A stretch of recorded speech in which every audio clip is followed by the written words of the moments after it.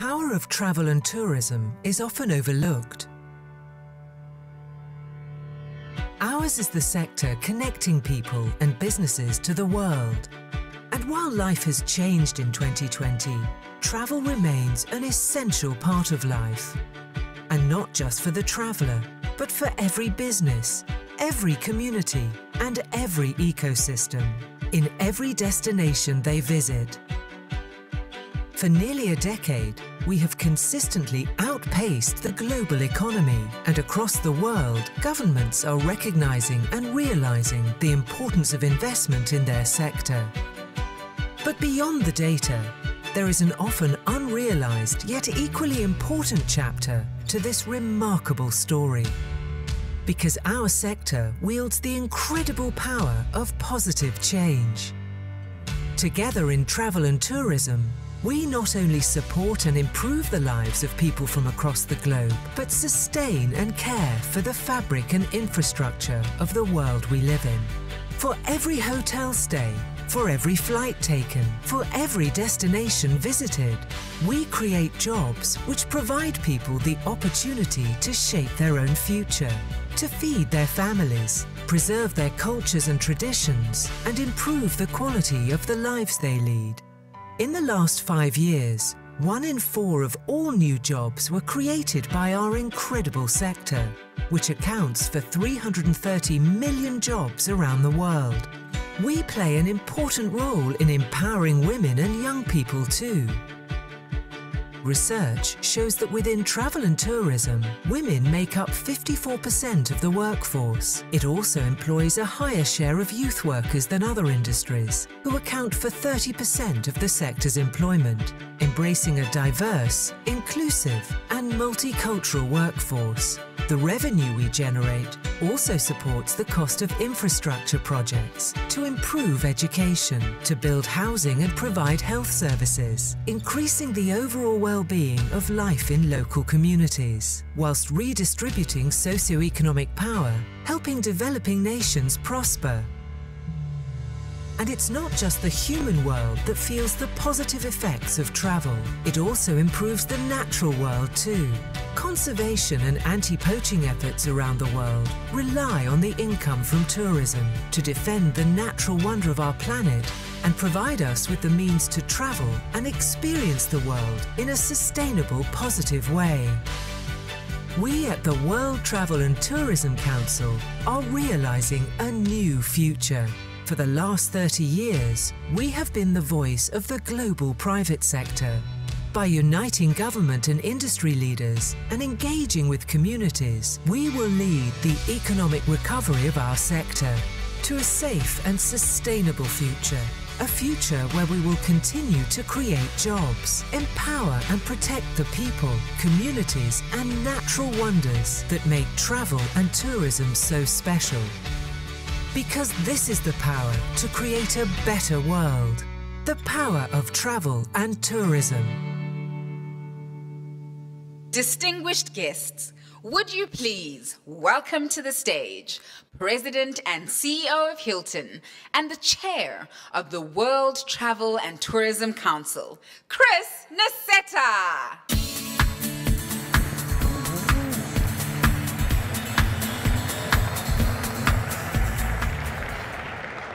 Well, good morning, everyone. I am thrilled to be able to welcome you to our 2021 Global Summit for the World Travel and Tourism Council. We have been a long time in the making to bring this event together. Last we were together was in Seville, Spain 2 years ago.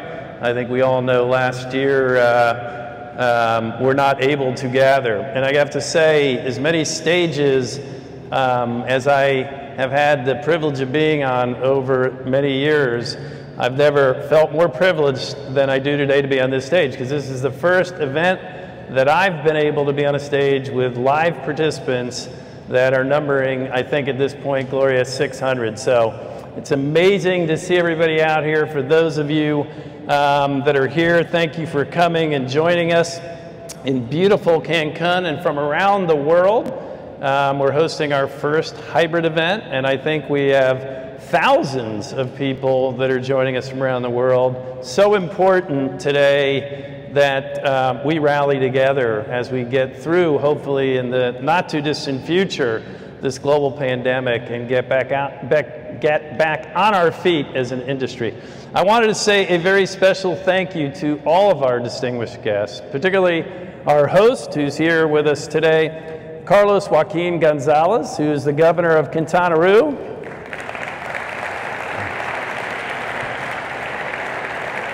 Thank you for being here. Thank you for your patience in helping us be able to pull this event off in such a beautiful destination. We also have ministers of tourism from Mexico, Saudi Arabia, Spain, Portugal, Greece, and many other dignitaries. To all of you, welcome. Of course, our strategic sponsors, American Express, the Saudi Arabia Ministry of Tourism, Global Rescue, Hilton, and our diamond sponsor and venue host, Palace Resort. Appreciate all that you all have done to bring this to reality, and thank you to the rest of our gold, silver, and bronze sponsors. And last but not least, I would be remiss in not thanking Gloria and the entire WTTC team. The last year, I think for all of us in this industry, frankly, for all of us, around the world, for all of humanity, has been one of the most challenging years, but certainly travel and tourism has been at the epicenter of the issues. And Gloria and the team have kept the spirits high, kept our advocacy going, and made sure that we were front and center as we were both addressing the crisis and thinking about the opportunities ahead. So Gloria, like all of us, doing more with less during the pandemic, you and the team have done a phenomenal job. And in organizing this event, which is an extraordinary effort in a normal year, you can imagine trying to be one of the first big live hybrid events that's been pulled off in the world was quite an undertaking. So Gloria, thank you. You did it. We had lots of conversations. We were worried, but here we are, 600 people in the room, all safe and secure, and thousands more joining in to help us lead this industry to the next era of travel. Before I get started, I want to do something that I know is important to me, and I think important to many in this room, and that's to remember an incredible industry leader and a man that was a dear friend, while a competitor, was one of my very close friends, and that's Arne Sorensen. Arne left, I think we all know, an incredible mark on this amazing industry of ours, and with Marriott Associates all around the world as one of the great leaders in our industry and for that company. His legacy will obviously live on for many years, and I know many of you, like me, are feeling his loss and keeping his family in your thoughts and prayers. So I thought it would be nice to take a moment and honor Arne, have a moment of silence, and for all of those lives as well that were lost in this last year to COVID.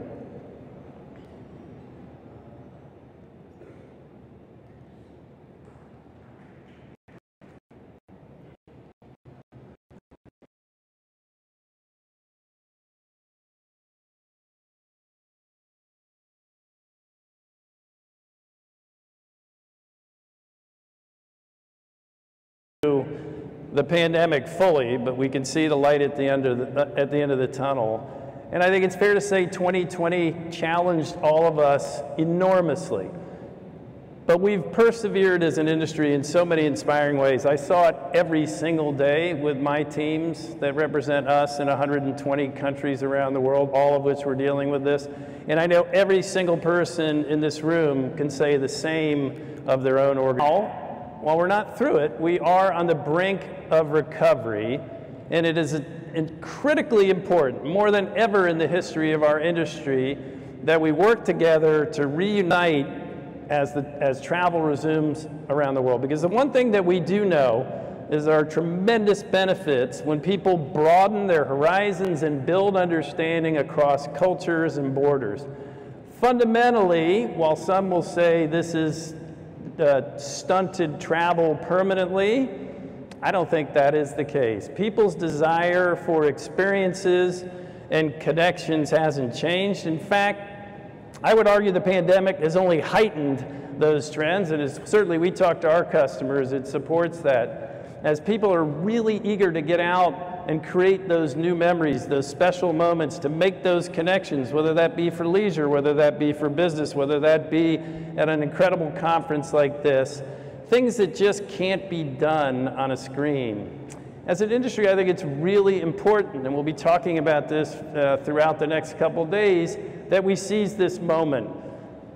In my mind, we have an opportunity, but more importantly, I think everybody in this room and everybody joining us around the world has a responsibility to reconnect the world and build a truly inclusive growth profile in our industry for our children, our grandchildren, and beyond. Over the last year, we have had a really good chance to see what happens when travel and tourism is stalled. The economic and social impacts are enormous.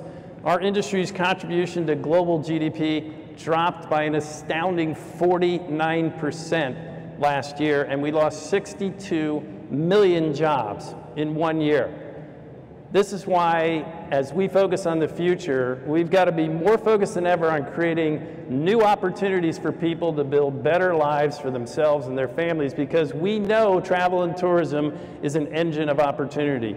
We have to be focused on protecting the destinations where we live, where we work, where we travel, and we have to be focused on truly driving inclusive growth that prioritizes investing in diverse talent, the people serving our customers every day on the front lines who are going to be the future, the future leaders of our industry. We know creating a safe environment is the key to unlocking travel. For that matter, it always has been. These advancements we've seen in therapeutics and testing and vaccines are very encouraging. In fact, the development of vaccines, I think, is really a modern miracle. And we're seeing huge progress around the world, different speeds, but huge progress around the world in distributing those vaccines. That said, what we know from the past, with other disruptions and crises that we've had, this needs to be a coordinated effort. We know what happens when every country sort of retreats to their own corner and deals with it themselves in their own way, and they don't work together to combat a crisis, in this case, this terrible disease. Our sector needs to lead the way in advocating internationally for the opening of borders and common sense approaches to ensure safety and consistency at every step of the traveler journey as we progress through this recovery. We can do this. We can open borders. We can get people moving. We have 600 of you that moved to Cancun to be here today in a very safe way. We just have to be intelligent and coordinated in how we do it. Measures like seamless, secure, and internationally accepted health credentialing systems and widespread effective testing are certainly going to help reduce the need for quarantining, allowing travelers to move safely and more freely around the world. And it's going to be important that we work together with countries and with the private sector all over the world to bring it to life with existing technologies that we have and new technology solutions where we need them. Together, we have to focus on building partnerships across all sectors and push for the collaboration that we know is essential for our recovery. WTTC safe travel protocols are an incredible example of how our industry quickly came together to reassure travelers and build confidence in their ability to travel safely while creating experiences that they expect. I thank Gloria and her team. They were all over this very early in advocating and working with many governments around the world on these protocols, and it has made a difference, and it gives us an amazing foundation to build from. As WTTC has done throughout its 30-year history, it will play a central and critical role in uniting our industry, lending their expertise and advocating for what will benefit us all as we work towards a full recovery in travel and tourism. Everyone in this room and everyone logged in virtually around the world is going to be critical in making this a reality. We all have to look past our competitive spirits and seek out opportunities to collaborate and share ideas that will help propel this industry forward from the crisis once and for all. We all know and see that our industry has the ability to transform lives. Not long ago, our industry was in fact the second fastest growing hospitality, industry of all industries in the world, outpacing broader global economic growth. We absolutely can reclaim that momentum and continue to be a force for good around the world. We cannot back down from this moment. Together, we need to redefine a new age of travel that propels us into the future, powering progress for all of our stakeholders. This is a huge opportunity in front of us. I know a lot of people think travel has been forever impaired. We all in this room know it hasn't. We talked for many years about the golden age of travel that got disrupted by COVID. The reality is the next 2 to 3 years when we get through this pandemic, if we do our jobs, will be better than what we had before, because we know that people want to travel, they want to see the world. We just have to give them the means to do that. We will, we can emerge from this period and build a better world for all of us to travel. We must do it. It's an imperative.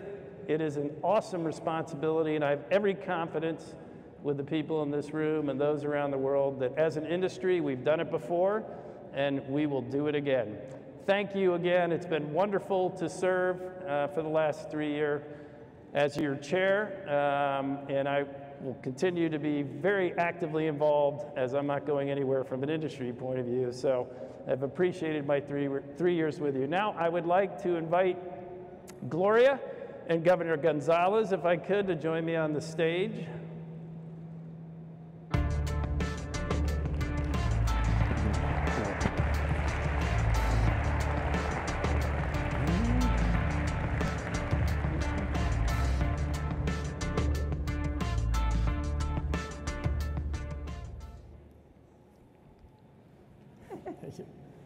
Governor, we just wanted to give a very special thank you to you for your leadership throughout the pandemic and your support of travel and tourism as our industry recovers. On behalf of all of us here at WTTC, we're so appreciative of your partnership and so appreciative that you made the time and effort to be patient with us, to be able to bring this event here and be able to host such a fabulous event, although it took a little longer than any of us had hoped. Your leadership here in this region of the world is, I think, a fabulous example for what others can do around the world. So thank you very much, and we would like to demonstrate how committed we are to Quintana Roo, the Yucatan, Jalisco, and Baja California Sur by presenting you with this award. Gloria? It's the Global Leaders Award. Congratulations, Governor, and thank you very much for your leadership. You can hold it here because of protocols. I cannot give it to you, just like that. Gracias.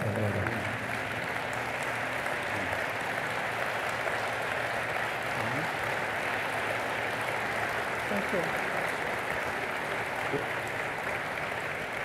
Governor, it is worth mentioning that members represented in this room and around the world have a plan to invest $2.5 billion in your region in the coming years. We think we'll create more than 100,000 jobs. So you've done a fabulous job helping get us through this crisis, and our member companies are gonna help on the other side of the crisis by investing and creating jobs. So once again, thank you very much for your leadership. Thank you very much. Thank you very much. Muchas gracias. Gracias, Gloria. Gracias.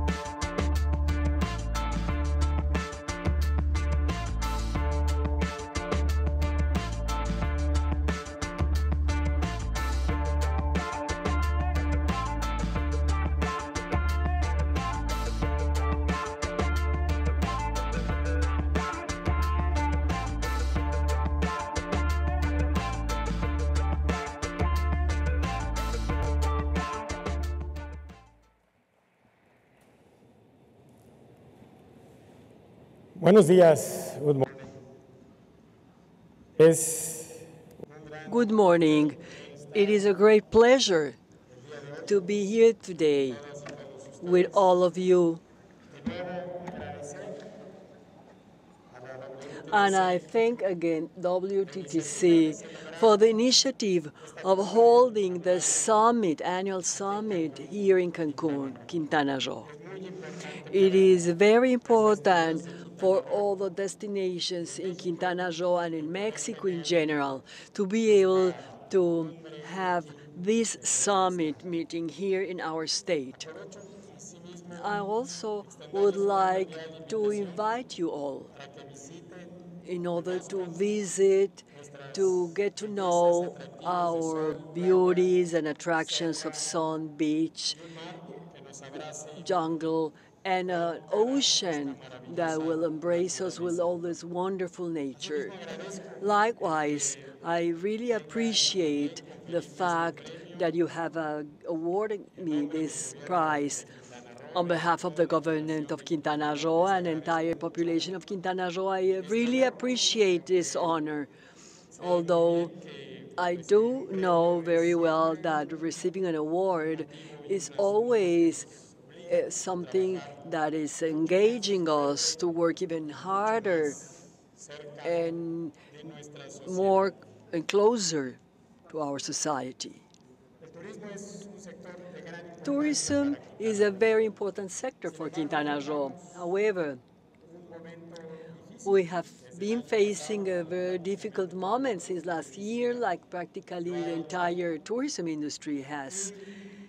And this pandemic that struck us on a complex global scenario when it was always necessary to consider new strategies, coordinated answers, and in an urgent manner among all of us, because mostly we needed to take care of the collective interest so we could all overcome the crisis. Suddenly, we found a scenario never seen before, and a population mostly connected to the tourism industry ended up without productive activities and without a wage to bring to for the families. But most important was to preserve the health of everybody.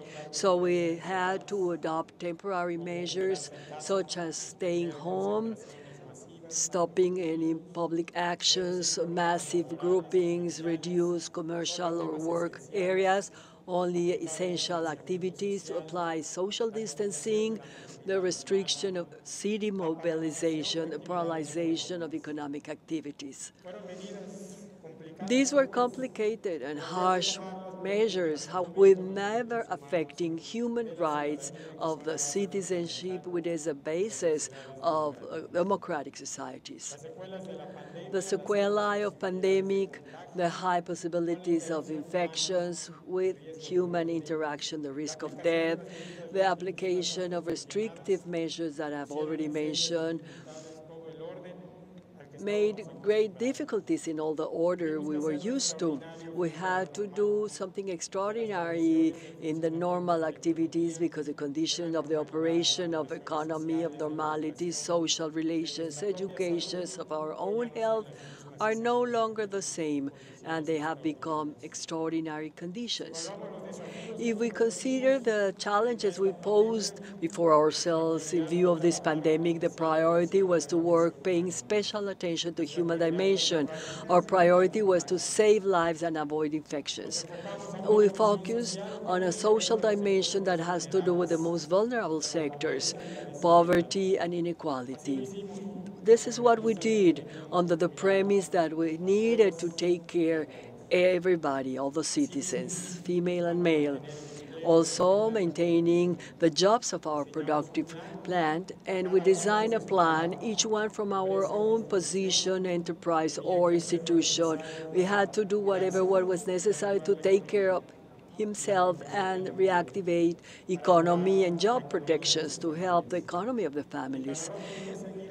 Quintana Roo must continue being one of the states with the highest growth rate in economic activities. Commercial and tourism insertion must be central in the government agenda and of our growth. And we must consolidate it as a permanent policy that will transcend the duration of constitutional mandates. The new regulations are already being implemented in the tourism industry, forcing us to keep on promoting the opening of markets commercially, as well as consolidating it as a great promoter of our economy. And with this, support the trust of the investors and increasing the number of hotel rooms and lodging centers. The strategies implemented to promote development and economic diversification will help us in this post-pandemic era for economic recovery. And we already have better indicators in the number of flights, passengers, ground, air passengers, hotel occupancy, and access to the different parks. Let's understand that today is our moment, and we cannot allow that resignation and fear will gain over hope. There is still a lot to do.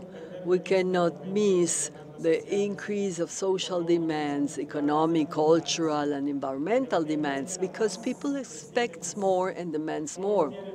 Everybody wants more opportunities for progressing, and opportunities must reach everybody. And this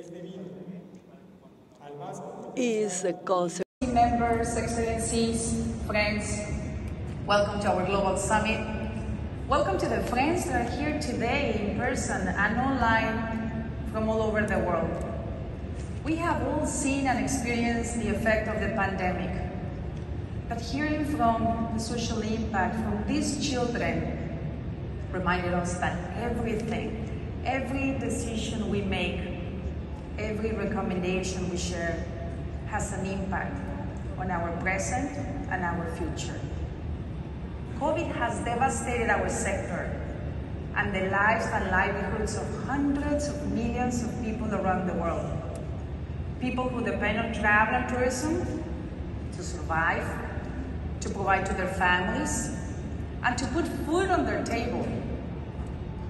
This virus has not only changed how we engage with each other, but how we connect. Just look at us today, sitting almost 2 meters of distance apart. First time ever. But it has changed our today and our tomorrow. Our 2021 economic impact research shows that our sector lost almost $4.5 trillion. And as Chris mentioned, 62 million jobs have been destroyed. Travel and tourism GDP contribution fell 4.7 trillion in 2020 from nearly 9.2. That's a decrease massive, 49%. Basically, our contribution to the global economy decreased from 10.4% to 5.5%. Leisure spending decreased 49%, while business 61%. And just to put it in context, the worst crisis that we had before was the financial crisis. Well, the COVID had 18 times the impact of the financial crisis, 18 times. The global community has now been dealing with COVID pandemic for more than a year. And as we look back to when this crisis started, we can truly see the impact. On a global scale, we have lost lives and livelihoods. On a personal level, many of us have lost friends and loved ones. But while 2020 was not the year we expected, this was a year when people really came together. We saw our sector joining forces to support our workforce and our local communities, from using our facilities as emergency hospitals, offering hotel rooms to doctors and nurses, for instance, to providing meals to millions of people, and transforming convention centers or cruises and medical facilities. We have seen an amazing response. But one thing has been clear. Our members, the leaders and captains of our sector, have truly stepped up. I'm very proud. I have learned through their example that leadership matters, especially during difficult times. Chris, our chair, and our board, and all the members have not only provided guidance, but valuable insight. They have been our North Star.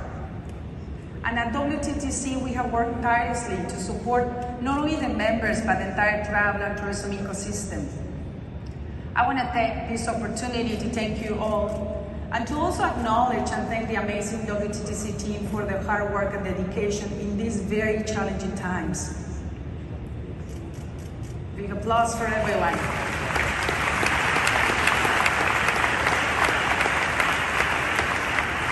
With the knowledge of our members and public health experts, we created the Safe Travel Global Protocols, as Chris mentioned, and the staff, to ensure that we don't repeat the same mistakes of the past, and we create consistency for the sector and reassurance for the traveler. The response has been impressive. Over 260 destinations they have received this recognition today. And by the way, Cancun was the first one, or one of the first ones. Congratulations there, Governor, as well. Great example. We engage with more than 150 governments to advocate for policies and measures needed for the survival of our sector and our workforce. We receive great support in countries small and large, and I would like to thank the government leaders here today, because your partnership has been amazing and your support very valuable. Thank you very much to all the government leaders that are joining us here today. And as one of the major challenges in the pandemic was probably the international coordination in 2020, we worked very closely with governments and the G20 community. And I would especially want to thank and acknowledge the leadership of Saudi Arabia, the 2020 chair of the G20. His Excellency Ahmed Al-Khatib, Minister of Tourism, supported the private sector and made history by inviting us to take part of the G20 tourism meeting for the first time ever, where we presented a plan to recover 100 million jobs. But the most important, for the first time ever, the importance of the private sector in travel and tourism was included in the Leaders' Declaration. Thank you very much for your leadership as well. Thank you. What a year we had. What is clear to me is that we're not going back to 2019. We're moving forward.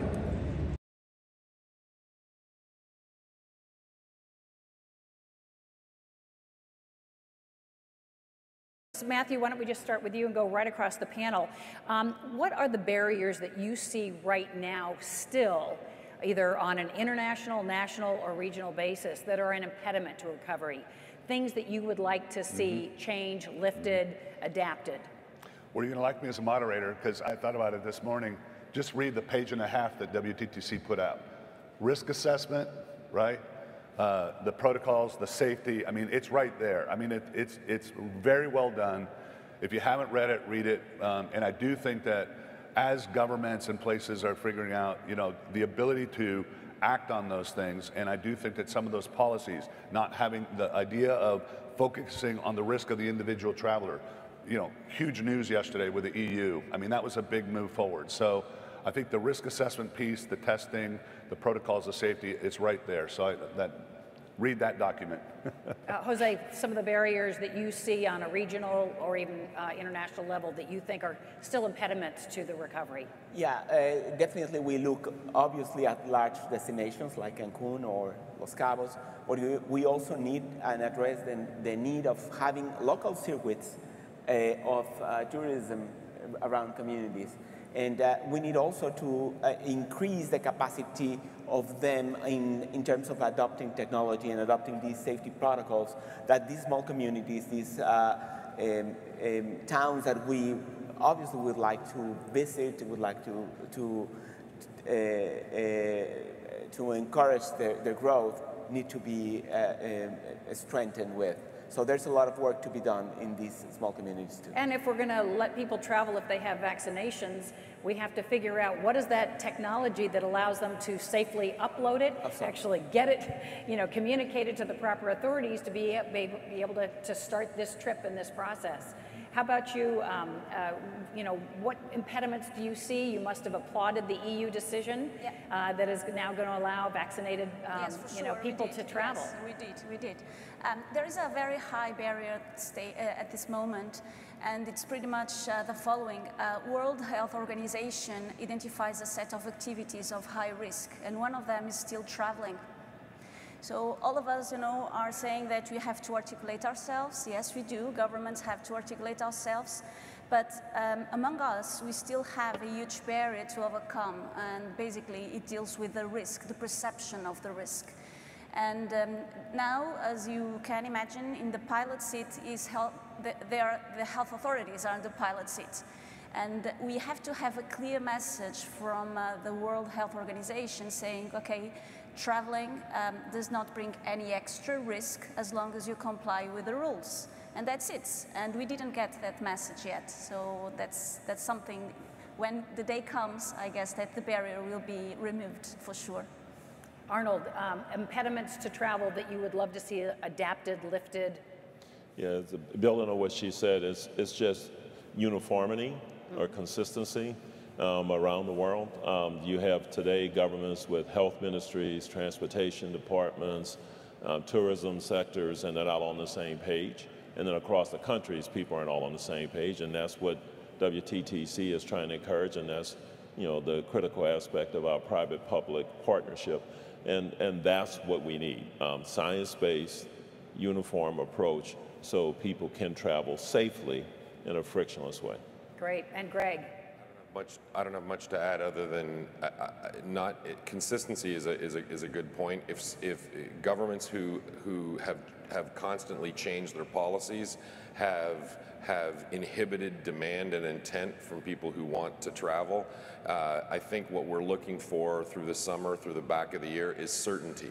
Whatever the friction cost is of traveling, understand what that is, and then be able to either pay or not pay those friction costs, but allow certainty so the traveler can book, the traveler can plan, the companies can correspond with whatever demand they need to service that planning and that travel. All of the surveys show that people want to start traveling again. They are so eager, they're chomping at the bit. But as you mentioned, it's feast or famine. If a resort or area is open, then they cannot keep up with the capacity. And I think a lot of people are concerned about returning to over-tourism. And we have a really good question because that's been a conversation point here at the conference. 2019 was the last year of what people described as over-tourism, too much pressure on certain areas. So how do we avoid doing that as we come out of this crisis? This is one of my favorite topics. First of all, I think it starts when we were in Buenos Aires. I was on a panel on this. It's a very difficult subject in the first place, but I think it starts with self-determination. And I think one of the things that we've forgotten is when we talk about sustainability, we don't just talk about the environment.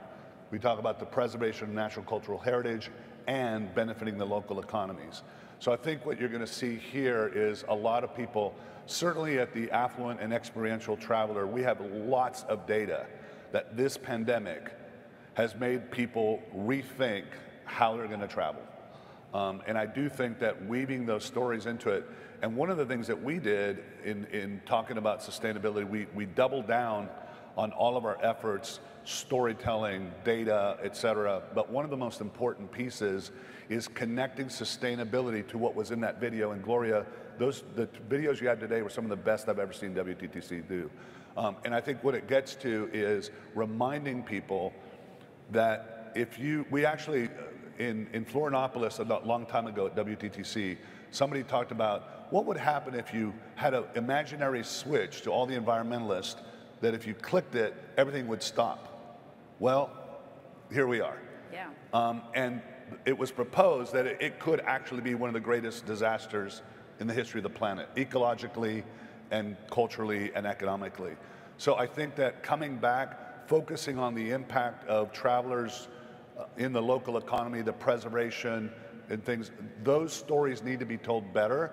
And I think that our sustainability stories need to be woven into the fabric of everything we say and everything we do, not as an appendix. It needs to be woven into the core of who we are and what we say, and we just have to become better storytellers. And we're going to really get deep into that conversation tomorrow because it really is about how we recover. Jose, we had another question that came in on the app about how do we improve technology to be able to accelerate the recovery here in Mexico? I think that I would like, it's not only in Mexico, it's everywhere.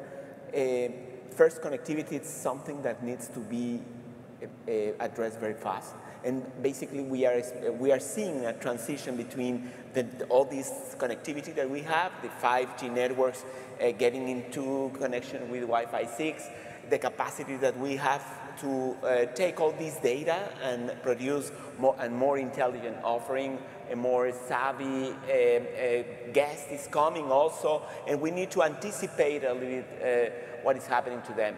And also thinking that when we go online, someone puts us a cookie and follow us everywhere.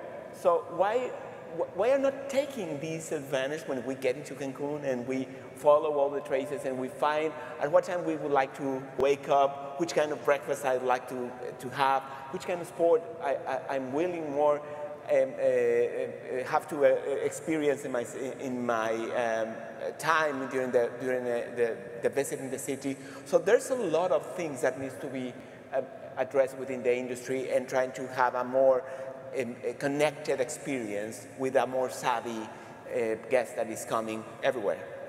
Arnold, we have another question here. How difficult is this rehiring process going to be? Because people who are in marketing, people who are in technology, they have the capability of leaving travel and tourism and getting very good jobs in other sectors that are recovering faster. In the service industry, people may be looking for what are those openings that maybe are not where they've been employed for the last decade. How hard is the rehiring process going to be in your business, but also more broadly? Yeah, more broadly. I think, look, travel and tourism is still an exciting sector. And as we point out, the things that are open today, you can't service the demand. And so it has a tremendously bright future. We will learn to live with COVID-19. We'll learn how to manage it and live with it. And the future of travel and tourism is extremely bright. So I don't think it's going to be exceedingly difficult. There may be a period of time. You know, we've lost some good people who said, well, I don't know, we're going to start again. And so I've got to have this opportunity in another sector. But when we're rolling again, we'll be able to attract the people that we need, as I feel. Greg, I just kind of want to wrap up our panel with really sort of all of you being very thoughtful about what you wish you knew at the end of 2019 that maybe you now know, and what lessons really should be ingrained in our DNA to make sure that we're better prepared for the next big challenge that may be out there, what we've really learned from the COVID-19 crisis. In an odd way, every one of the presentations I do to raise money, you have to identify risk. And I would do a presentation for a fund or a company, and I would identify the only thing that can stop this company, the only thing that can stop the march of this kind of growth is global pandemic flu. And each one of my investors said, it's never going to happen. You know, the risk of that is minuscule. Luckily, I'm glad I put that in my disclosure statements because it was less of an argument later on as to whether I'd adequately disclose what could happen. You know, I think I had been through the previous crisis. As some of you know, I was the chief investment officer at JP Morgan Chase during the financial crisis. And so the first move, as I said before, the first move for most companies was to recognize the crisis and establish the amount of liquidity. That gave you the ability to make a lot of decisions. The companies that didn't do that suffered immeasurably during this time frame. So I knew that. I would say the thing I didn't know, and this is maybe more personal, is we've all had to learn to manage our businesses over Zoom, which is a different thing. At least in our business, managing people, allowing people to prosper. Also, what was interesting is our remote employees, for the first time, had an equal say to our employees who weren't remote. And I learned a lot of things about people who were based all over the world that I didn't know before. That was the biggest learning for me, and I'd like to be ready to manage more remotely going forward. Arnold, what did you learn that you wish you knew before all of this that you would now ingrain in the DNA of how you manage your business? It's pretty funny how common it is, because I would always say, when people say, what keeps you up at night? I would say, the only thing that keeps me up at night, I would make some flip remark about a TV show or something, and I would say, but anything that makes people afraid to travel keeps people from traveling. And so one thing I've learned is I'm never going to say that again because obviously it happened. So I'm only saying positive things from now on. So the bottom line, though, is a similar thing is we increased our communications tremendously because we're in a crisis. We raised $23.6 billion, which is a substantial sum for a company our size over the months, with nobody in an office. We weren't in an office, the banks weren't in an office, the investors weren't in an office, the lawyers weren't in an office. So we did it all virtually and kept the company alive with liquidity and whatnot. But the amount of communication, the nature of communication has fundamentally changed permanently going forward. And the other thing, the things that were reinforced. We went into this with a strong balance sheet. Thank goodness we did, okay? And so coming out of this, we will return to a strong balance sheet over time because it'll allow you to weather storms when they happen, and the world is full of surprises. Yeah, Rita, what did you learn from this year that would help protect what you do from future shocks in terms of stimulating tourism for Portugal? Several things, but I would like to highlight the communication part, because we are dealing with the industry, so all the economic operators, then we have tourists, and then we do have the residents, and we do have to have a communication strategy to cover all these three players. And this is something that should be easy to implement, but it's really not easy to execute. And so we did have a communication strategy, but I think we undermine a little bit, the need to have a very assertive, clear, timely, needed communication strategy. And so my feeling when I look back to what happened in 2020, I see a lot of noisy reactions, and I think it really jeopardized the industry itself.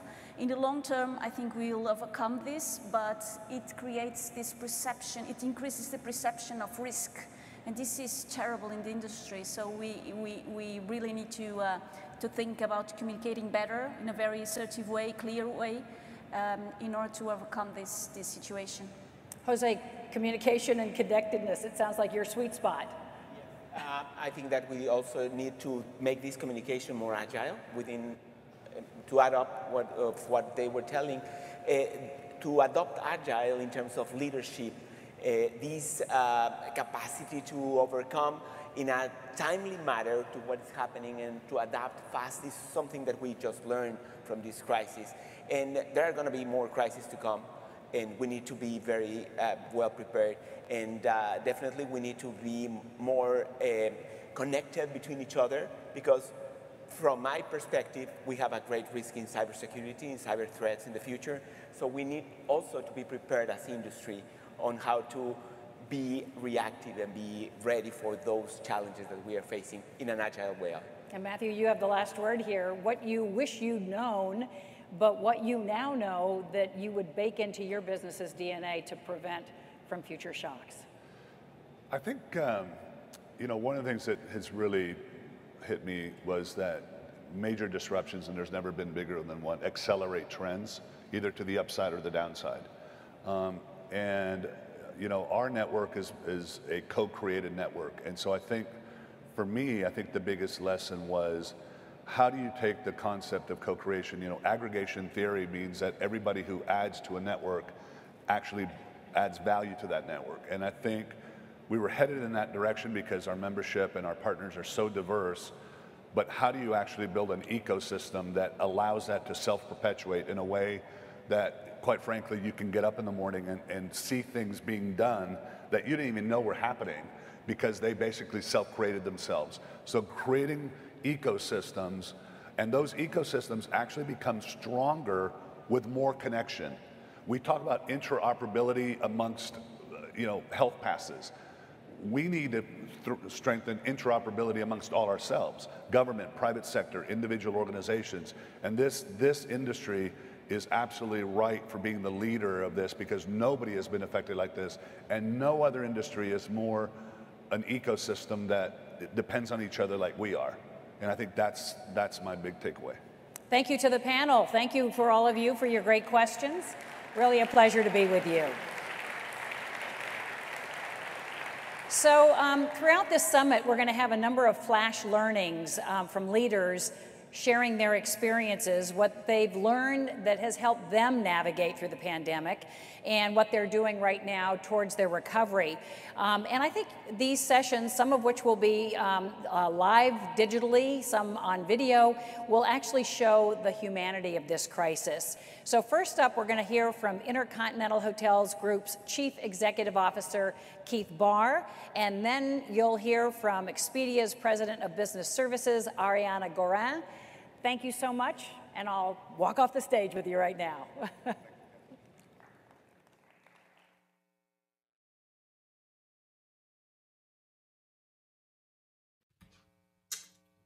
Hi everyone, I hope that you are all well. I'm sorry that I can't be with you in person today, but it's nice to be able to spend some time with you virtually. And I think a year on of dealing with all the challenges we face, it's an important time for us to look back and reflect upon what we've learned and how do we emerge from this as better leaders, as better companies, as a better industry.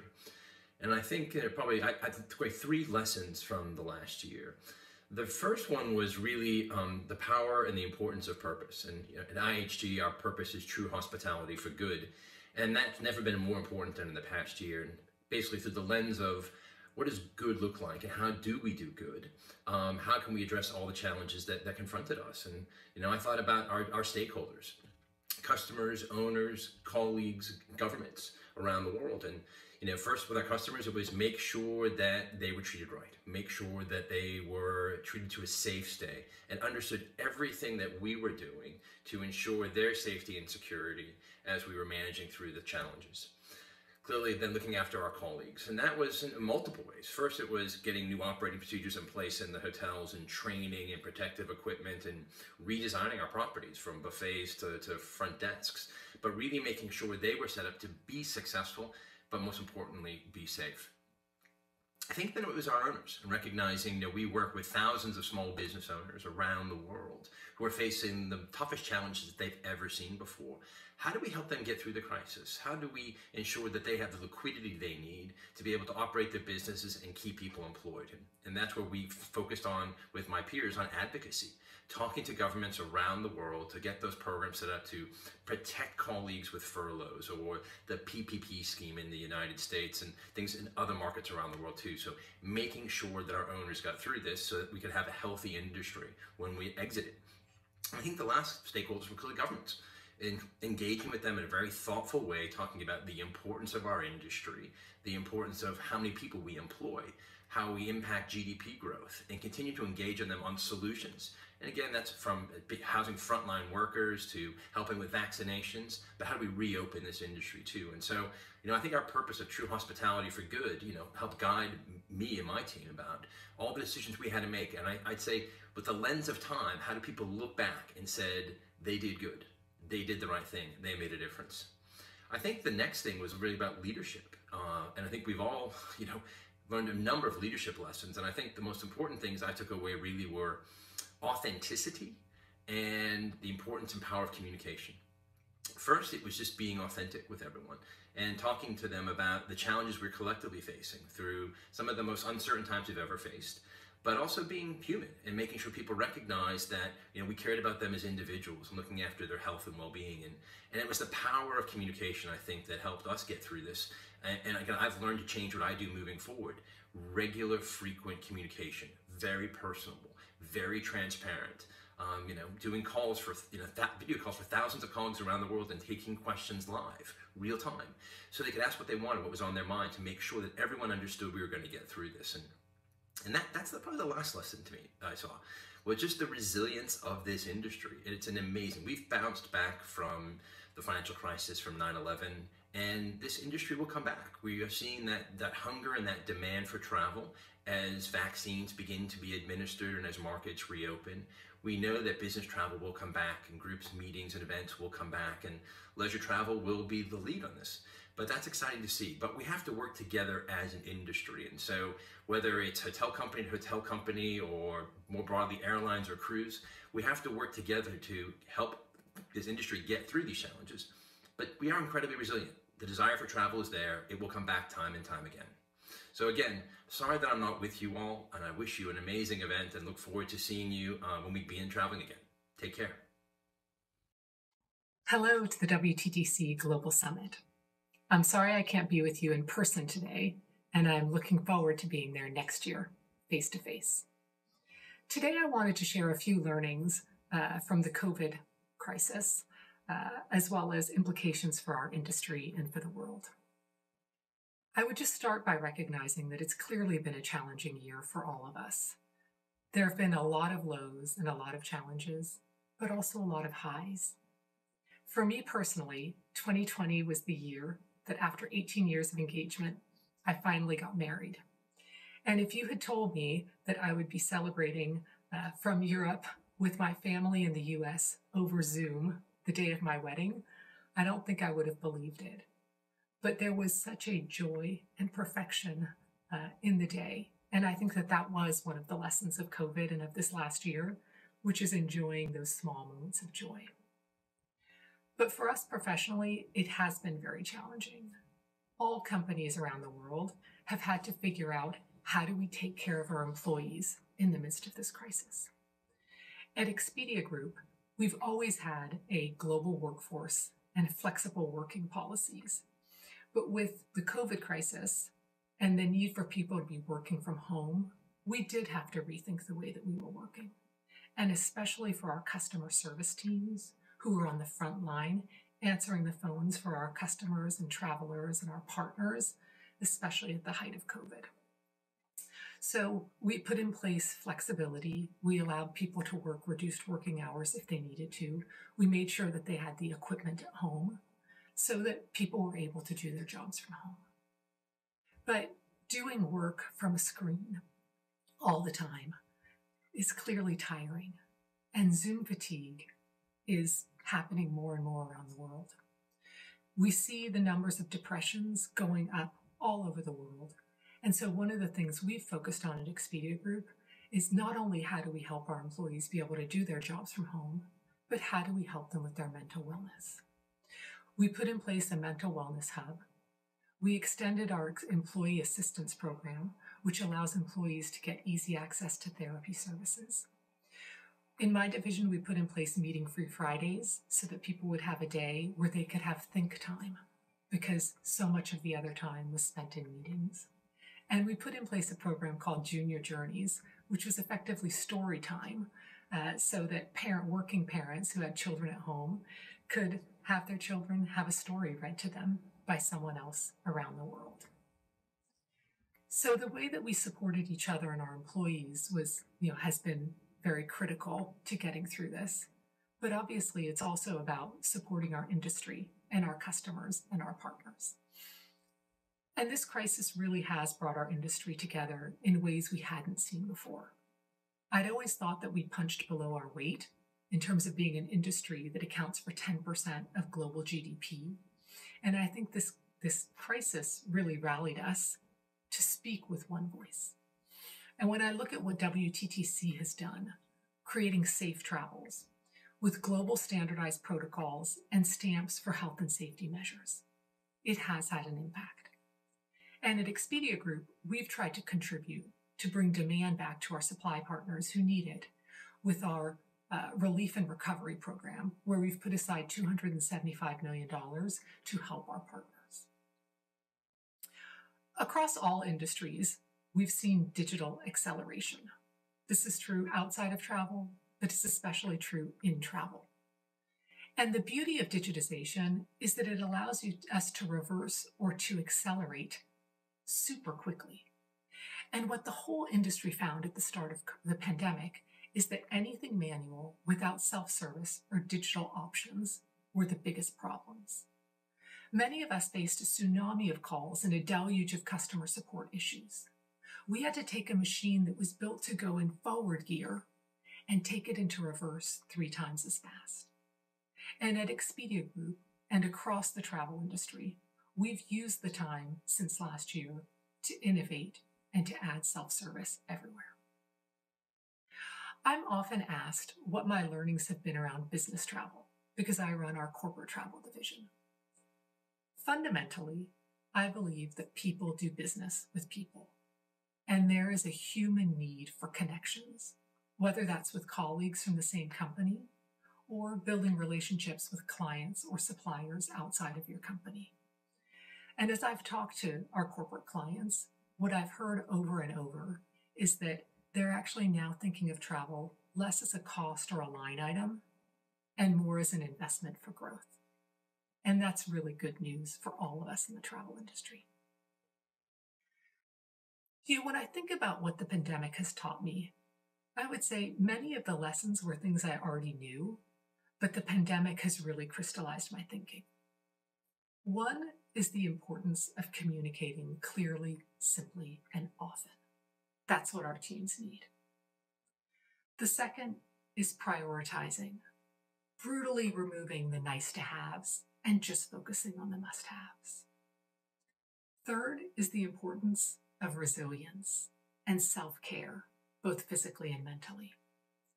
But I think actually the one that surprised me most was that the clarity of the crisis removed organizational silos or organizational boundaries. Because when we had one focus, suddenly we were operating as one organization. For the world, one of the burning platforms that we do need to address is the uneven impact the pandemic has had on women. Last year, McKinsey calculated that women's jobs were 1.8 times more likely to be vulnerable to the COVID pandemic than men's jobs. Women make up 39% of the global workforce, but they account for 54% of the overall job losses. And it's been estimated that we have lost 40 years of progress with the impact of women on the workforce in COVID. Travel is 10% of the world's GDP, and we account for 1 in 10 jobs. And in the 5 years before COVID, we accounted for 1 in 5 newly created jobs. So we have a real role to play in helping healing the world of the issues that we've seen in the gender divide. So in conclusion, former American President John F. Kennedy once remarked that the word crisis in Mandarin is composed of 2 characters, one meaning danger and the other opportunity. If 2020 was a year of crisis for our industry, I believe that 2021 is the year of opportunity. When we look at the scale and the speed of vaccine rollout, when we look at what public and private partnerships have been able to do to start to get travel on the path to recovery. And of course, the real need, the human need to meet people in person and not just by video. We know that we have a role to play in healing the world. And I can't wait to see what we're going to do in the next year and then to be with all of you next year to celebrate the successes we will have had as an industry in 2021. Thank you.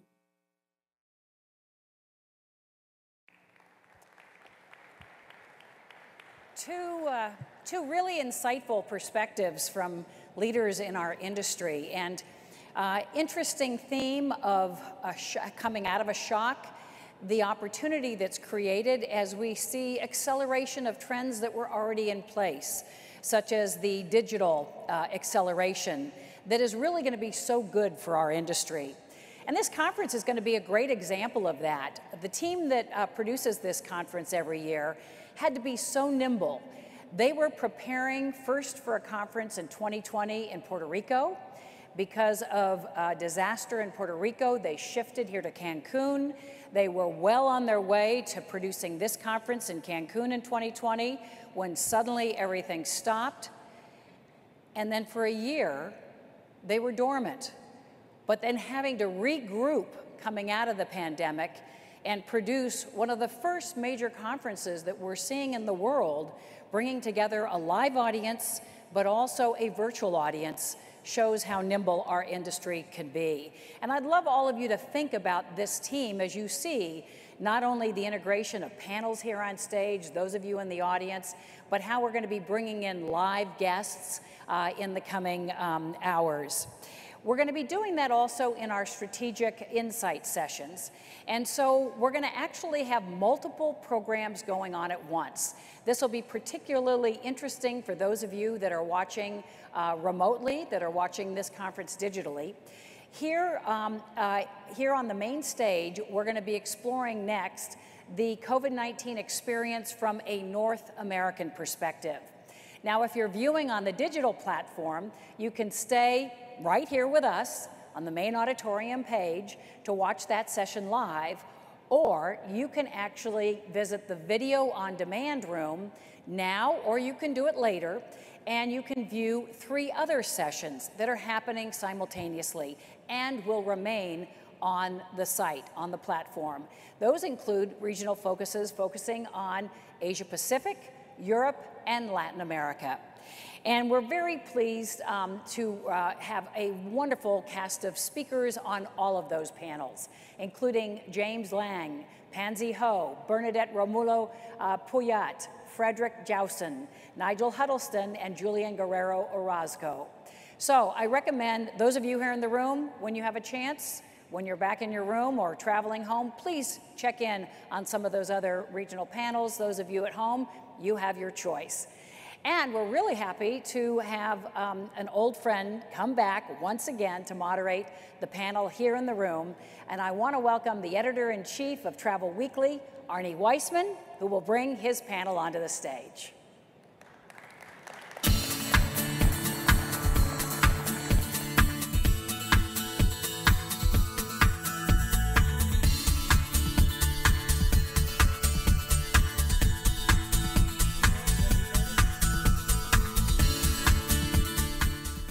Thank you, Kathleen. Am I on? Yes? Okay. Thank you, Kathleen. You know, North America, the region of North America generated $240 billion in visitor spend in 2019. The countries, Canada, Mexico, the US, and the Caribbean as a region are all in the top, I'm going to take this off, in the top 15 of countries where travel and tourism has generated excellent levels of GDP in the top 15%. So what did these countries learn during the pandemic, and how will COVID-19 reshape tourism? Here to help me explore that in conversation, I'd like to welcome first Greg Webb, CEO of Travelport, Fred Dixon, CEO of NYC & Company, Robin Tauk, co-owner Tauk, and chairman of Tourism Cares, the industry nonprofit, J.D. O'Hara, CEO of Internova Travel Group, and Alex Zozaya, executive chairman of Apple Leisure Group. Thank you.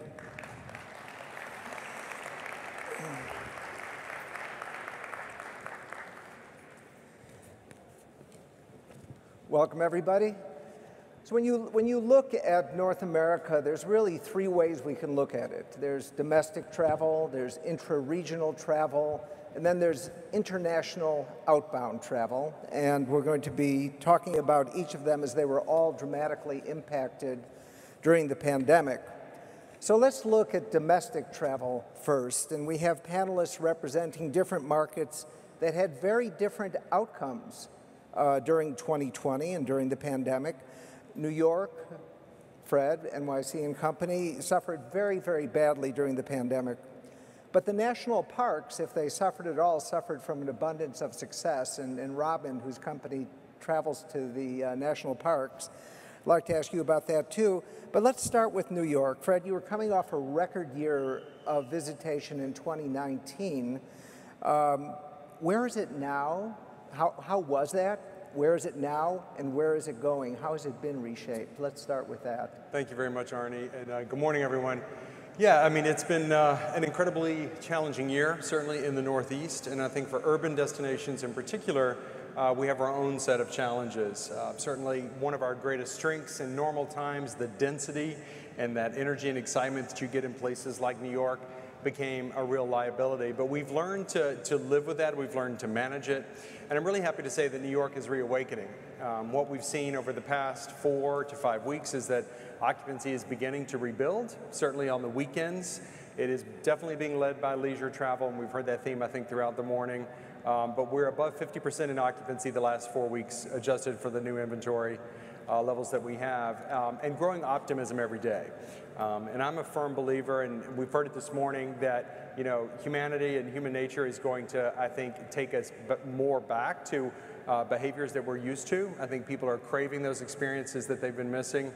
And in urban destinations like New York, we are preparing for that future. And I think you also asked, how has it changed? I think, for us in New York, one of the things that we've discovered is we have amazing outdoor spaces that we really had underutilized. I think Matthew touched on the idea that trends get accelerated in moments like this. And what we've done is we've taken back many of our streets for pedestrians in New York. And so if you've had a chance to see it on television, or some of you that have been in New York, and you've seen this incredible outdoor cafe culture that's being built, is infusing an energy and an excitement that we haven't seen, I think, in the dining space in New York on this level. And I was just with Danny Meyer, one of our leading restaurateurs last week. We shot a segment in his wonderful restaurant, Gramercy Tavern. And it was just wonderful to be with him, to be on the street, to see the energy of New York alive and thriving in a really exciting way. We're looking forward to Broadway's return in the fall. With the new commitments that the industry is making to diversity and equity inclusion, focusing on our neighborhoods, focusing on our people, making sure that tourism is the most positive factor and impact across all 5 boroughs is one of our leading strategies. We've had that commitment for a long time, but that too has accelerated in this moment.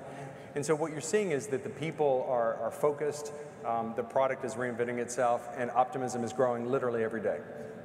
Fred, I want to stop on one thing that you had mentioned. You said the occupancy based on adjusted inventory. Yes. And we know that many hotels, iconic hotels, have shut their doors during the pandemic. How much of the reduction is due to, you think, permanent closing, and some of it, how much of it will be for temporary until demand rebounds? Yeah, great question. We'd experienced about 10 years of dynamic hotel growth in New York, and we were 3rd behind Orlando and Las Vegas in terms of total inventory. We went from about 124,000 rooms pre-pandemic to about 88,000 rooms today. So about 200, or a third, of our hotels remain closed in New York. Some of them have mentioned that they're going to be closed permanently, hotels like the Roosevelt. But at the same time, what we're seeing is that so many of them are putting dates on the calendar to reopen. We just saw 2 of our top luxury hotels open at the beginning of April, the Mandarin and the Peninsula. And more hotels are announcing openings literally every day in May and in June and July. And another exciting aspect is that lots of projects were already in the pipeline, construction had already begun, and we're seeing those hotels open. So we're actually adding new inventory at the same moment that we're reopening existing inventory. And we project, based on the pipeline, that we'll be back to about 118,000 rooms by the end of 2021. So we're pretty optimistic, and we, the confidence that the market and investors are showing in New York is a terrific sign of optimism for the future. That's great. Robin, you, on the other hand, had a pretty good year, didn't you, in 2020 in terms of the national parks and the outdoor spaces. Tell us a little bit how that went and how that might change and reshape the way that Americans tour domestically. Absolutely, yeah. First of all, our TAUC headquarters are 1 hour outside of New York City, so we've seen the change happening in the rebound in New York, and we're with you, Fred. Thank you for having us. Our company, our family, we're one of the oldest tour operators in the United States. My grandfather started tours and got license number 1 in 1925. And in fact, we opened many national parks as early as 1927. So we have a long history. And it's been a tough year, but we are rebounding in a way we've never seen before. So many crises that we have been through. This one is different, and how our guests are responding certainly to want to be safe outdoor areas, and our national parks in the United States are among the most beautiful in the world, and we did start operating. We were 11 months shut down. That was the first time we shut down in 96 years since World War II. And our very first startup was February in, of all places, our #1 national park, Yellowstone and Grand Tetons. We had a soft start. Our family wanted to assure health and safety. We were cautious to rebound. And we had several groups that went, intrepid, brave, supportive travelers who didn't know what to expect of all times in the dead of winter, of the COVID winter, a resounding success. In fact, many of those guests are coming back to go back to Yellowstone in winter next year. It was a real moment of pride for us, for our company. Where are we today in terms of domestically? You know, we've had all of our years, although Europe is our #1 area right now. We are a United States, North American tour operator. And at this time, 95% of our guest base are vaccinated. It's just an incredible statistic. Our CEO, Dan Mahar, has told us that he expects almost 97%. And 90% of those people are holding the same destinations to where many of you are from, holding the same destination in hopes of traveling there very soon, hopefully by this summer. The resurgence, the spring surge we've had across the United States has been phenomenal. It includes so many of our national parks, obviously Yellowstone, Tetons, Grand Canyon, Bryce, Zion, Hawaiian parks, the Northwest, Denali and land programs to Alaska right now, Acadia. These are strong areas, but they're also combined with some of America's greatest cities. And I do believe that of our 423 national parks in the US and the support that we give to national parks around the world, we're going to see combinations of outdoor travel experiences with the great cities. So just recently, we opened Charleston, Savannah with Hilton Head. New Orleans is starting this month with Mississippi River. Our Hawaii programs will be starting up soon. Every United States tour package that Tauck offers will be opening by June, and we're very proud to see that. And the guests are really excited to be there. What's changed? What's different? Small groups. For the first time in our history, some of the national parks are insisting on less than 10 people coming in a group, which is a significant change for us, in particular Grand Canyon. And I also wanted to just quickly mention that the United States Tour Operators Association, of which we're a big part, 56% of those tour operators are actively operating programs at this time. So good news ahead, starting with North America travel. That's wonderful. So, Alex, let me ask you, intra-regional North American, that's your bread and butter. What are you observing? And Mexico has been open this whole time. The Caribbean, kind of island by island, has had different sorts of policies. But how was your past year? How has it been reshaped, and where is it going? Well, even though our company is a U.S. company, our core business is sending American travelers outside of the United States, as you said. Regional, most of them within Mexico and the Caribbean area, but also some long haul as well. And of course, since the pandemic hit, it hit us in different ways in different places. Some islands in the Caribbean are still struggling, depends on what are the policies. And you know, San Martin is one of the latest that we opened, Curacao, all of them that still had the links with the European countries, and they have to follow by different policies. But then we have a lot of business in terms of distribution. We're the #1 customer of Mexico, for example, or Dominican Republic or Jamaica, but we also have a lot of hotels in this area, part of our group within AM Resorts. And I think the recovery has been different in different places. I would say Mexico's been the fastest, the most successful one. I think, because there was no restrictions, still no restrictions. I mean, none of you had to have a test to come here Many of you need to have tests to go back to your country, but you don't need a test to come back here. So I think that the fact that it was open and the protocols were enforced, and I think the vacationers start experiencing a better and more safe perception once they come here than even the ones they experience at home. I think that helped a lot. I think in Mexico, we start recovering so fast, the hotels reopened faster, but also because Americans did not have so many places to go to. You know, the cruise ships were not on the play, then a lot of the destinations outside in the Caribbean remain closed. Then Dominican Republic start to pick up. Jamaica is doing very good. Costa Rica is doing good as well. Of course, the connectivity is an issue. Ironically, I was talking yesterday with President Santos from Colombia, and he said, what do you think is one of the factors that Mexico recovered faster than the other destinations, which are doing a great job? Like, you know, Jamaica just announced having vaccine for all the hospitality personnel. Dominican Republic also is about to do that. And in Mexico, they took not on the vaccination side, but on the testing. For example, all of our hotels, including here, we provide free tests on site, so it's not an inconvenience, and it's for free. And if you get tested positive, we offer 14 days quarantine, all inclusive, and actually 2 rooms, one for you and one for your spouse. So if any of you get COVID positive after this meeting, don't worry, because this is a courtesy of the Chapur family. You'll stay here 2 weeks for free, all inclusive. But we've been doing that also in our hotels, in resorts, and a lot of hotels are doing that, and that's very positive and it's working. But ironically, one of the reasons why in Mexico recovered faster is because we had zero help from the federal government, unlike in other countries. In other countries where we had federal help from the federal governments, we were in not such a rush to reopen because the government helped us to pay part of the payroll, and they gave us a tax break, and they gave us some additional incentives to help us, the private sector, to cope with the crisis.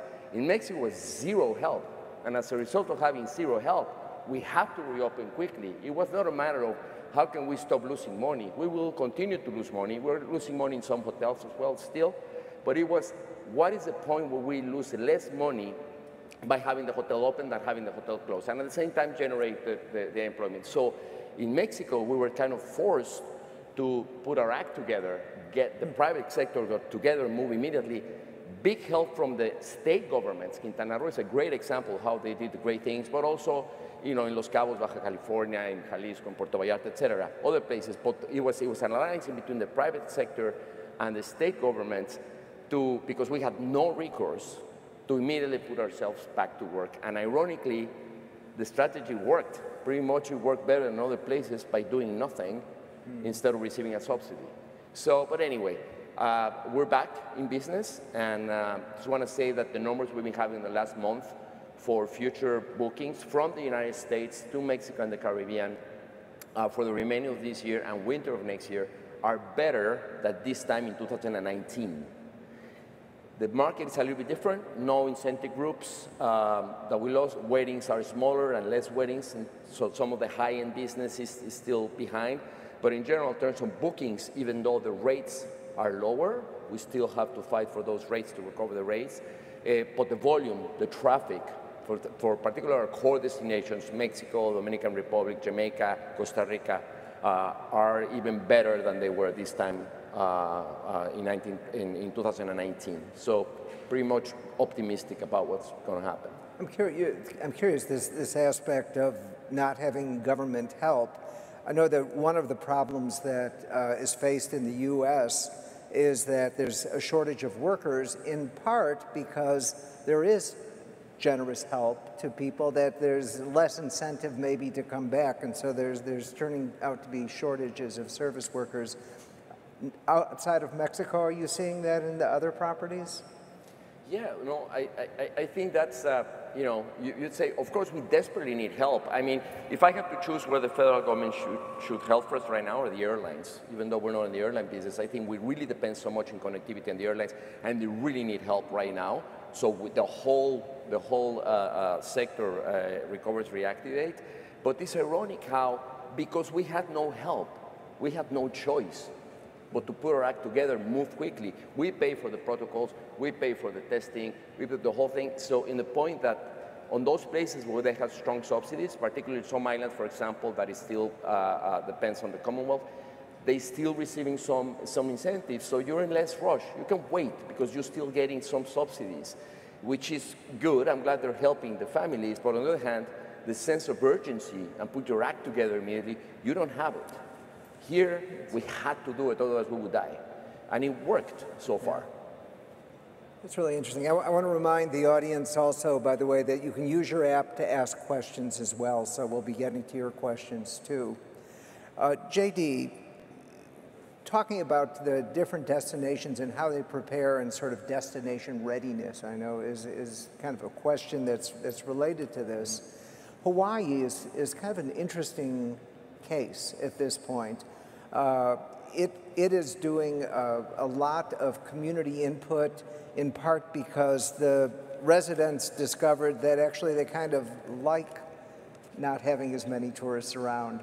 And they're willing to, even though 40% of the economy is tourism-based, there's a lot going on there in terms of how the destinations are preparing for arrival of visitors.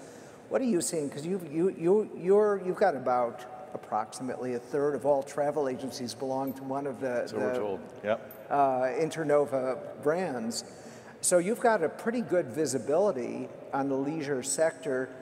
Is this impacting the Hawaii sales? What are you hearing from your members of the various groups? So I think, first of all, Hawaii is and will always be a massive destination for U.S. travelers and Asia-Pac travelers as well. I went with my family, and so 6 of us were 6 of 3 million that went a month ago, but they've had 3 million people since they put in the Safe Travelers program back in the fall. I think what you're referring to is the DMAP plan, which is the Destination Management Action Plan, I think it stands for, which I think the theme is healthy land, healthy people. And so it focuses on natural resources, community culture, and the Hawaiian residents want to take part in what their experience will be like for the visitors, and the visitors can take part for what their experience will be like when they arrive. So to put it in perspective though, if we look at occupancy rates this year using hotels, January would have been around 23% occupancy. That jumped to 31% in February and then to 43% in March. Now, some of that may have to do with spring break travel, but there's no shortage of demand, certainly. But yes, I think there will be I think 10 million people visited Hawaii in 2019. I think it'll be less than that going forward, largely in part to this DMAP plan.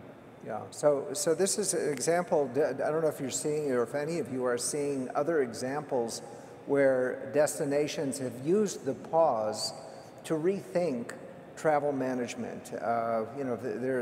Most people, of course, want more, and they've always bought into the WTTC argument that the economics of tourism are fantastic. It's jobs that can't be offshored. It's a clean industry, relatively speaking. But following the over-tourism that we saw leading into the pandemic, do any of you have thoughts about or specific examples of destinations that have restructured and used this time to rethink tourism? I mean, I can speak for New York. I mean, for us, one of the things that became very clear early on was the protection of small businesses, and certainly minority and women-owned businesses as well. I mean, we had made so many advances in New York. The experience is made up of small businesses by and large, and we knew coming out of this pandemic, we could not have a destination that lacked the flavor and diversity that we had before, in large part because of the small business community. So we actually used this opportunity to double down on our efforts in the small business space, certainly working to bring equity, of course, to our marketing in ways that we had not previously done before. We thought we had made strong commitments, but we realized there was so much more opportunity there. And so for us, coming out of this moment, really focusing on those experiences that make New York unique in the world, and support the business community, which also supports families, households, and neighborhoods, is our newest commitment. And I think that's actually going to make us stronger in the long run. And I think a lot of destinations are coming to those same conclusions. Yeah. So Greg, I'm not ignoring you because you're the furthest away from me. I can see you. So, and everyone has been talking about that business and corporate travel is likely going to be the last segment to return. leisure, the demand is so obvious in leisure. You probably have the best visibility in terms of booking patterns in the corporate space. What are you seeing, and what are your predictions when you look forward about business and corporate travel in North America in particular? Yeah, during this pandemic, I've given up predicting because so far, most of my predictions have been incorrect. But the reality is, what we're seeing in the business side of things is that it's only recently started coming back. But in a lot of the discussions we're having with corporations, and I'm sure other people on this panel have had those same conversations, there's a belief that we will go to a hybrid model of work for some period of time. There's also, though, I just talked to a CEO of a very large multi-company conglomerate, and he was talking about the fact that as soon as somebody loses a deal, they'll be back on the road again. So the reality is people are gonna get back to travel. I think it goes a little bit to actually what Greg O'Hara said earlier. I guess this is officially the Greg chair, that the certainty around policy, certainty around the safety protocols and things will generate the impetus for people to get back on the road for business travel. And I think it's going to lag. We're no question, when we look at the shopping data, almost 2/3 of the shopping data today is to leisure destinations. So we're seeing that that's recovering significantly faster. But we're beginning to see the growth of traditional kind of LA, New York, Dallas, Chicago. In the US, we're starting to see those business hubs begin to generate more and more traffic. Yeah, I mean, given to your point about, I think you're right, as soon as the first deal is lost, people will be back on planes. But one thing that Zoom has certainly been used a lot in my company, I'm sure a lot of yours, is for intra-company meetings. That do you hear and do you foresee that perhaps that aspect of business travel will be permanently reduced? I think there will be a permanent change. I don't know what that change exactly is. We've talked a lot about the fact that you may have more remote workers than you had before. That may actually generate more travel, because you may have more remote workers that have to go back to headquarters on a more regular basis. So they're working at home for most of the quarter, but where they wouldn't have traveled at all during the quarter, they may have to go on a monthly basis to HDQ for some good reason. So I do think there'll be a permanent shift. It's hard to figure out what that shift's going to be, because one of the things that I find really interesting in having discussions with others is when you move to that hybrid environment, it's been fine. We're all on Zoom. We've all been doing fine in terms of productivity, in terms of the way that we've been interacting with our employees, but that's because we're all home. Nobody's in the office. The problem is when you get back to a hybrid model and you got half of the group that's in the office and half that are at home, all of a sudden, all that social dynamic, all the social environment, somebody mentioned it earlier, I've learned things about employees I never would have learned in the office because it all happens on Zoom. So everybody, the first 2 minutes of the call is, oh, my kid just graduated high school. My baby threw up in the, it's all that kind of stuff. That's going to go back to the office. And that hybrid environment, I do think there's going to be a drag on productivity. And it's going to cause people to relook at exactly what scenario they're willing to look at. Yeah, I would imagine also that business travel, once that gets going, people are going to be less available for Zooms. They're going to be on airplanes. Absolutely. They're going to be moving along. JD, you've got a lot of corporate travel in yours. Are you observing anything different? One of our divisions does a regular, or we all do regular surveys, but one of them on the corporate side did a survey recently, and the results were that 83% of our corporate clients would be back on the road come October 1st. I don't think that's 100%, but I completely agree with Greg. I think that I don't know what it's going to be, but something will make up for the lack of. It reminds me of the advent of the internet and email, when that was the paperless society, and all we did was print more emails. And I think there's going to be some version of that comes out of this, and I'm not sure what it is. We're also seeing our MICE businesses doing extremely well, so some sort of hybrid meetings and events businesses as well. But you can foster existing relationships on a box on a screen for so long, but it's very, very difficult to forge new ones. And I think this is a good example of why people will get back on the road. As soon as they have their first meeting, I think they're going to say, oh, now I remember why we were on the road so much. Yeah. So JD, well, we've got you. Cruises are certainly a huge part of the North American travel scene. It's both intra-regional, it can be domestic, it could even be outbound to another region. So your leisure brands, which I think is the majority of your brands, that is so central to their businesses. So one thing someone asked me yesterday was, how are travel agencies doing? Did you lose a lot of membership? Was there a lot of churn among the different brands, among your brands and other brands? I'm just kind of curious, because so many of the suppliers really depend on the agencies. Yep. And that's just a question about how that's going to impact and reshape travel in North America.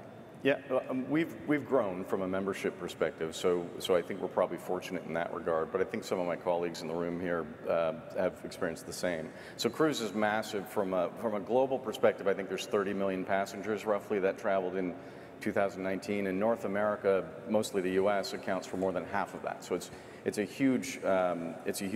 been a huge impact on our business. I think I'll take this opportunity to thank all of the cruise lines who did what they did to protect commissions, because I think that really kept a lot of our agencies afloat. It's a mystery what's going to happen here. There's discussions going on with the CDC and the major cruise lines. I think right now, Robin, we talked about November 1st, right, was the official date, but there seems to be hope and there seems to be progress being made with the CDC and the cruise lines that hopefully in July sometime they'll start cruising, but right now it's ex-US ports. So it's going to be a rough summer if we can't get back to sea. Okay. For small ship cruising, I think small ship cruising is going to bounce back first. We've been doing really experiential land and small ship cruising and European riverboating now for almost 25, 30 years. And small is big was a motto that Tao coined about long before the pandemic, maybe 10 years ago or so. And it is so coming to fruition now, both in group size and in the experience out at sea. Iceland, as many of you know, is accepting vaccinated travelers. We have beautiful small ships that do circumnavigation exclusive for Tao. Greece will be opening, we heard yesterday, and we do have our first group in Greece on June 4th with another small ship there. So Americans are feeling comfortable going in an environment where they trust the operators, they know the protocols up front. Cruising is going to come back big, as we know, when it is ready. And for European riverboating, it seems to feel one of the safest way for the American travelers to experience their first European vacation after the pandemic. We had the largest increase in riverboating bookings, in luxury riverboating bookings in the last 2 weeks than we've ever had in the history of our riverboating. Wow. So they are really ready to go. And to another point, JD, and to Matthew, who was speaking earlier, I foresee an amazing resurgence of the value proposition of the travel advisor and the tour operator and cruise industry. Our traveling American public need these advisors. They are changing and changing their plans. They're confused by the cancellation policies, by where their money is going, by the security of where their deposits are kept. And when you have the trust of the companies that many are represented here and the advisors, they are calming and encouraging the American public to get out there. And I think it's going to be a stronger partnership and relationship than it's ever been, and the consumer is going to benefit in the end. Okay. I should take this moment to ask the moderators back of house, are there any questions that have come through from the audience? Okay. I'm going to go back to you, Robin, for just a second. Earth Day was last week. You are chair of Tourism Cares. I'm on the board of Tourism Cares. Fred's on the board of Tourism Cares. The pandemic seems to, as Matthew had said, accelerate certain things, and particularly it accelerated sustainability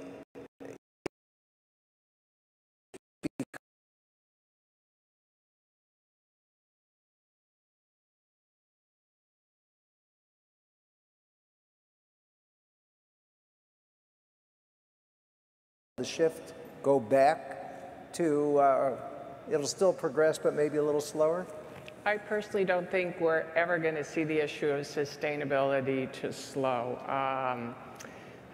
Tourism Cares is an 18-year organization. Thank you, Arnie, for being on the board for 10 years, Fred, as well. We have about 165 member companies. We're open globally, and I have never, in my 40-year experience in the industry, I've never seen so many in that time and through the crisis that we've had, put sustainability and all that it stands for the planet and our people and our resources that this industry depends on right at the forefront. And I enjoyed the session yesterday, Gloria, with the sustainability task forces that you put together. I was on the original one from Copenhagen as well. The Tourism Cares is looking to help unite the industry and just be a catalyst for this positive impact of social and community care. And it's not about putting it aside. It's not an appendix, as somebody said later, or a project, in my view. Sustainability is really, the pandemic has brought a focus on the fact of the ecosystem of our industry and how combining it is with social, community, and culture. And it's the most important issue that we have moving forward. You had asked me what topics might come right to the forefront. For me and for our organization, obviously climate action is no longer about advocacy, it's about action. We have the tools, we have great opportunities to measure and to work together. And secondly, destination stewardship, and we've talked about that already. We have, during the pandemic, in June of 2020, Tourism Cares brought together a coalition, the first of its kind, called the Future of Tourism Coalition. It is 6 and 7 nonprofits, some of the best in America: Green Destinations, Sustainability Travel Index, Travel Foundation, Tourism Cares, obviously, the GSTC. Never before had these 6 entities worked together. We are all working together now with guiding principles, and fundamentally, we have the tools for every company to embrace sustainability and to get on their journey wherever they are and have this positive impact. Very important. Thank you. Thank you you've now identified your key takeaway from the panel. I'd like the other panelists to just close with, from what we've discussed, is a key takeaway you would like the audience to be focused on. And Greg, let's start with you. Yeah, I will go back to, I think that based on everything we see today, all the shopping data and the booking data, people are looking for certainty. They're looking to feel safe and looking for certainty. I think as governments get consistent with policy as we go through this summer season, we've seen what the EU just did. The UK has come out with a pretty definitive policy. The US is getting closer to being more definitive around its policy. As that happens, I think you will begin to see kind of an uptick in just overall travel, just based on everything we see today in shopping data. All of the travel right now is being driven by policy, not by people, because there's so much pent-up demand in the system that as soon as people have a realization of what they can count on, I think you're going to see a significant uptick. Okay, Fred? Yeah, I would agree with that. And I would say, in conversation with Danny Meyer last week in New York, he said, you know, we've been in a crouching position for quite some time in the hospitality industry. And when you have to move from a crouching position to a standing position, you have to lurch forward. And I think he's right. You know, travel is going to be a coiled spring. It's going to rebound quickly. And, you know, you've heard it mentioned here already this morning, but the need to communicate clearly, to Greg's point, and to emit positivity. I think people are looking for permission to travel, and I think we have a great story to tell, and we're bullish on the future. Thank you, Fred. And Robin, you mentioned sustainability. JD? Yeah, I think, I think we could argue that the U.S. has done a poor job in a lot of things, but I think they've done a pretty good job in the vaccination process and rollout. I think if the rest of the world can follow suit, that would be helpful. Everyone I talk to, they're going from the vaccine clinic to the airport, and they're getting out of here, and they're going to spend twice as much money, go for twice as long. People want to travel, need to travel, really. So I think, takeaways, buckle up. I think everybody in this room is going to be busier than ever for the next couple of years. Okay, and Alex. No, I'm very optimistic about the people wanting to travel and valuing more now experiences and willing to spend more time and money in experiences rather than goods. So that's great for the sector. I think people now has a different perspective of really live the moment, put more life into our lives, and travel certainly is one of the things that can really enrich your life. I think that's a different perspective, and that's good for the industry. But I do think that in the short term, even though in the United States has been a phenomenal job about vaccination, the whole world is interconnected. So I really hope we can interact in a better way, that we adopt similar policies, protocols, acceptance of vaccination, and that we help the other countries. It's not just that the United States could be 100% vaccinated, and probably Israel, probably the United Kingdom, but until a large percentage of the world, entire world, is vaccinated and ready to receive and have customers, we won't really reactivate international travel. So I really hope that the level of interaction and cooperation among the different nations, particularly those who value tourism as part of their economies and for their communities, as the more they interact and the better they communicate and adopt same type of protocols and policies, the faster we're going to reactivate. So yes, the United States, it's doing a great job, I think, right now. But I think part of the leadership from the United States to the world will be to really enforce the reconnecting, the cooperation among the nations, and really put this back together. If we can do something within the G20 itself, that represents 80% of the international travel in the world, if we can have at least the countries of the G20 put example, that I think the rest of the world will follow, and the whole world will reactivate in international travel. Thank you. Thank you all. Ladies and gentlemen, the panel.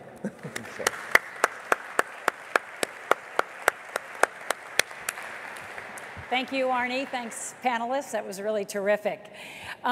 So it is now time for lunch. It will be served in the Universal Ballroom. That is upstairs. On the way, do not forget your health and safety protocols. That means wearing your masks until you're actually eating and drinking. Also, hand washing. There'll be plenty of people on standby to, with a hand sanitizer, and maintaining social distancing. We also have a short lunch. We have to have you back in the room by 1:10. We have a virtual audience, and so in deference to them, we would like you in your seats at 1:10. The program begins at 1:15 sharp, and we will go whether people are still coming in and out of the room, but we'd love to have you in your seats. Also, feel free, while you have a chance, to explore the WTTC virtual platform. I've taken a look at it, and you'll notice this is a very paperless conference. Everything is on the technology, including exhibitors this year. So you can look at exhibitors, you can also look at some of our sponsor videos, and we're going to run some of those sponsor videos, which are very inspiring, as you leave the room. We'll see you back here at 1:10.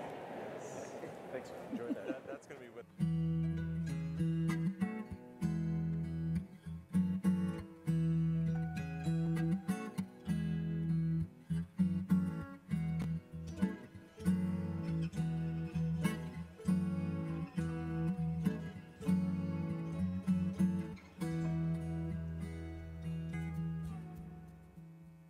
Distinguished guests, please welcome back the summit anchor, Kathleen Matthews.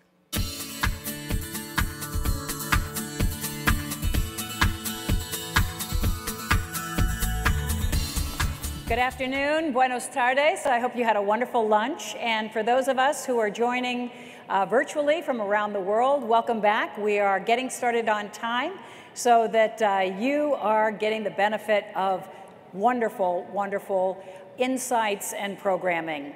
Our guests are just getting seated in the room here, but we're excited to kick off session 2, which is going to focus on how we accelerate the recovery of the travel and tourism sector. This morning we heard war stories from the past year, but also a lot of optimism about the resilience of our industry. And now we're going to hear nuts and bolts on what that recovery looks like and how we can move it faster. This, of course, will require first and foremost easing some of the mobility restrictions that are still in place, but also, very importantly, rebuilding the trust and the confidence of the traveler. So first up, we're going to have a flash learning. These allow us to explore from a human-centric perspective the experience of leaders in our sector with COVID-19 and how they're able to accelerate their own recovery in their countries and in their businesses.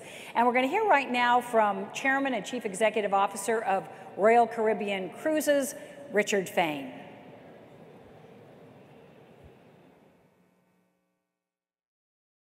Hello, everyone. It's a real pleasure to be joining you at WTTC's 2021 Global Summit, even if it is only virtual. It's been one hell of a year, with hotels and borders closed, airplanes grounded, and of course, cruise ships docked around the world.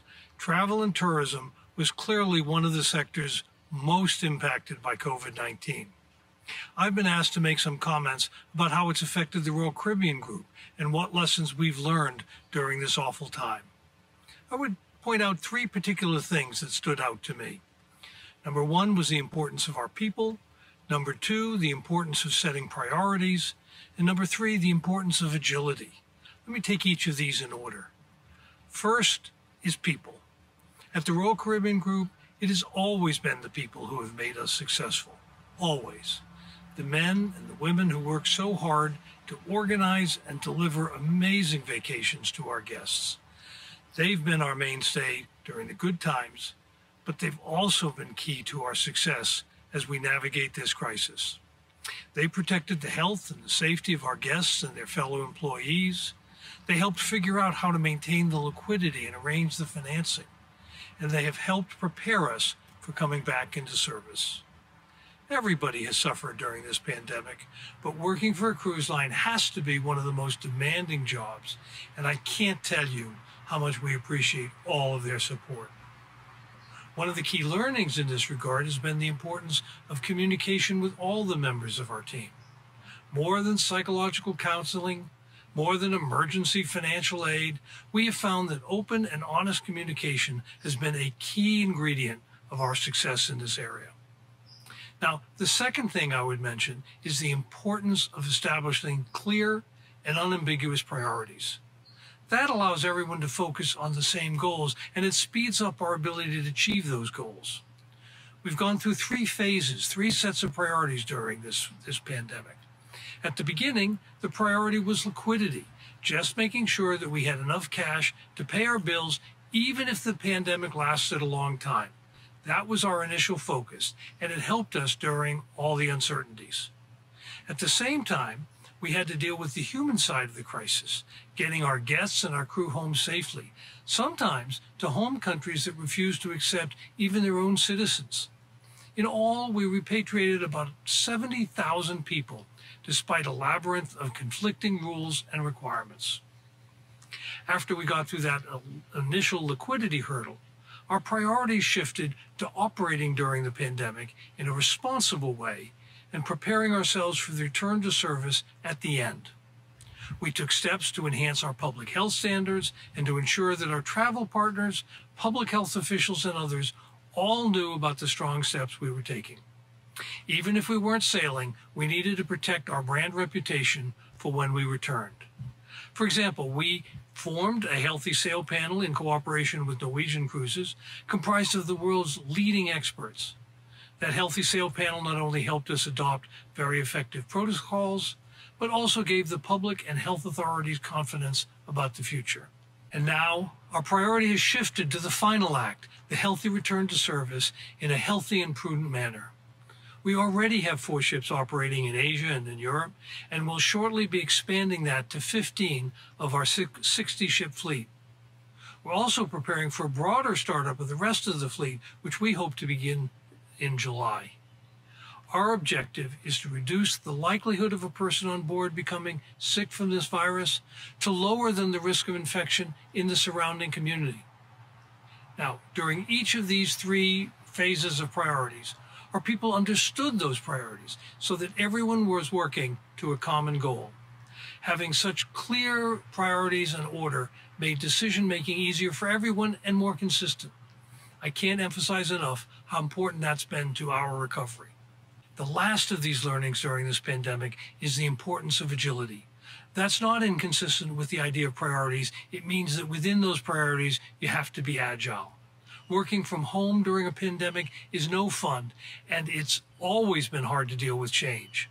But today, the cacophony of new and often contradictory information has been a real challenge. In this ever-changing environment, I am proud of the many heroes who emerged within our company as everybody moved way outside of their job descriptions and their comfort zones. Everybody wanted to pitch in. People who had never done government relations work had suddenly found themselves talking to cabinet officers in multiple countries around the world about how to repatriate their citizens. Employees who had been working to open exciting new destinations suddenly found themselves instead turning off the lights in ones that had been operating. Against the background of those learnings, we see one shining truth. The world needs travel and tourism. Travel and tourism can unite the world as we recover from COVID and move forward towards a bright and exciting future. People are frustrated at being stuck at home, and they long to soar. It is said that one often doesn't realize how important something is until it's taken away. I think that adage applies here. This pandemic has not only taught us a lot of new medical terms, but I think it has made people realize how important travel and tourism is to the physical, financial, and mental health of people around the world. As we emerge from the truly horrific events of the past year, people, companies, industries, and communities are understandably eager to put all of those experiences behind us and move on. Trust me, I feel the same way. I don't want to sound repetitive and to continue to say how much this pandemic has hurt the entire world, but we've all felt the impact of this terrible virus. It pains me to think of our crew who so eagerly want to return to work, the destinations and the suppliers who rely on our industry to feed their families, and of course, all of you who've been so innovative and patient during the past 13 months. We've made it this far together, and I know we will eventually be back and better than ever. I can't wait to see you all soon on board one of our ships, very soon, so get ready. Thank you all very much. And thank you for that insight, Richard. You know, we know the recovery will be accelerated based on the widespread availability of testing until we have full implementation across the globe of a vaccine. In this room, for example, how many of you have had both your vaccines? If we can bring the lights up, raise your hand with the 2 vaccines. I know as we interact with each other and we want to approach each other and give each other a hug or handshake, you know, you impulsively say, I've had both vaccines. In other words, I'm safe to be with. Well, that's where we want to get. But until then, we have to have robust testing, which is why it was very important for them to have testing on site here at this event when you arrived, unless you'd been able to get testing before you left your own home countries. Well, we have a one-on-one hot seat to talk about that right now. It's going to focus on testing and specifically the importance of testing on a global scale to minimize the spread of the virus and to make travelers feel much safer and more comfortable getting on airplanes, getting on cruise ships, getting on trains until they are widely vaccinated around the world. So to moderate this panel, I want to welcome another old friend of WTTC. It's great to see my friend Peter Greenberg from CBS News, and he's going to be talking to the Minister of Tourism for Greece, Harry Theokaris.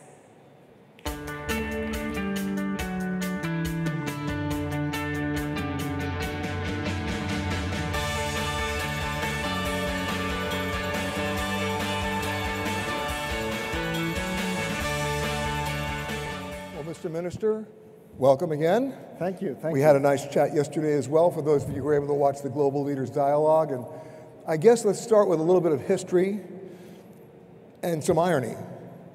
If we were going to talk about Greece in January of 2020, we would have talked about over-tourism. And other countries as well, or other cities as well, saying Venice didn't want to become another Barcelona, Barcelona didn't want to become another Venice, and with all due respect, Greece didn't want to become another Greece. We're not talking about how do you manage the numbers, we're really talking about how you revive those numbers now. And interestingly enough, in Kathleen's introduction, we talked about testing, but in a holistic approach, you actually were out of the gate first. Greece basically reopened and made an announcement that as of May 14th, anybody who's proved that they've had full vaccination can come to the country. Yep. But you had to get to there first. We talked about testing, we talked about protocols, and we're not just talking about people arriving at your airports. You're a major cruise destination. You're a major cruise turnaround location. So give us an idea of the plan that you had going for, by the way, not just the plan, I should say the plans that you had that got you to this point. You're very right, first of all, in the premise of your question, which is talking about sustainability and over-tourism. I remember in September 2019, I was in London in WTM. I had a press conference, less than 15 questions from the journalists, 11 about the environment, 7 mentioned Santorini, which is understandable, I guess, because the numbers there are big. But we do forget that sustainability is not about the environment, just about the environment. It's also about the economic sustainability, and it's also about the social sustainability.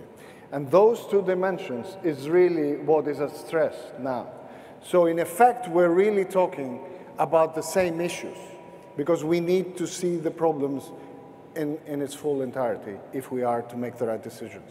So that's number 1. Number 2 is that we need now to take, as I said yesterday, leadership and show the ways, and others will gather around us. I'm certain about that. We saw this last year. The experience of last year is important. Greece opened as well. We were saying within Europe that tourism needs to open, and the initial discussion was about forget about traveling in the summer, etc. And then everybody gathered around, and in the end, we had some form of tourism, of course, very small numbers compared to a normal year. Now, this year as well, we believe that we cannot, as a politician, I cannot explain to my constituency, to the people working in the tourism industry, that given the fact that we now have more knowledge, I'm talking to our doctors last year, I was talking to them, and I'm talking to them now, and I see the difference in their eyes and in how they speak. They have much more confidence, a lot more research, and a lot more knowledge to actually guide us in terms of those decisions. We have rapid tests, which is a huge game changer because they're cheap, they're fast. Last year, and less expensive. Yes. Last year, we had to wait 24 hours to get the result, and then get people out of their hotel and isolate them. And this was a very, very bad experience. This year, it's going to be right at the airport. If you're positive, you're isolated immediately.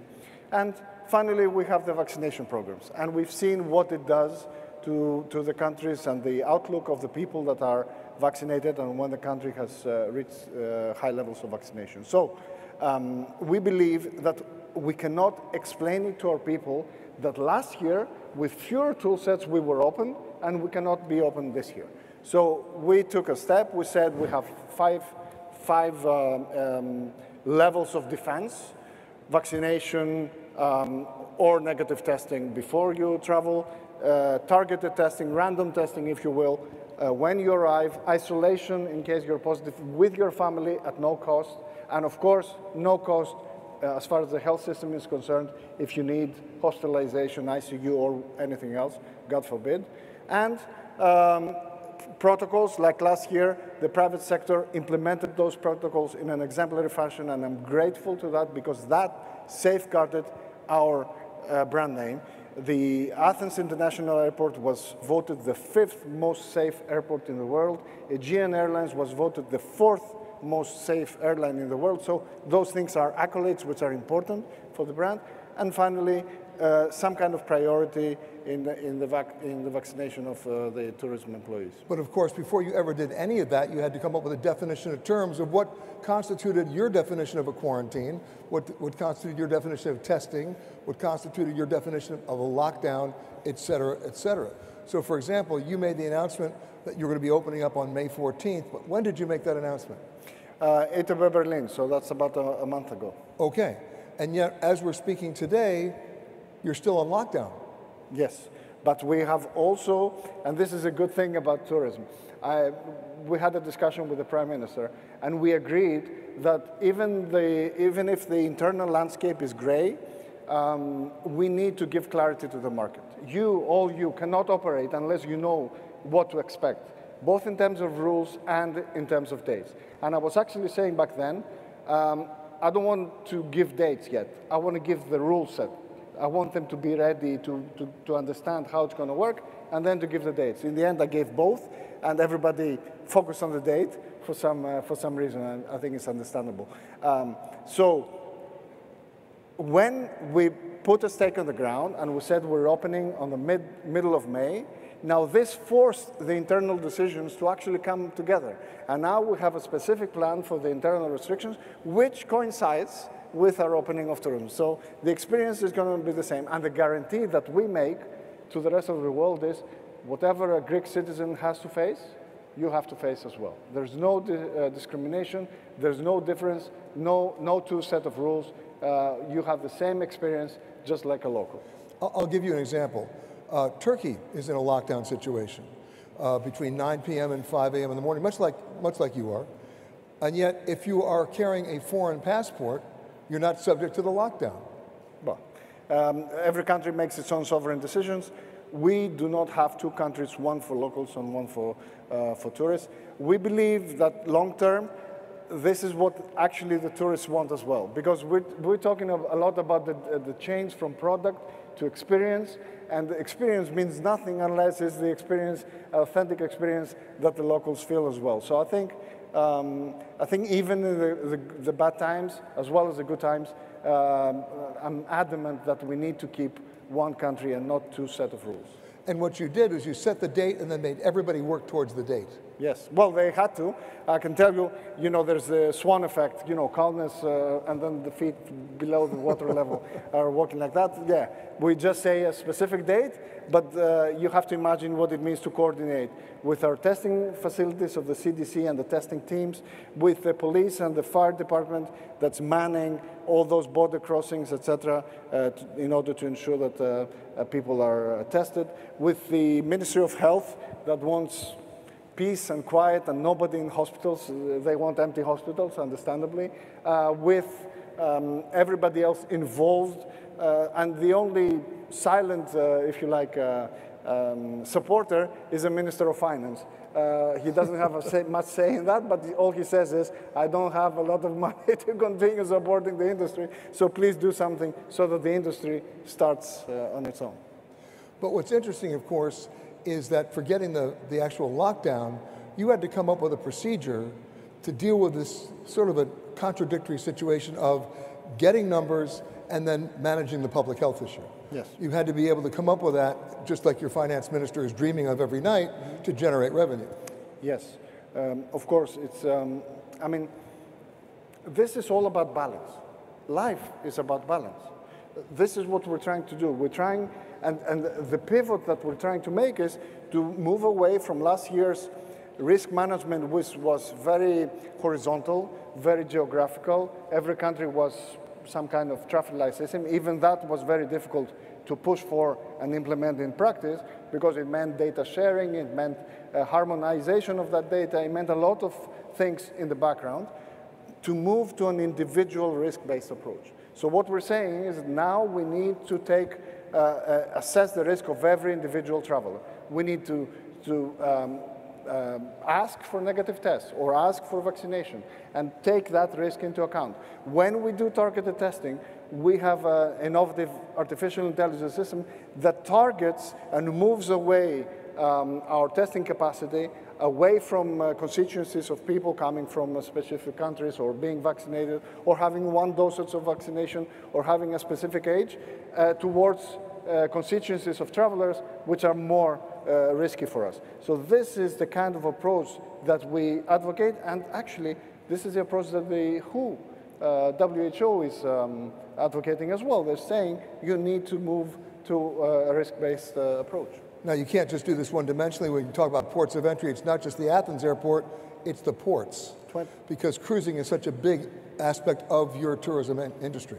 So you actually moved forward even earlier with that, didn't you? Yes. Cruising for us is an essential. There was a lot of discussion before about whether cruising is doing more harm than actual good in the local community. I think we've done away with this discussion. We're taking a firm stance and showing specific signs. We're a nautical nation. We felt that we had to help the cruise lines deal with this crisis last year, where they wouldn't be allowed to dock even, to refuel and to replenish their supplies. So we allowed that. We built those bridges, those trust relationships that allows us to have a lot of, or if you like, for them to make the decisions this year to restart earlier with Greece, and we're very grateful for that. And you had to reach common ground, obviously, with the definition of terms so that they could meet those deadlines. Yes. Ports are even more difficult to implement those protocols, because the protocols, of course, have to be implemented by the ships, but they also have to be implemented by the ports. And the correct cooperation, the different typology of the ports and what port can accept a case and hospitalize it or do whatever, which port cannot do that, and all that, the capabilities of the ports are much more complex. And there's a lot of coordination happening in the Ministry of Maritime Affairs, which is the ministry responsible for the running of the ports. So this is a particularly complex endeavor. And if you like, the message that we need to take is that in order to restart, we have to walk the walk. We have to actually do the work. You cannot restart just by closing your eyes and wishing the problem away. The problem is still here. We cannot deny it. We cannot just say open tourism and it's going to work anyway. We have to work in order to make tourism work. So May 14th is a date that if you're a fully vaccinated American passenger, and other countries as well, you are welcome to enter Greece. Already, if you're a vaccinated American passenger, you can come to Greece today. Does that apply to cruise ships as well? Yes, it applies to cruise ships. Actually, cruise ships start on May 3rd, but effectively a few days. And are all your ports now capable? Yes. Well, all I'm not sure, but the vast majority. So you are ready to go? Yes, we are. Then, of course, was the announcement yesterday, which I'm sure you were in the room when it was made, sure, that the European Union has now said that, even though they haven't set a date, that fully vaccinated Americans can go to all 27 European Union countries. Now, they haven't set a date. My guess is going to happen earlier than later. Nobody wants to be left out of a summer of revenue. But then comes the issue of reciprocity and whether or not the United States will allow Greek citizens who were vaccinated to come to the U.S. So what's the percentage of the Greek citizens now who've been vaccinated? We are now over 25, close to 30%. I think certainly within this week we're going to be over 30%. So this is progressing nicely. It's nice that we have a fully digital process. The appointment comes to you and you just reply, yes, I want it, and it's there. You get 5, 10 reminders of the appointments and stuff. It's a bit like brainwashing. If you don't like those experiences, but we want to ensure that those appointments are kept, and we have a record of about 96% people keeping their appointments, so this is very important for us. And also we have a fully digital certificate with a QR code, a digital signature, a verification service, so everything works nicely. So you already have a digital passport? Of course, we do have that. We have added we have a national list of everyone who has had the disease, so they can get a recovery certificate that they don't need to be vaccinated. And we have connected all the labs. They were already connected to gather all the positive cases, but now they will also put in the system the negative ones whenever it's needed in order to travel. So it's there. We are ready to implement it, and I think it's very, very important that other countries do so, because this is an international endeavor. I'll close by saying this. We feel that you cannot wait for reciprocity. We're saying how we're going to work. We're removing ourselves from the equation. I don't want people to think about Greece in terms of what problems and issues. Once and for all, this is our system, and then the pressure will be on the other governments to answer to their citizens why they're blocking the traveling. So it's you plus 26. Sure. Minister Theo Harris, thank you so much. No, the pleasure was mine. Kathleen, back to you. Nicely done, man. Thank you. Very interesting. Thank you so much. As I was listening to you, I was thinking of that movie Field of Dreams, where they asked, if they build it, will they come? So we know that countries like Greece are opening up, the EU soon opening up to vaccinated passengers, but what about the passengers? Are they ready to make those trips? Well, that's what we're going to be focusing on in this next panel, which will look at how the travel and tourism sector is rebuilding traveler confidence in the wake of COVID-19. You know, it's clear that people still dream of travel. They express their yearning for travel, but they also have nervousness about travel, and they need to be convinced that they can do it safely. Making that first trip is a big step for a lot of people. So once again, for our remote audience at home, you can actually provide questions through your app to this next panel. Those of you in the room can also go to the app and just submit a question. And I'd like to welcome back to the stage Arnie Weissman, who's going to take over this next panel on rebuilding traveler confidence.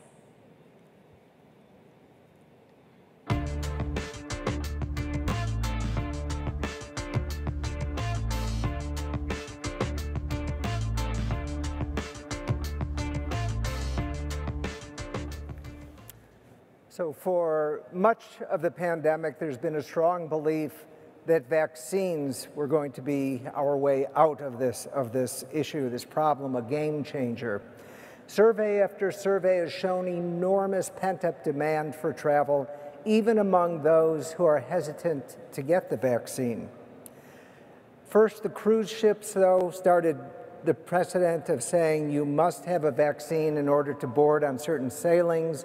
And then yesterday, we took a giant leap forward when the European Union, as Peter had just mentioned, said they would be welcoming vaccinated travelers from the US, Israel, the UK, countries where the vaccine rollout is well advanced. But there's still many, many different approaches to opening borders, to requirements to arrive, quarantines, different amounts of time one has to have before a COVID negative test is taken prior to arrival. And there's still significant concern about the variants that continue to arise. So the question the panel and I are going to explore is, how do we rebuild confidence among travelers? And to help me explore that question, please welcome Enrique Ibarra, who is the founder and CEO of City Sightseeing Worldwide. Fernando Valdez, the Secretary of State for Tourism of Spain.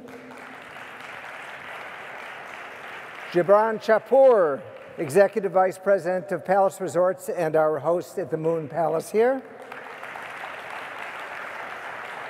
Marian Muro, the Director General of Barcelona Tourism. And Daniel Richards, CEO and founder of Global Rescue. Thank you. And if you haven't taken your headphones out of the plastic, now might be a good time. Some of the panelists may be answering in Spanish if you don't speak Spanish. So, and again, if you have questions, please do submit them through the app. So, Marianne, we're going to begin with you. So, about every article I have read, and for that matter, every article I've written about over-tourism features Barcelona. And with such a strong demand expected for travel's return, what is Barcelona doing to prepare and to ensure a better quality of life for residents and a better experience for visitors? Hello, thank you very much, and I'm very happy to stay here with you and to share this panel. Barcelona lleva aproximadamente... Barcelona, for 1 year, has been working on new strategic guidelines. Barcelona is really focusing on where the city wants to go and the objectives of the city. I always say that the pandemic that has been horrible from the human perspective and from the professional perspective, the pandemic has brought about something which is important. And I always say that it is important to think to the left of the decimal point. This means that we have had a year to reflect, to think, and to be insightful, to analyze, to reflect, to set our priorities as a city, and to really focus on what matters. After many years, Barcelona has seen some strategic guidelines that are based on 4 pillars and that have been approved by the entire city, by the opposition, by the private sector. We have reached a consensus leading to stability to the strategic guidelines. Therefore, that allows us to work safely. If you allow me, these guidelines are based on 4 pillars. The first pillar is content. We are in the era of content, and Barcelona needs more content. Why?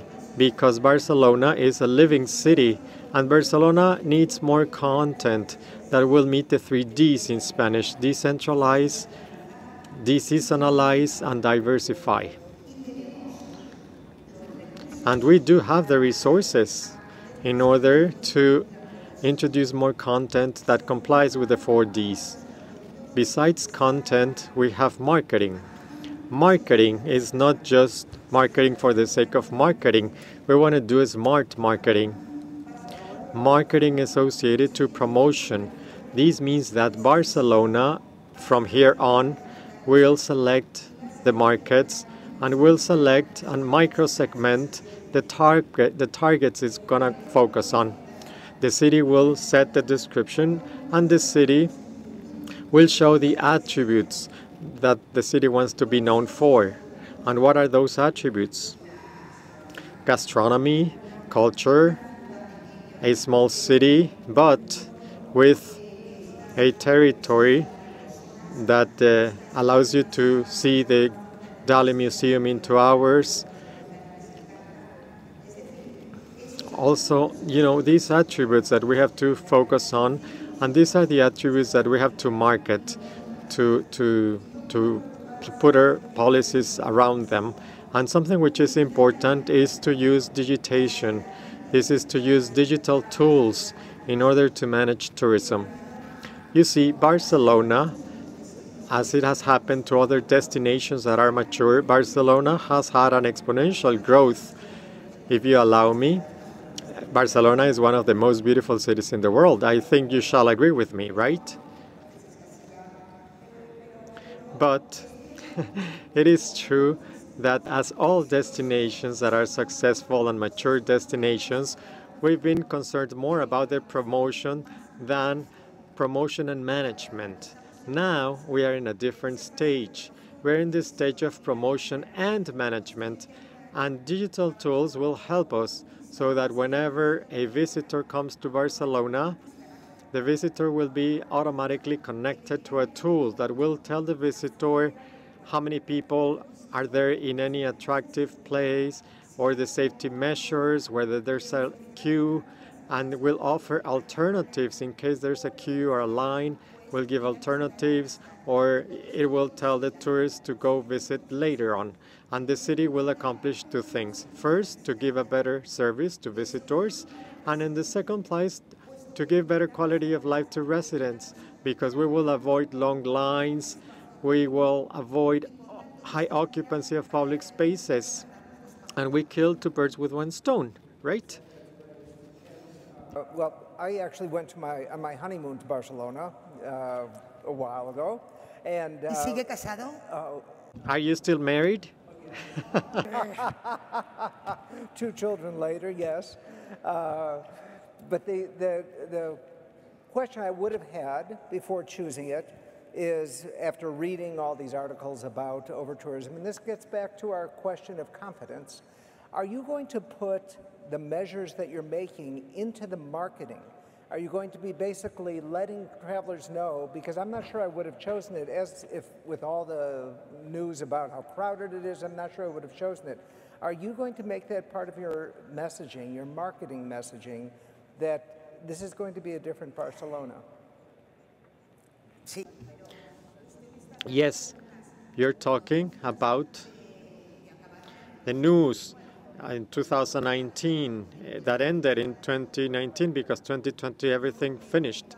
But I was telling you that this year we have used the year of the pandemic to rethink what we wanted as a city.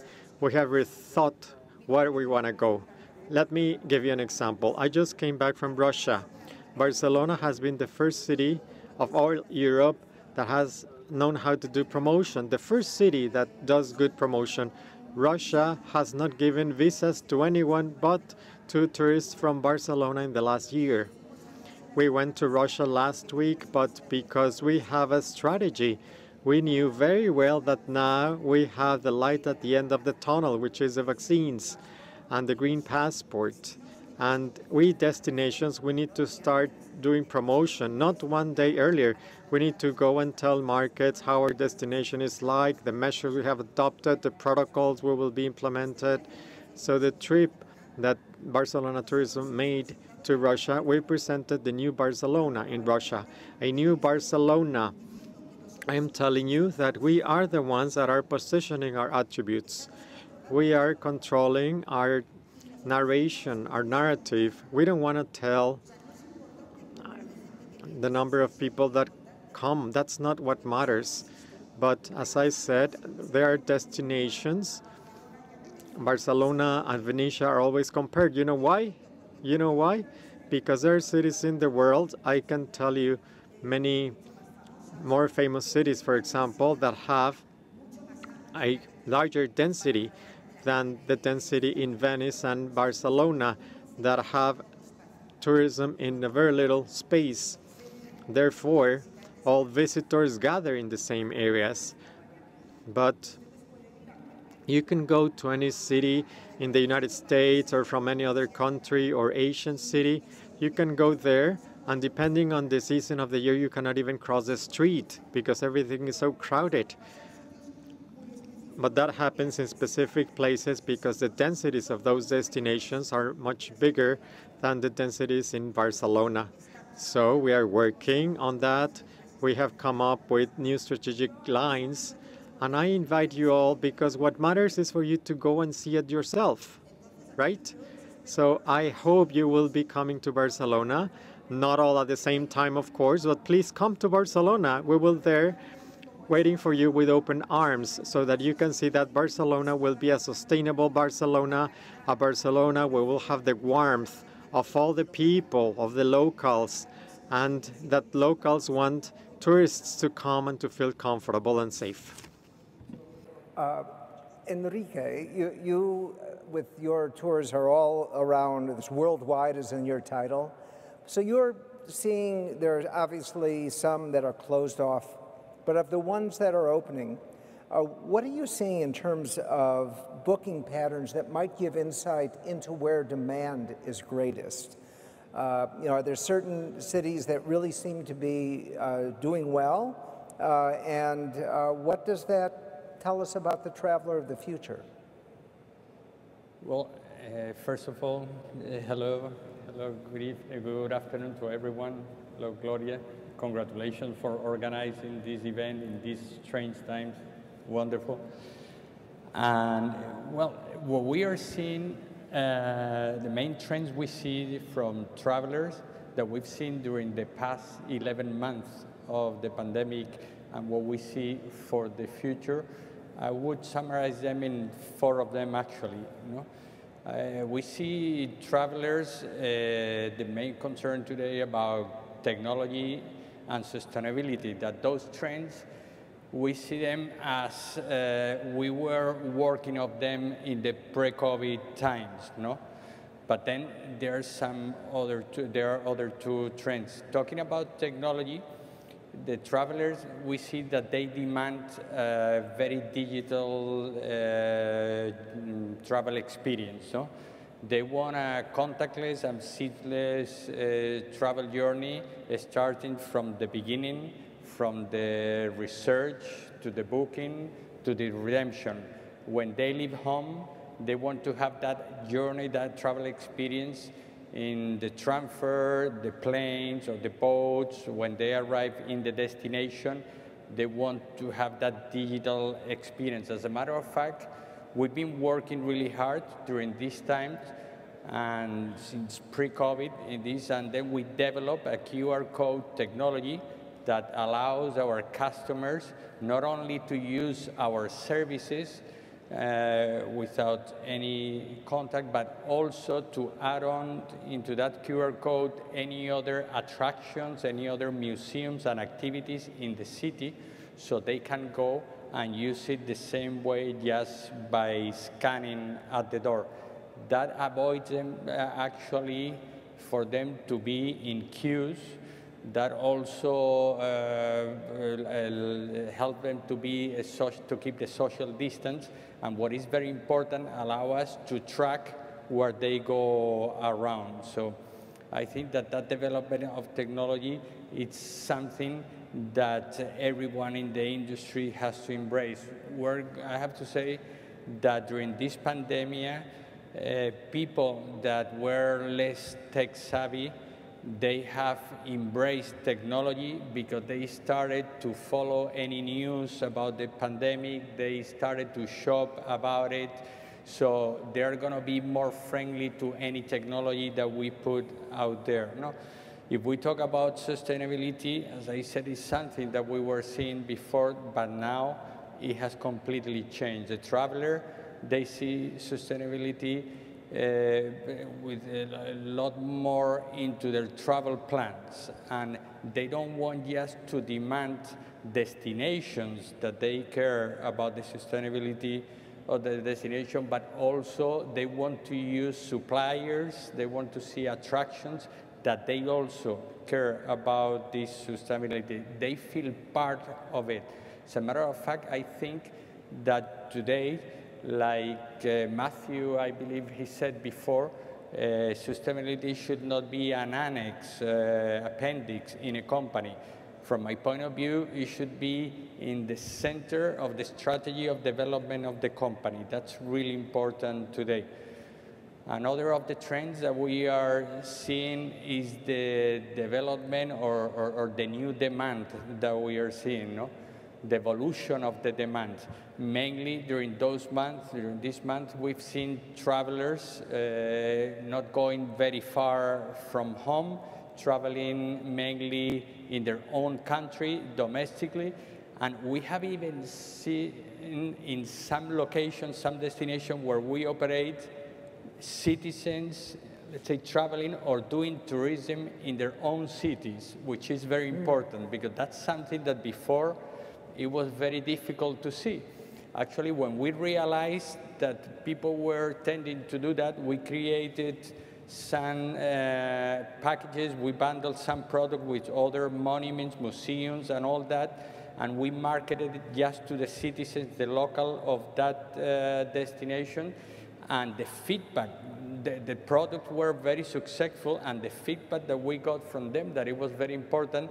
They were telling us that they learned a lot more about their culture, their heritage, and everything, because they always think about traveling and doing tourism outside. So I believe that that was really important.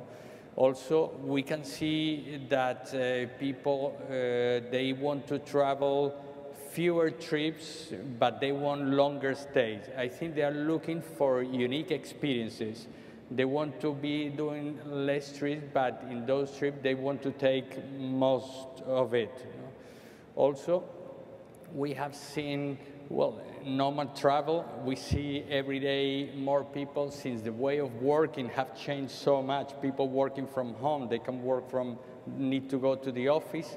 So we have seen an increase of people coming to the destination, and they come there not for a short stay. They will be there for months, you know? And I think that's something that it will remain, because it's going to be very difficult for companies to bring back everyone, you know. They realize that they can work like that, so that will stay also. And then the fourth trend, really important, the health and hygiene requirements and demand that we are getting from customers, from travelers. It's key. It has become a paramount in the industry. I believe that actually WTTC has done a great job with the protocol, with the safe travel stamp, and that's something that is giving a lot of confidence to the travelers. But something that the public sector and the private sector need to have in mind, need to be very careful, is that we need to find the balance in between those health and hygiene protocols and the customer experience, okay? It's very important that those protocols, they cannot affect the customer experience, because then travelers will stop traveling, you know? And we have seen that already. Some example, for example, when countries announce the quarantines on arrival and return and all that, so it really hurt. It really hurt the industry, because people will stop traveling. People, the booking engine, it completely stopped, no? But we've seen also some good example, like last Christmas, right before Christmas, that I traveled to Dubai when they opened the corridor in between UK and Dubai. We could see with a very easy way to enter into the country with a PCR. If you didn't bring it to you, they will do it right away in the airport. You will go to the hotel and wait for the result. So that was a very good experience for all travelers. As a matter of fact, I believe that Dubai went up to 80% of the numbers that they had in 2019. So we have to take in consideration that we need to keep always the balance in between the health and hygiene protocols and the customer experience. Thank you, Enrique. And Dan, you give a different sort of insight into what's on travelers' mind, because your program is kind of part insurance, part assistance. But when people call your call centers and are curious about it, what are they curious to know? What are the questions that they still are unsure about, that they feel you might be able to help? What are those concerns? Well, thank you, Arnie. You know, there really are two things, I think, that need to be solved for demand to really return. But before I get into that, I just think we all have to keep in mind that the traveler and travelers are incredibly resilient. And people right now want to travel more than they've ever wanted to travel in modern history. So there is an enormous amount of pent-up demand, and it just needs to be given the opportunity to express itself. And if we do two things, we need to remove fear from the equation, and we need to remove uncertainty. And those are two related but different things. So we're about to enter an environment where the majority of, for instance, in the United States, of people are vaccinated. You know, we're at 230 million people have received at least one shot. Nearly 100 million, a little over actually 100 million, are fully vaccinated at this point. The United States is going to be done vaccinating here in the next 4 to 6 weeks, which will be great. So we'll have 330 million travelers from the U.S. who are ready to go again. So you just have to remember that your customer at that point is going to be a vaccinated individual. But when you talk about removing fear, so you need to remove the fear that people are going to actually get the disease and then have potentially an adverse outcome. So the second part of that is, well, if I do get sick or I do have a problem somewhere, how do I get out? How do I get home? I mean, that's the natural human instinct. How do I get to the place that's most comfortable to me where I can get the care that I need? And so, you know, global rescue companies like ours, we solve those problems for people. We remove that, that uncertainty and that fear. But what we can't do, to the second part of what I said, is to remove the uncertainty of the travel experience, right? That's beyond certainly anyone in the private sector's control. That goes to governments to set, you know, reasonable rules regarding how travel can occur. And if we can get some level of coordination among governments so that when travelers start to book that trip or start talking about it, they don't, get to the, the screen that then shows them what they need to do in order to actually get from point A to point B. I mean, it's hard enough if you're an individual. Now imagine, if you're a family with young children, it becomes very, very challenging. So you have to remove that uncertainty, and you have to guarantee them that they're not going to get stuck in quarantine somewhere for some long period of time. Again, as an individual adult, unpleasant but bearable. If you have young children and you're traveling, voluntarily, who would want to subject themselves to that and your children to that? Most families would not. So we need to remove that from the equation. And again, the private sector, companies like ours, we can solve that. We can go in, we can evacuate people, we can put them on private jets, we can get them home, we can move them if they're sick, we put them on medevac aircraft, we can do all those things.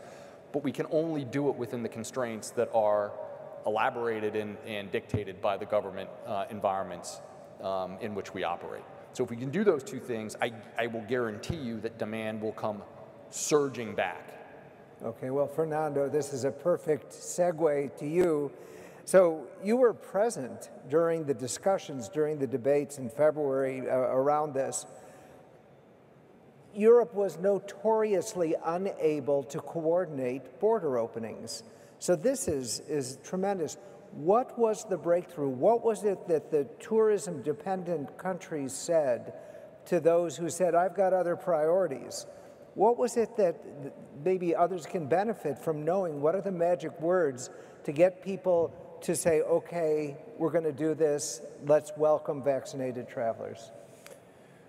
Thank you, Arnie, and thank you, WTTC, for bringing us together again. Thank you, Gloria. Well, I think it was a natural debate. I've been listening some conversation along these days, and we realized that since the beginning, this is a health crisis. We really need to realize that the beginning of this was a virus, which is true. The principal problem was in terms of mobility and travel and tourism sector, but it was a crisis related with health. So it is natural that since the beginning it was a balanced conversation between health authorities and those who realize that we have enough means to start recuperating the activity. So what happened in February was that, okay, we did then have the vaccines, and we start seeing that there were countries that tourism, it was not really as important as for Spain or other countries, and we start realizing that we really need to push forward the debate, and since we do have vaccines... Which were the countries that were pushing this agenda? Well, the ones that we really understand that tourism is an important part of our GDP. I mean, it was Spain, Portugal, Greece, Italy. We were the ones realizing that mobility of persons, not only of goods, but of persons, it was the right time to move forward and try to put in place all the means to make it happen, because we do have vaccines, and that's a completely different scheme from last summer. I think when someone says we are at the same position of last summer, I don't agree. I think we are in a completely different situation, and we were then in February. So it was time to put in place means to give certainty, as Dan said. I think the best thing that governments right now can provide to travelers is certainty, give the proper information and the security that they can travel and they can come back to the countries knowing what can they expect. And in those terms, in the European Union, we put in place a system because of that discussion on late February that provides us with a digital certificate. Digital certificate is not a magical wand, it's just certainty. I mean, what we are providing travelers is a mean of security in the terms of how to well, organize their travel. So they know that if they're vaccinated, they do a test, or they're immunized, they can travel. And what we do need to put in place now is this certificate to start negotiating with third countries. Yesterday news was excellent because we realized that US citizens which are vaccinated can go to the European Union. And I think this kind of news are going to be consistent along the way. Spain is going to be ready in June to use this digital certificate. We are doing a pilot program on May in all our 46 airports. So we are going to give all travelers this certainty. Spain is going to be ready in June to tell all travelers worldwide that you can visit us with all these means of certainty. That's wonderful. What's unusual, I guess, on the world stage is that this was done, it was multilateral within Europe, but unilateral to the rest of the world. Do you expect reciprocity? Oh, I'm going to blow it. You know what I mean? Yeah. Yeah. Are you going to expect that other countries are going to likewise say vaccinated travelers from Europe are welcome? Well, I think this has to be. This has to come in a natural way, since we are accepting a common standard and standards also. Dan mentioned it. This is very important to all of us. It is of no use that we open only one side of the equation.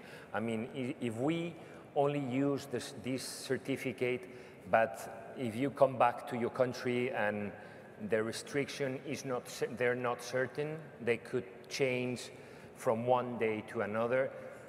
This is not going to help tourism. So what we are expecting with our negotiations between the EU and third countries is that since we have done this system, which is quite, I have to say, is quite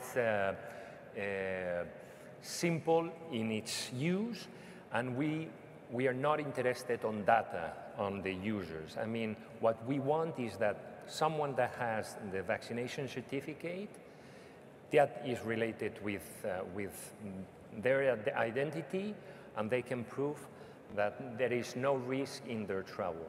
But when they're coming back to the country, this has to have a kind of reciprocity, as you mentioned. Yes, thank you, reciprocity. So, Gibran, you are the only one on this panel who actually has experience with travelers for any length of time since Mexico has been open. What do you think are the three factors that are the key to rebuilding confidence from what you've noticed in terms of the travelers who've come to Mexico? Well, thanks, Arnie. This is one of the largest hotels in the world, and when we decided to open the chain, we weren't sure if we should open the small hotels rather than large hotels, because we didn't know if the clients were going to decide to stay in a crowded property rather than a small one. So what we did in the beginning was to create a very clear video of the protocols that we're going to be following. This was in June, almost a year from now. And I can tell you that in our website, the protocol video, the Purely Palace, was much more visited than the promotions section of the webpage. People care much more about the health and safety and protocols rather than a discounting price, which, by the way, we didn't discount because People won't travel for a discount. If they're afraid of their health, they don't care if you give it for free. So this was very important to have a clear communication. And I also think that a very organized industry, locally or nationally, give one sole message on how our protocols being followed by destination, on the airport, in different hotels. And I think in Quintana Roo and in Los Cabos, I can tell you that the industry was very well organized in terms of having the same protocols per se. And this created a very big confidence in the client, because one of the problems that we have seen is that the messages to travel are not clear. Do I need a PCR test, an antigen test to go in, to go back 3 days, 4 days? What happens if I am vaccinated? What happens if I'm not? So a clear communication is very important. I'm glad Spain is doing that. I think it's very intelligent. And also the word of mouth, it's clue. I can do a survey today, and hopefully all of you will be feeling very safe on being here. And what difference is it to be in a supermarket grabbing a tomato with somebody that has not been tested to grab a tomato, and then you come and grab the same fruit? What's the difference between that and going on a trip? Maybe the only thing and the only process that could be or could make the client be nervous is the airplane. I believe that the vaccinated people should have a green light, and the non-vaccinated people should get a 10-minute quick test before getting on a flight, independently if it's on a way in or out, because you're sitting next to a guy that is sneezing for 9 hours, and your brain will make you sick, even if he doesn't have COVID. So I believe that confidence is coming. I can tell you from our sales that the clients want to travel. Just last week, and Alex mentioned it in his panel, last week we sold 50% more year.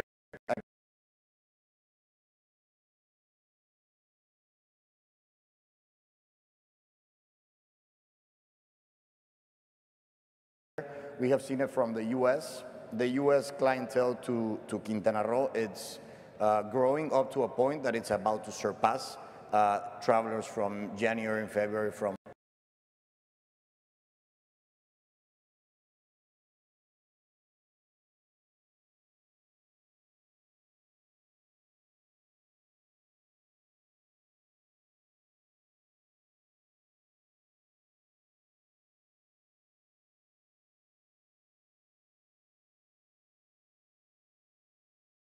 make sure that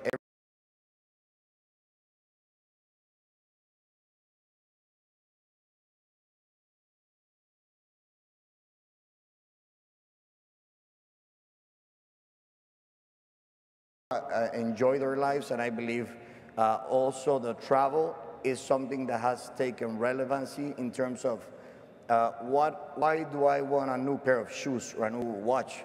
I'd rather experience more than start spending in material things. Okay. So thank you. I've got 41 seconds and a message saying please start wrapping up in one question. Gibran, how can you motivate someone to do meetings again? Can you answer in 30 seconds? You've got a lot of meeting space. We don't need to motivate because the sales are there. They're picking up. They're picking up from September and towards the first Q of the year. And I can tell you that last week we closed 9 groups of 3,500 rooms for 6 nights each, where we're going to be a full buyout. And when this company that purchased the rooms from us, they sold these events, I cannot give more details, in 4 minutes. Amazing. People are desperate to travel. Amazing. And you did well on the timing. Thank you, panel. So what we heard here was that travel will come roaring back. We're seeing it here at the Moon Palace Resorts already. If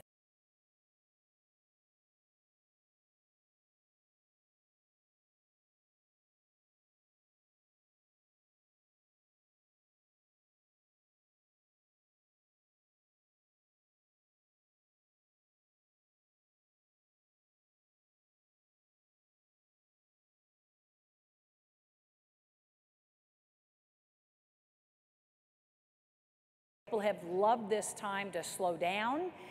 They've loved the time they've had with families. They've reevaluated their lives and how they do businesses.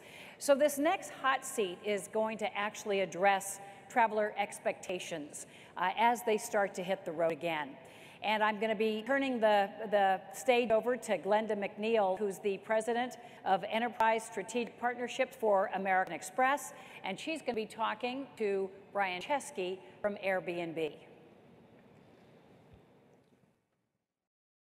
Welcome to this hot seat on the travel of the future with Airbnb's CEO and co-founder, Brian Chesky.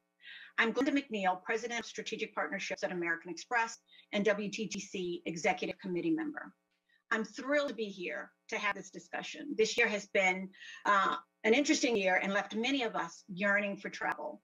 And this desire has us making our wish list for future travel, redefining what we want out of a trip and where we want to go. Today with Brian, who recently took Airbnb public, and will unpack what the traveler of the future will want out of travel and their travel providers. How COVID-19 has permanently changed their demands, and how the sector can build towards a more resilient future. What we've seen at American Express is a strong pent-up demand for travel focused on safety, sustainability, and diversity. This provides a great opportunity to build on this momentum and build back better as travel and tourism recovers. We should make our recovery both sustainable and inclusive. So we're going to dig in now with Brian. First question, Brian. From your experience leading Airbnb this past year, what has been the biggest effect of COVID-19 now? I think that we yearn for what's taken away from us. What's been taken away from us? Well, travel has, but something probably even bigger, human connection. And so we surveyed travelers all over the world, and they tell us they miss traveling, but they don't miss all types of traveling. They don't miss business travel generally, and they don't miss mass travel, standing in line to get their selfies in front of landmarks, getting on double-decker buses at tourist districts. What they miss are spending time with their family and friends. That's the kind of travel they want. And so I think that mass travel, to some degree, to meaningful travel, which can happen anywhere. I agree with you. I think meaningful travel and traveling with a purpose really rings true in what we're seeing as well at American Express. Consumers are becoming more conscious travelers. They're being more aware of travel companies aligned with their values and the journey to destinations where they can have a positive impact on the communities. So next question is, in the last year, it's brought about a huge shift in travel, in particular to areas outside of city centers. What are you most excited about? And where do you think the industry is most challenged? Yeah, I mean, this is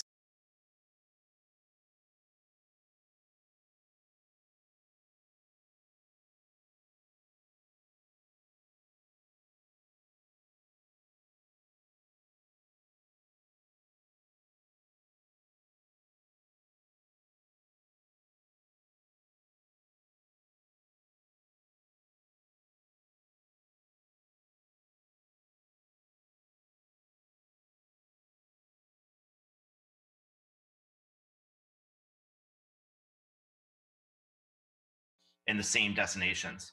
I think what people discovered last year was that they can travel anywhere, because a lot of people weren't flying. They weren't able to cross borders. They weren't able to go to conventions. They weren't able to go to crowded districts. So what do? They got in their cars, typically in a lot of countries, and they traveled to cities they could get to, or destinations with a tank of gas. And a lot of the places they went to weren't big cities. There were communities. So the way I think about travel is I think it's going from people traveling to 20 destinations to people traveling everywhere, 100,000 communities all over the world. And I think in particular, rural travel is a huge trend. I think people are getting reconnected with the land, reconnected with their original home, which is nature.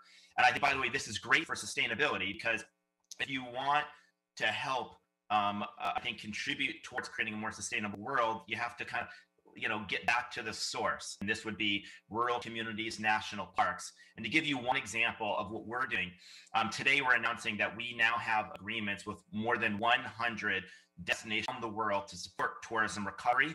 And we have a focus on rural travel. So to give you 3 examples, we just did a partnership with the French Association for Rural Mayors. And so we are partnering, there's 16 mayors of rural communities that we're helping drive tourism to. I remember meeting, I think the former minister of tourism in France a number of years ago, and they said, we don't need more people going to Paris, we need more people going to other parts of France. That's one example. We did a partnership with the Tourism Authority of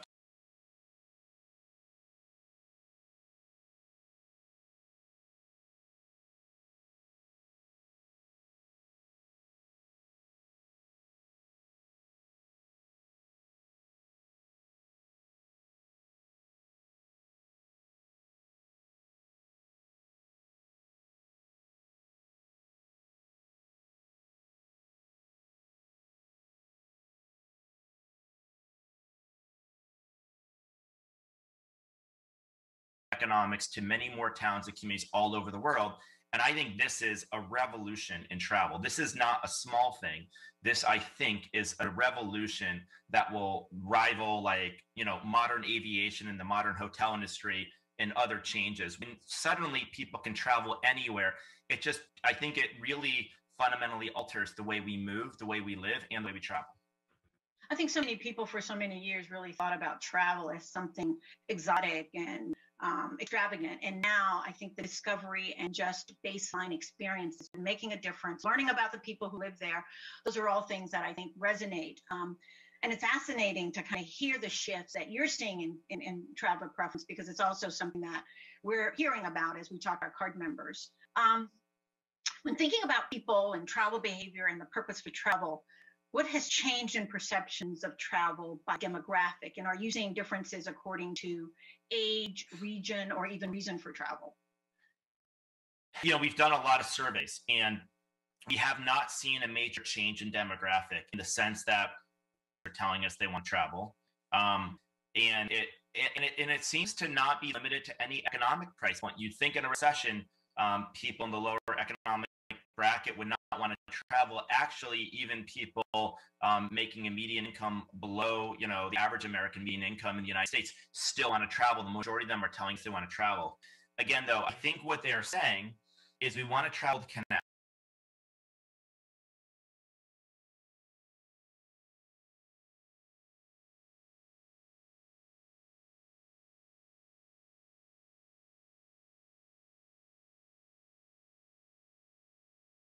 Human history. It's a forced isolation. It's unnatural. And I think what people are yearning for, you said pent-up demand. It's not just pent-up demand to travel, it's pent-up demand to connect. And I think that is ultimately the purpose of travel. What's the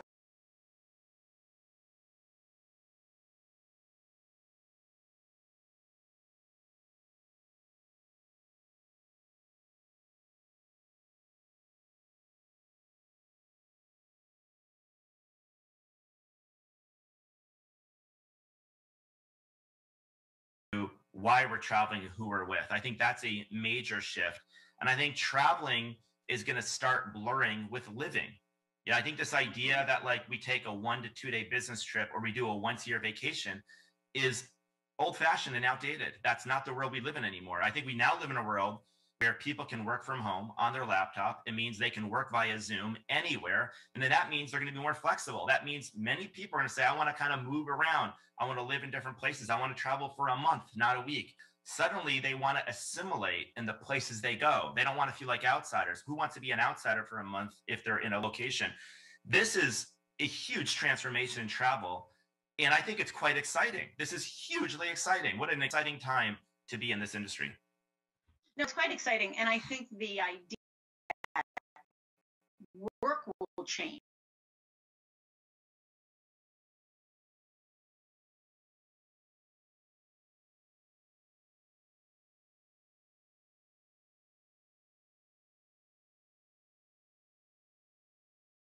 Do exactly what you're describing, which is to set up shop for a month or 2 months or 3 months and really get a sense of what it's like to experience a different place in a different community. And I think we're seeing a lot of that in terms of people's planning and where they're trying to go. One of the things we saw in our research that speaks to how consumers are spending is that they're planning to spend more than they would in previous, right? So whether it's more trips or longer trips, people are saying, I've got enough money that I want to be able to really go and do something that I'm excited about.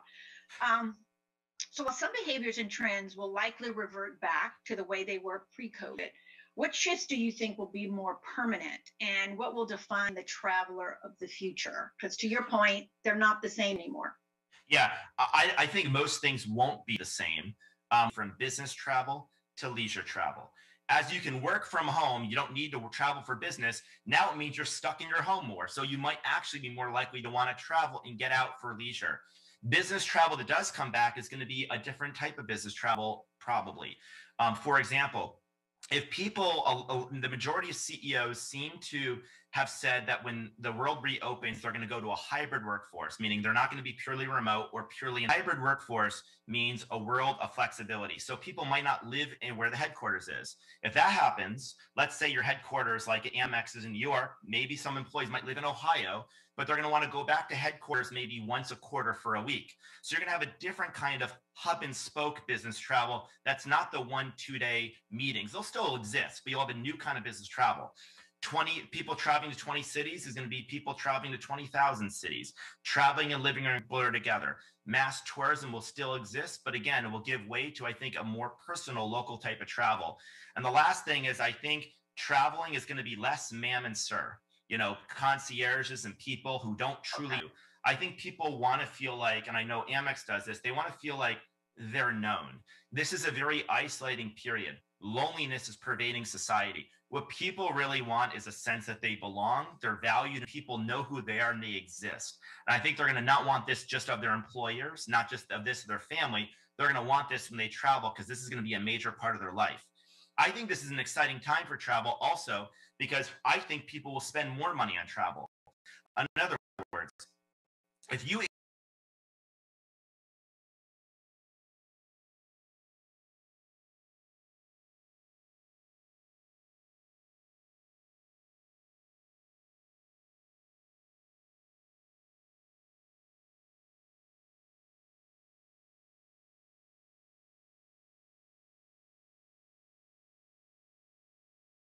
what are the most shared photos on Instagram, Facebook, and social media?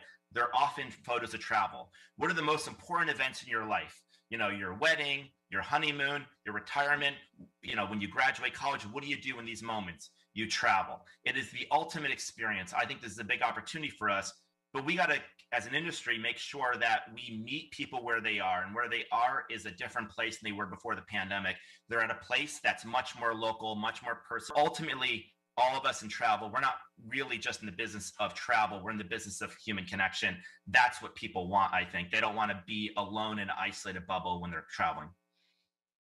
I think what's exciting for brands who have built their business on experiences like American Express, like Airbnb, this resonates with us, right? Because people want to feel as though you know them. People want to feel a part of a community. So your point about belonging is a very important one, and one that we at American Express have spent years investing in. And, you know, I think many companies also had to pivot to try and embrace that. So let's talk a little bit about not only meaningful travelers, but let's experiences. Let's shift a little bit to travelers wanting to travel with confidence, and this whole notion of safety, particularly during this period.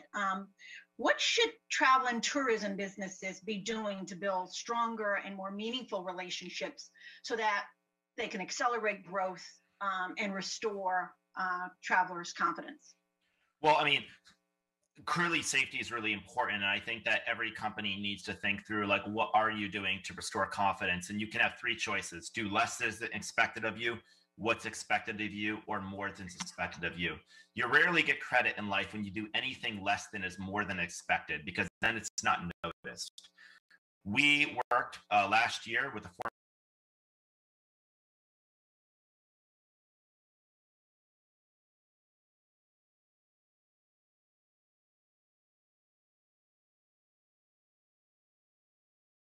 I think it's kind of like that's like the base of Maslow's pyramid is we need to make sure people feel safe when they travel. But again, people don't travel to be safe. They travel for more than that. So that's only the price of admission. But again, I think that what we really need to do to restore confidence is also make sure people feel like, you know, they're known, they're valued, and we have a real relationship with them. I think relationships are going to be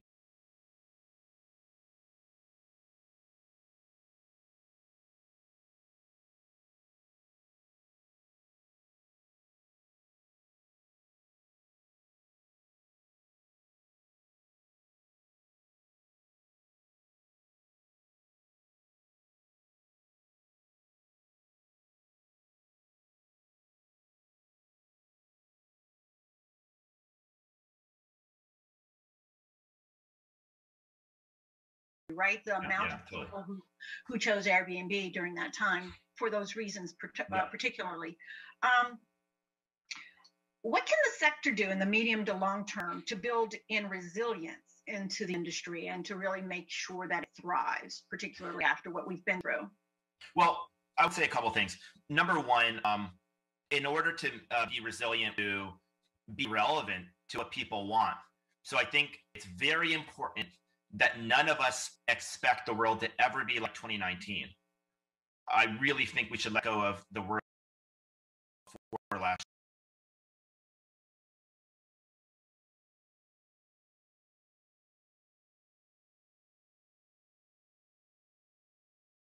It's not scary as long as we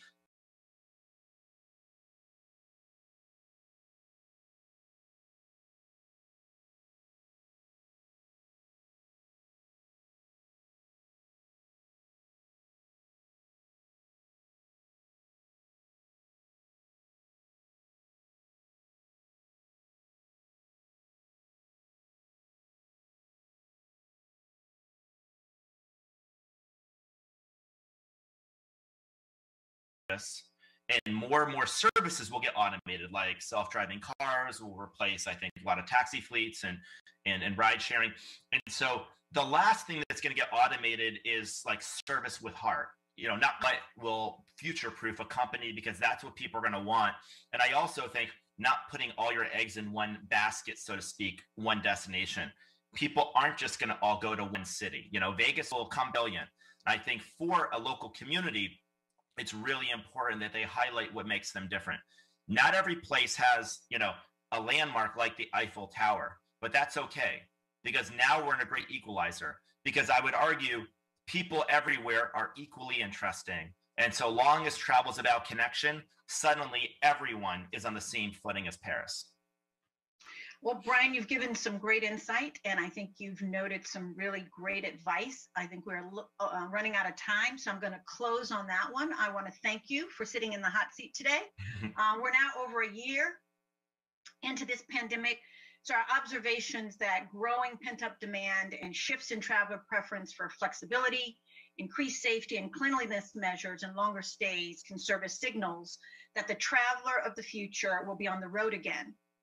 They will be critical to the recovery of our global and local economies. Thank you so much for joining us, and that concludes our session. Thank you. Thank you for having me today. Absolutely. And thank you to Glenda for a really thought-provoking interview, and for Brian for telling us, forget about 2019, we're just going to lean into the future, which is what we're going to be talking about in the next set of panels. This is time now for our second set of strategic insights.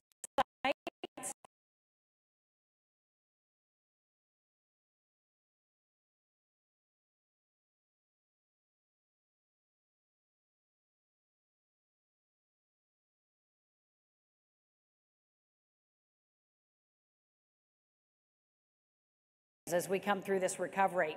So we're going to have simultaneous panels here on the stage.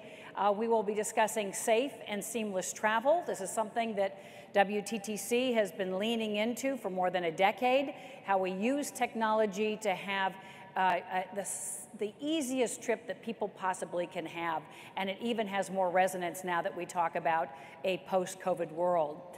But meanwhile, if you're on the WTTC platform viewing this conference actually stay here in the main auditorium, or you can go and visit the video on demand room now or anytime later to focus the 3 other sessions. All 3 of them are going to be great, and the one here in the room is going to be fabulous. So we have speakers including Kim Day, Ted Balistreri, Mark Hoplamazian, Paul Griffiths, Gilda Perez Alvarado, Carolyn Batetta, Minister Lemoyne, Chris Thompson, Andrea Grisdale, and Rob Torres of Google, just to name a few.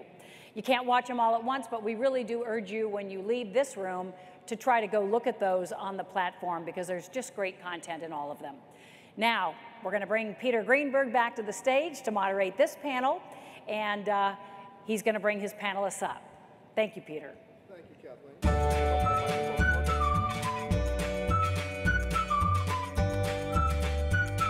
We're talking about, is my mic on? Yes, okay.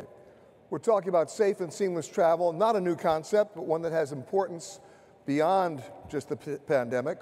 We have a great panel today from different aspects of the travel industry: hotels, airports, new technology in terms of clearance.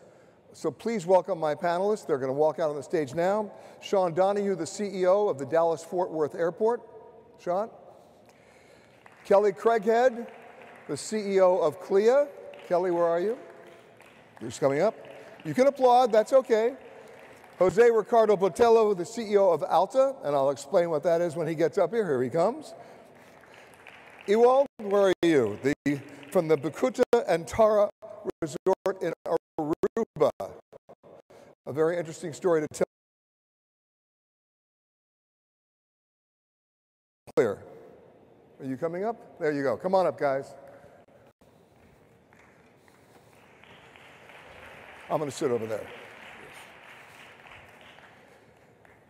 You know, when Brian Chesky was talking about human connection, you guys are all about also the process of connection and the technical aspects of it as well.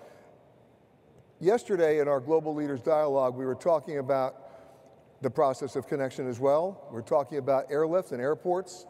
And one of the things that we discussed was that before 9/11, airports were not really developed or designed or capable of dealing with the security needs post 9/11 in a physical way and then in a technical way. And then the question becomes now, are they developed and designed for dealing with a public health issue like the pandemic? I don't know if you've had the same experience that I have, but I don't have a problem getting on a plane today. I know that their air circulation systems are fabulous. They take out more than 99.4% of the particulates and the bacteria. So for me, that's not an issue. Friends are saying to me, yeah, but what do you do about the airport? What's going on about the airport? And what's interesting about that is Sean Donohue, who's the CEO of DFW, which, by the way, is now the largest, biggest airport in the United States, surpassing Atlanta. You were baking some technology into the system before the pandemic. We were, Peter, and thanks for teeing that up, and good afternoon, everybody. We have been on a journey at DFW for about 3 years, working with many partners on biometrics. We believe biometrics gives us, and most importantly, provides our customers facilitation benefits that have now become almost an imperative as we recover from the pandemic. And let me give you a couple examples.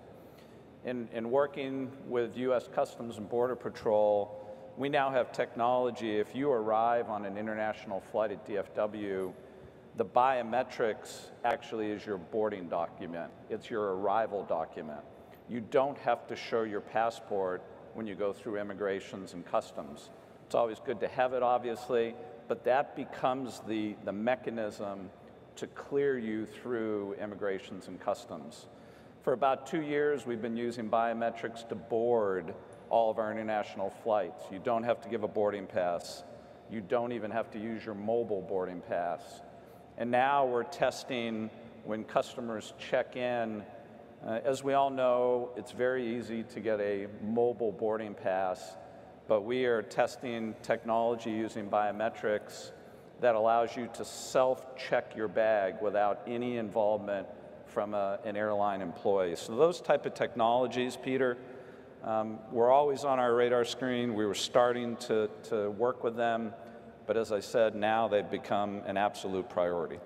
Of course, you can call me old school, but I'm the kind of guy that every time I see a kiosk, I run, because I like the idea of human connection and conversation. Are you displacing that?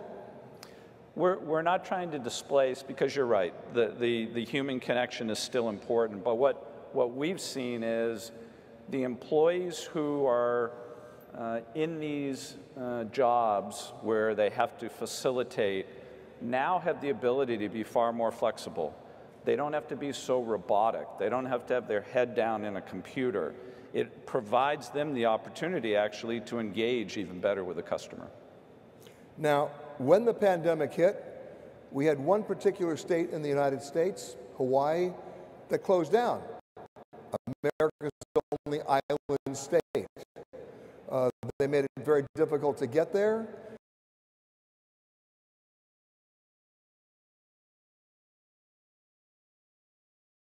They were looking for some sort of a centralized set of standards to get people cleared to go. Obviously, one of the most popular destinations in the U.S.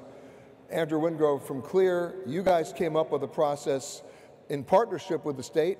Indeed. To try to figure out a way to get people not only cleared to the first island, but maybe actually to all the islands. Yes.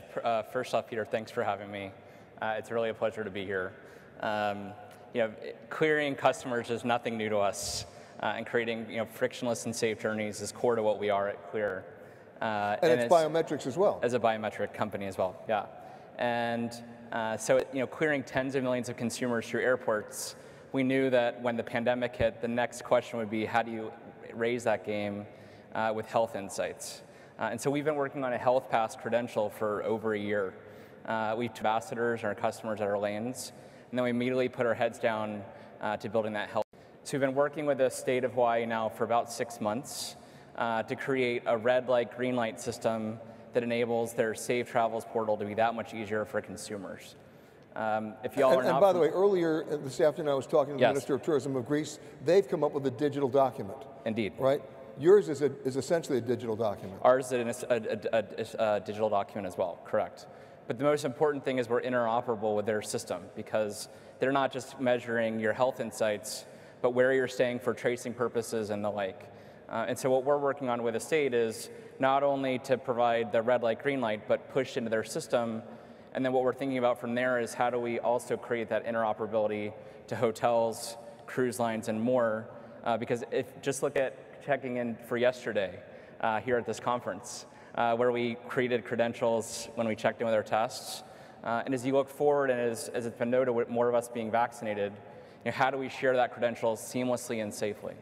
Now, of course, in Hawaii, there's still a physical piece of equipment that's involved. It's that wristband, correct? It's the wristband, correct. Explain how that works. Yeah, so for customers that are traveling to the state of Hawaii, they can either take a test from one of the 34 trusted testing partners that the state has established, or they can use the thousands of providers that are available through Clear. And from there, they link their testing provider account to Clear. We ask the testing provider, has this person taken a test within the prescribed period, which for Hawaii is 72 hours? Yes, it's within 72 hours. Yes, it's a PCR test. And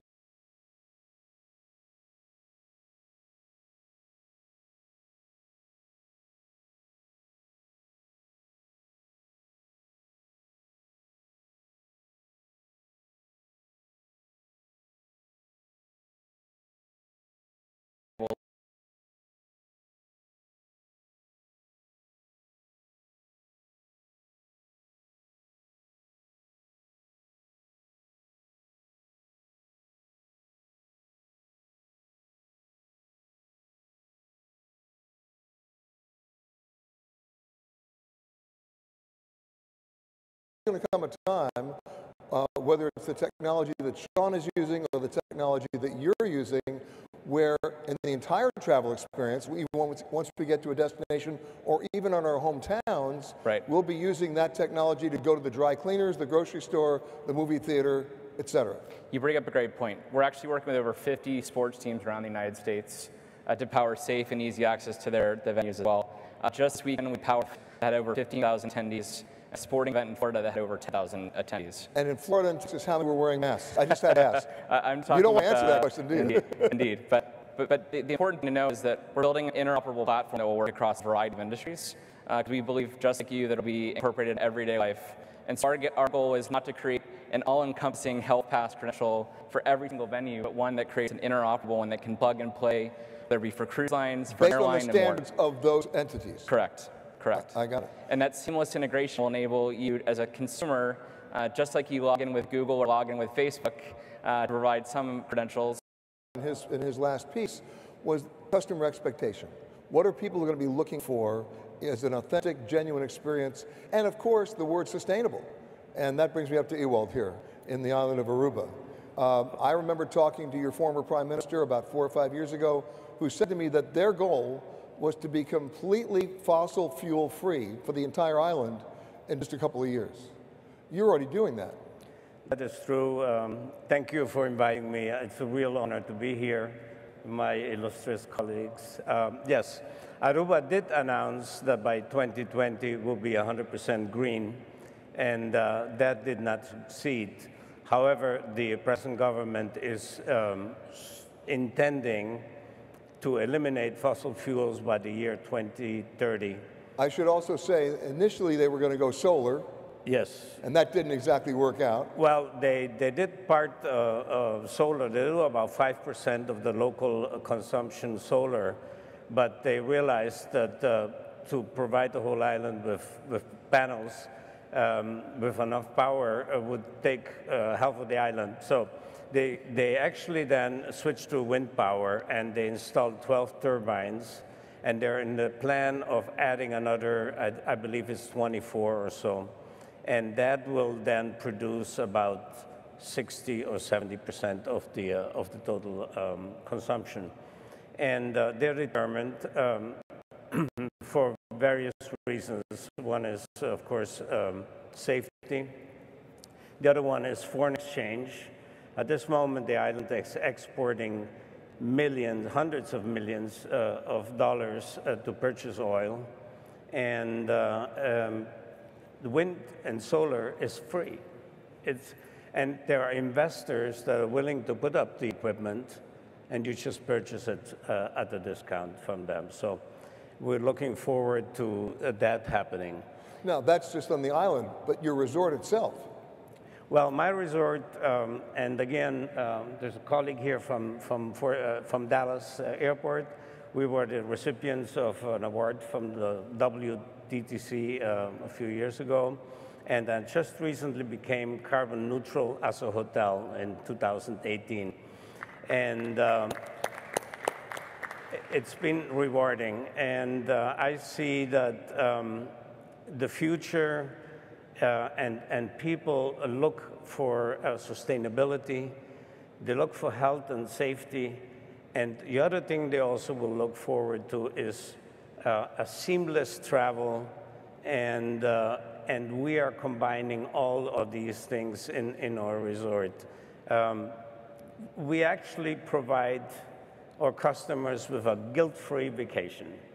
And we put it in so many words. We say, look, staying at home and taking a car and driving, I don't know, to Disney World, your emissions are about 100% higher than if you would take a flight from New York to Aruba, spend a week in my hotel, which is super green, and then fly home, and you've spent half of that footprint that you would have spent in your car going to Florida.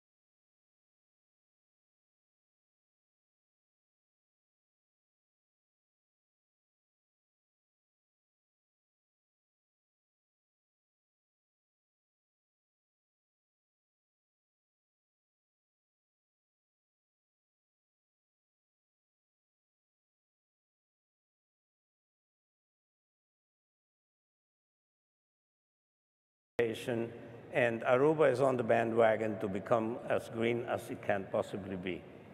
Well,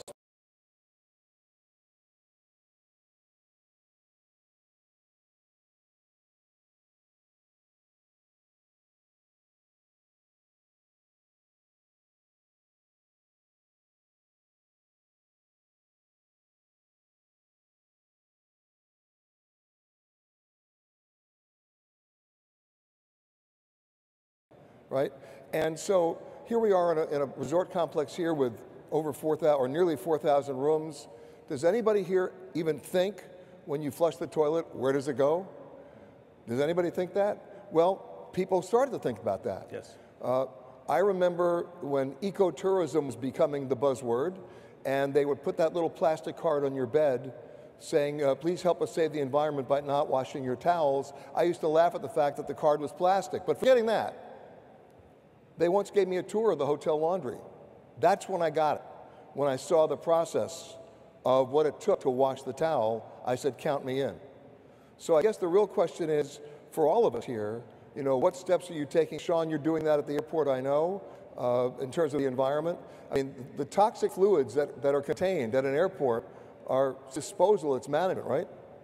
It is, and it's how you dispose of the liquids. Like, think about glycol from de-icing airplanes.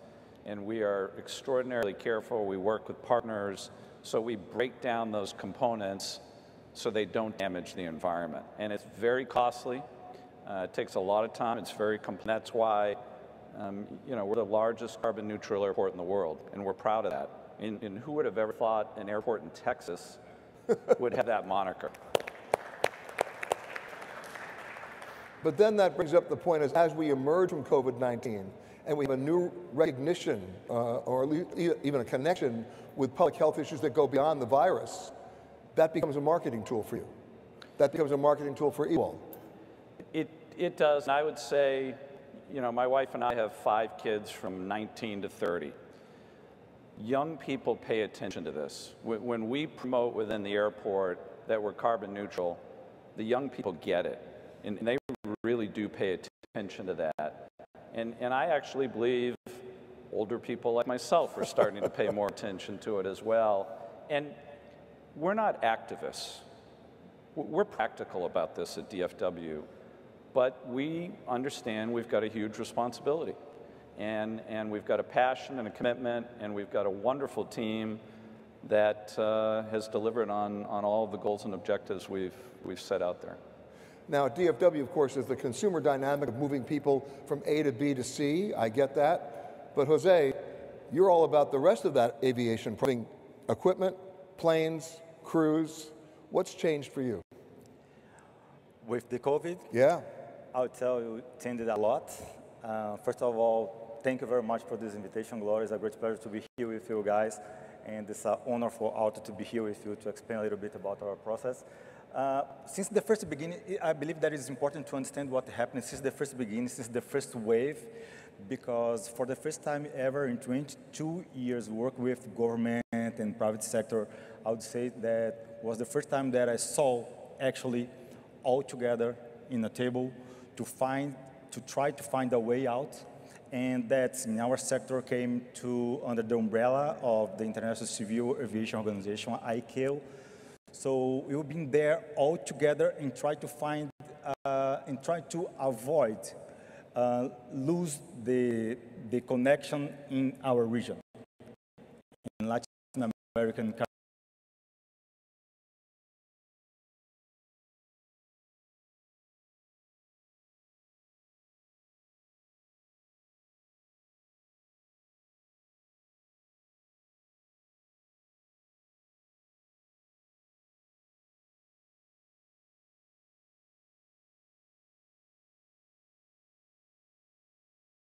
That unfortunately we saw some quarantines or some unnecessary rules, and that had a huge impact in the sector. So still now we have been working and advocating with the government and try to say, okay, let's reopen, let's resume, because we have protocols, solid protocols, actually concrete, And if we are here today, it's because these protocols, they worked. So this is very important for us. And Give me an example of some of the protocols that you initiated. Since the first beginning, when you go to that, I mean, again, when you talk about this CART document that was made in the first wave of the COVID, the idea was, okay, if you go to the airport, which protocol do you have? So ACI was there to say to the government, okay, we can do this, this, and this. And also the government said, the whole government said, okay, it's okay if you go for this way. When you go to the cabin, what is the protocol? And here I would like to bring something that is very important to understand. Since the first beginning, Peter, we had a huge problem with misinformation. Like we felt that the people was a little bit afraid about the air in the cabin, but it's very important to understand that the air in the cabin is changed each 3 or 4 minutes. I mean, 100% of that, and especially with the filters that we have in the aircraft. So the protocol that was made for that, and the idea was to give confidence to the people to come back. And that's why all the time we have been saying that it's important to avoid quarantines and also to give some unnecessary tests at the arrival, because otherwise no one's gonna travel because you are afraid to come back to your country. So this is the process that we have been working a lot for since the first.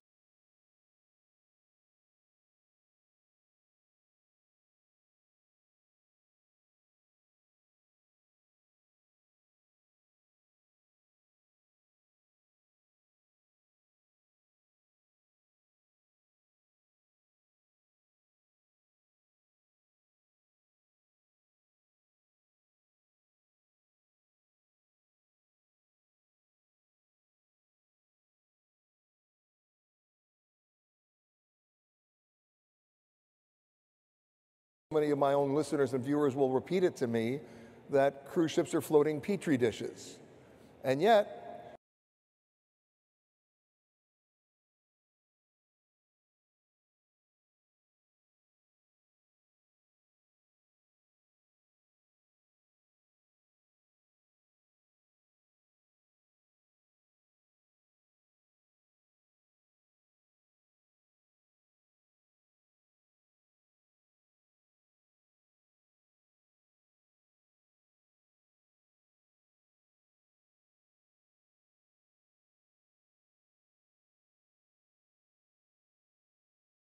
stage who can say something that nobody else can say, you can literally you can move your assets, and you've done it.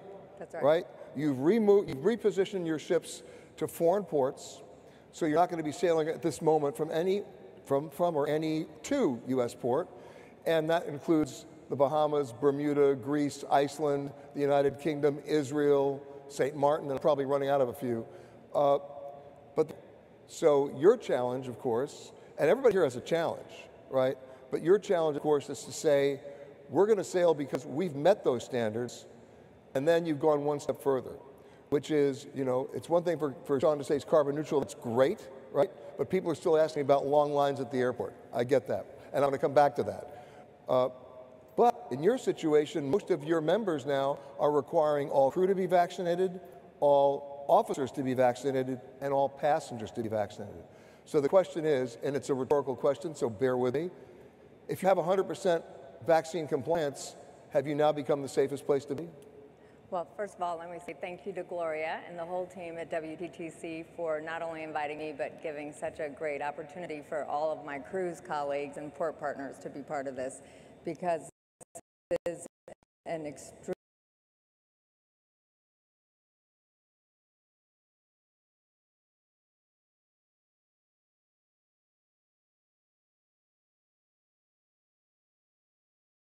in terms of the ability to move our assets is true. The other thing that's true that's important for governments to understand is just our unique ability to create a safe experience from our partnerships with our air carriers, to the airports, to the ports and terminal operators, to the ability on the ships, and then, of course, partnership with the destinations themselves. And so one of our, I think, is to take that challenge and really be able to promote to the consumer the confidence that you'll have this kind of higher bar set than expectations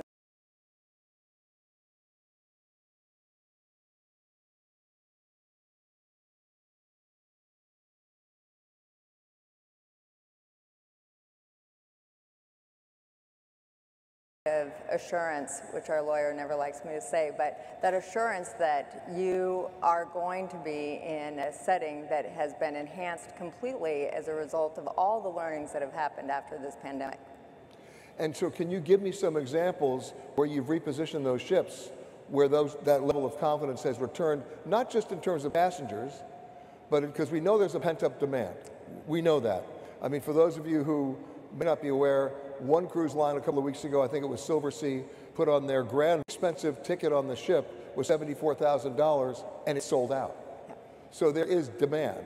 But what about the concern of ports, concerns of individual governments? Because as you were saying, Jose, everybody's operating in a silo. That's right. Well, I mean, in places where there is communication and collaboration with the governments and with the health authorities, and that the measures that are being taken are based in science and they're very prescriptive step by step. So all the places that you mentioned, plus Malta, plus Croatia, plus Singapore, more and more markets are opening up, and because, as you said, demand is so great, the thing that everyone should know is that cruisers love to cruise. So they will go where the cruise ships are. And it is, again, about that partnership with the government and with the health authorities. So where you see coordination and collaboration and communication between the industry and governments, you'll see to where you can have that ability to responsibly resume operations. And last summer, of course, some of those operations did resume overseas in Europe. You had the European cruise lines start test cruises, et cetera.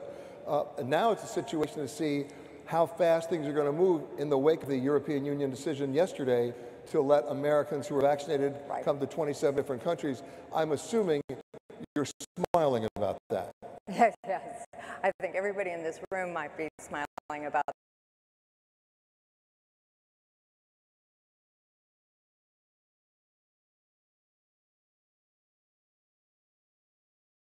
is how long it takes to stand up a ship, and from how many countries are crew coming, and how does the processing of information and kind of the mechanics around the logistics start to work together. You know, what I think is then particularly challenging is the situation then in the United States, which is the largest cruise market, is responsible for half the people who take a cruise, and the challenge that it presents to U.S., you know, by not sailing from U.S. ports, you don't have that benefit of being a home port, of having your passengers come earlier, stay late, and to stay in hotels, and to go shopping, and to eat out at restaurants, and to see that all move offshore, because we are, you know, not having the same level of urgency to solve this challenge that the Europeans actually were able to do so well with our EU Healthy Gateways framework that enabled the success.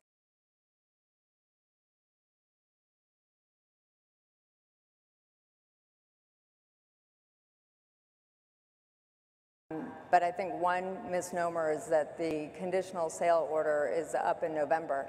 It's reevaluated in November unless it is modified or lifted before then. So that's really where we're spending a lot of energy right now. Although if you're looking at this as a numbers game, just from the American market, about 3.8 million Americans are being vaccinated every day. That means every 9 days. That's the equivalent of the number of Americans who cruised in 2019.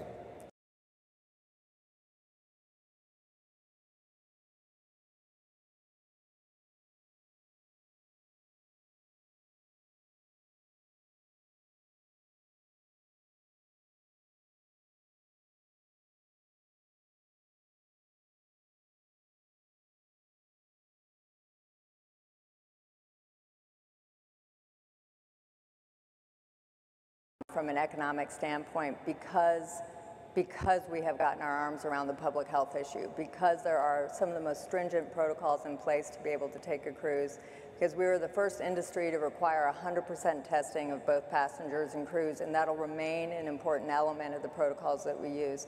So truly, as we race to reassemble ourselves, it really, a driver is going to be the number of Americans who are flying elsewhere to take a cruise. Exactly. You know, I promised Sean I was going to come back to you on this because a lot of us don't want to go back to the way it was before.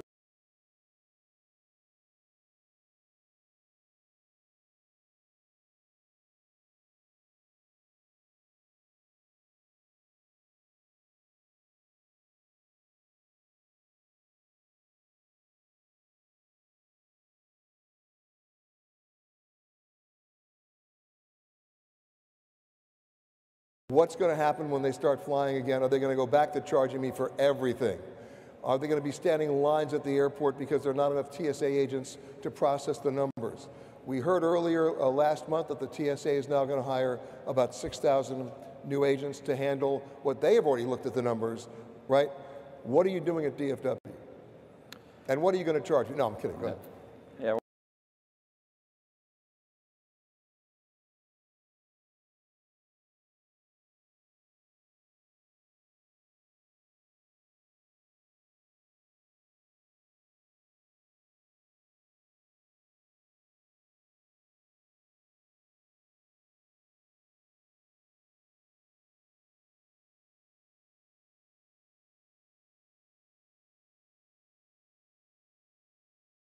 Fantastic.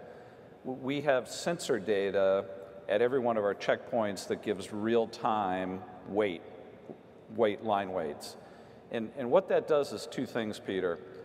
When you come to an airport and you see a line, you tend to panic. Are you going to catch your flight? No, I actually panic before I get to the airport, but that's okay.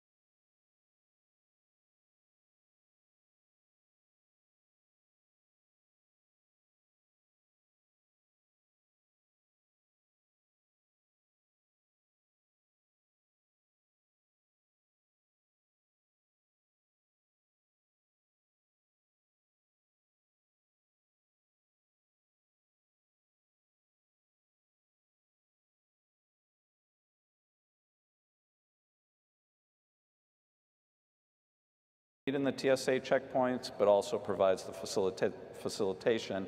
So we're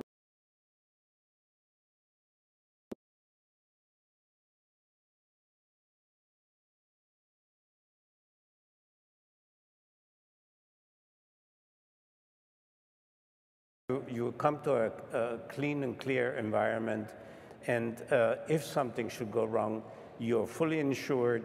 We will take care of you unless you want to buy additional insurance, and you can be evacuated back to home. And that assured the customer. And in fact, we are running at this moment about 40 to 50% island-wide. My particular hotel, I can brag a little bit. We're running over 90% at this moment, mostly repeat business demand. And the island has pulled together and has shown efforts and done everything in their power to make sure that we overcome this crisis as soon as possible. So my last question to all of you, as we try to talk about removing the barriers to international mobility, which are starting to happen as we speak, is there's something else in there. It's the elephant in the room. It's the negative touch points that people remember. So very quickly, what are each of you doing to deal with those negative touch points in a proactive, urgent way? On three things: technology, biometrics, that simplifies and allows customers to get through the process quicker and in a more seamless manner. Number two is hygiene. Every airport in the world, every hotel, every entity is paying attention to that. What we've learned and what the data tells you is it's actually the air quality that is probably the most important thing in an airport, just like it is in an airplane. So we have spent well over $10 million outfitting the entire heating and air conditioning systems at the airport and every terminal with UV technology to kill all the germs and the viruses. And then number three is touchless. How do you make the experience as touchless as possible? And again, biometrics helps with that, but there's other sensor technology that enables you to do that as well. So those are the three areas that we believe will really make the customer recovery as seamless as possible. Andrew? We're focused on three things as well. Reducing friction at touch points and making it more predictable along the way and more consistent from experience to experience. And then number three, connected and not having to provide the same data over and over and over at each step of the way will really bring joy back to travel. Kelly? Colleagues, we're really focused on creating what is an enjoyable guest experience despite all of the new enhanced measures and working closely with the ports and the terminals to provide for the extra testing and screening and things has been a challenge, but is clearly building on where we've been leaders in innovation in some of these spaces with bracelets and other things in the past. When you think about it, before I get to Ewald, in hospitality, no one was ever supposed to see back of the house. Now things have changed. You want everybody to see the back of the house, right, Ewald? Yes, that's correct. I look at it as the future. Health, wellness, and safety and hygiene, of course, is number one. A sustainable environment and that provides you with guilt-free travel because people don't want to damage and leave a footprint behind. Or a big footprint is very important. And biometrics and seamless travel provides the same, the social distance, the ease of travel, the uncomplicated things, and safety at the same time. So we're looking at a future that is bright. Jose? Yeah, I would say that information is everything right now for the traveler, and especially when you talk about safety, but I would add something like about safety and security, and I would like to congratulate WTTC because the SSTJ document is a very, very good document, and I believe that we have the tools right now. We have the tools for safety and security, but we have to find a way right now is how to do some interoperability among all this process in order to give for the tourist, for the traveler, the seamless travel. Because actually, Peter, we are explorers. This is something that is in our nature. This is our DNA. A long time ago, we left Africa to conquer the world. In some part in the moment, the Europeans came to Americas, and this is part of us. Discover something, and we are, with COVID or without COVID, with vaccine, thanks God that we have the vaccine, but we cannot wait for the vaccination.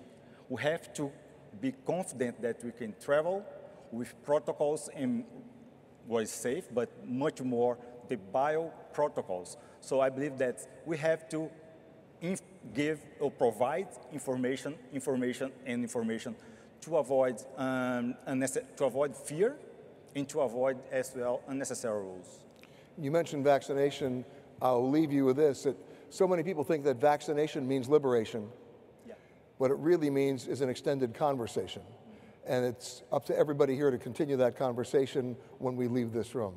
My panel, I thank you for this conversation. Please thank our panel. And before we leave, we're going to take a quick break right now. We need you back here in this room for the next panel at 4 o'clock sharp. Thank our panel again, please.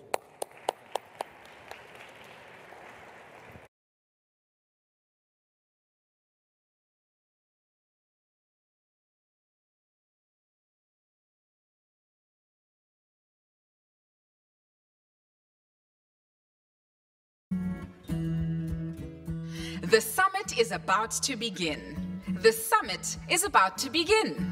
Please take your seats.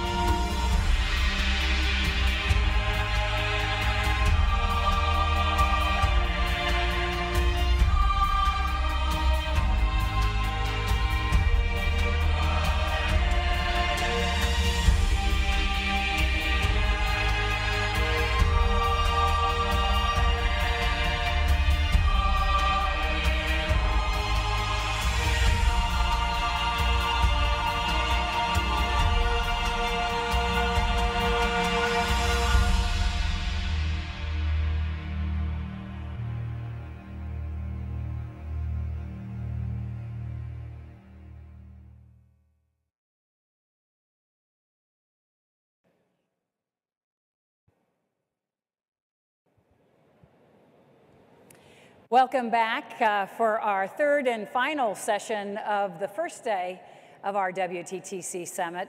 You know, watching that video is so powerful. Pictures tell such an amazing story of the revolution, the transformation that our business has gone through in the past year.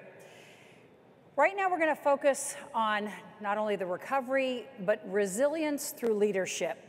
While the crisis isn't over yet, I think we all feel like the butterflies that are emerging from the cocoon. People talk about light at the end of the tunnel, but we aren't there yet, and it still requires tremendous coordination, cooperation among leaders in the public and the private sector. So now we are very honored to have a speaker who's going to talk about the G20 in action and what's been accomplished under Saudi Arabia's leadership of the G20, and what more needs to be done to really enhance our sector's recovery. So will you welcome and join me in applauding Minister of Tourism for Saudi Arabia, His Excellency Ahmed Al-Khatib. Thank you.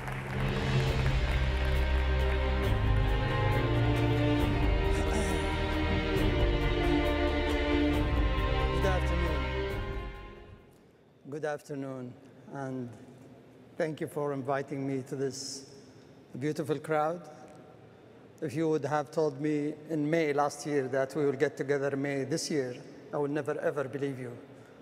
But, you know, things are getting better, and finally we see a light at the end of the tunnel. We are in the holy month of Ramadan. We fast in this month as Muslims. And some of you may know that we just fast in Ramadan from the sunrise till the sunset. But it is much, much more than only fasting. It is about the charity work. It is about getting together. It is about connecting people.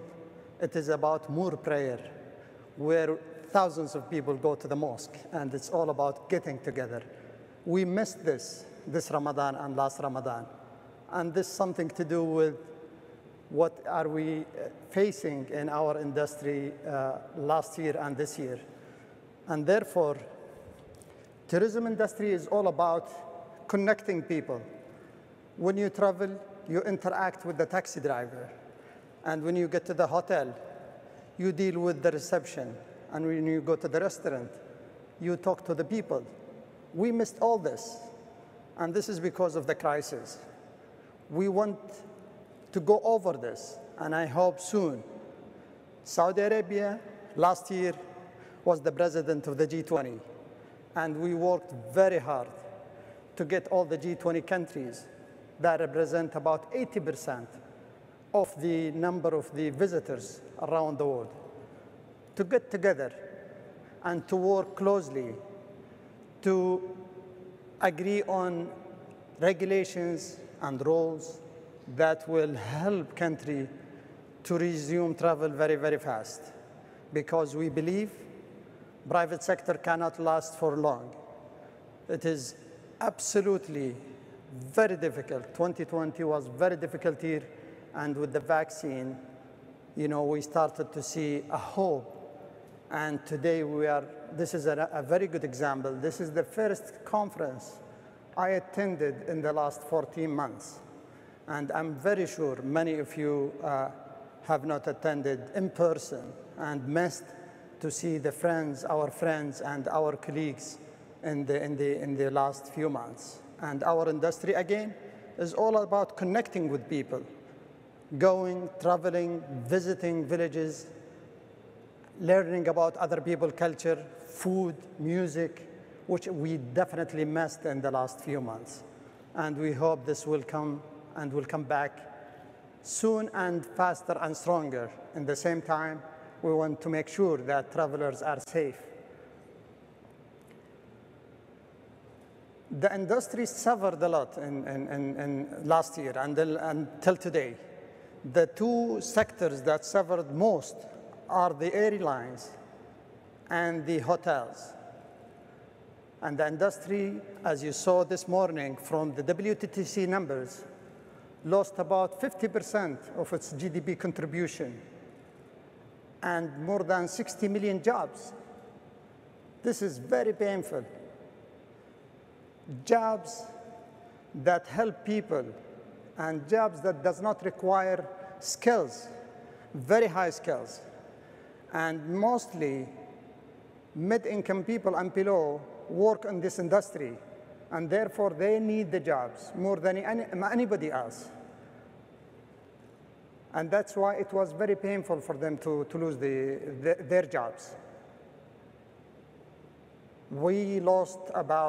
Airlines lost about 75% of their business in 2020. And therefore, it was absolutely very difficult year, unprecedented. Finally, we see countries moving very fast with vaccines and hoping to recover very fast. We saw Greece, my friend is here, the Minister of Tourism of Greece, announced that they will reopen in 14th or 15th of May. We in Saudi Arabia will reopen our borders May 17, and the UK announced their programs.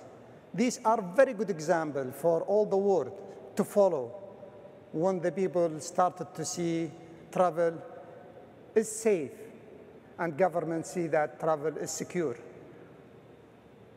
So we hope that we will not miss the summer, and we hope to go back to the great old days and better. Saudi Arabia in 2020 was the president of the G20. We announced the initiative of the seamless and secure travel. And we are continuing this with our friends and colleagues in Italy, who is the president of the G20 this year.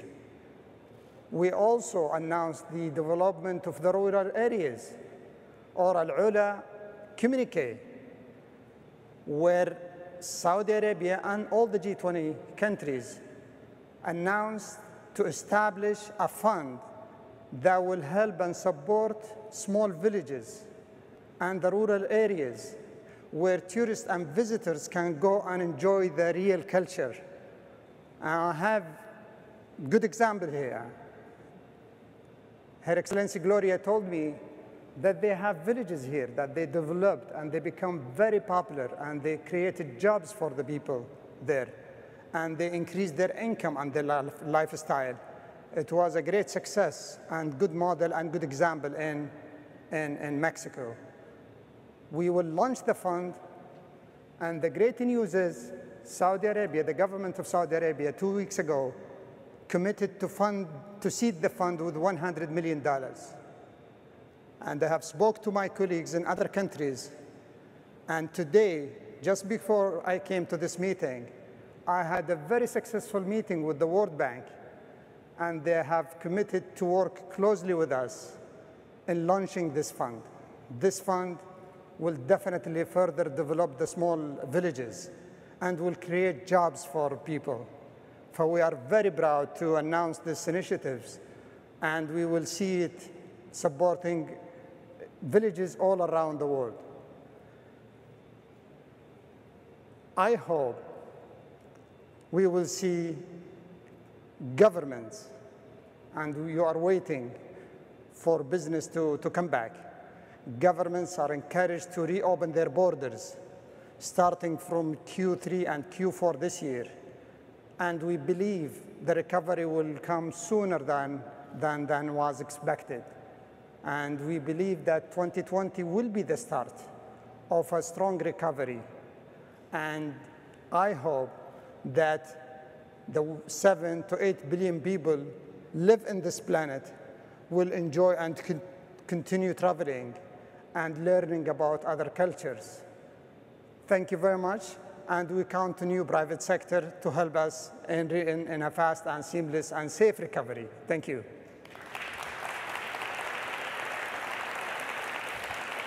Thank you. Thank you so much, Minister.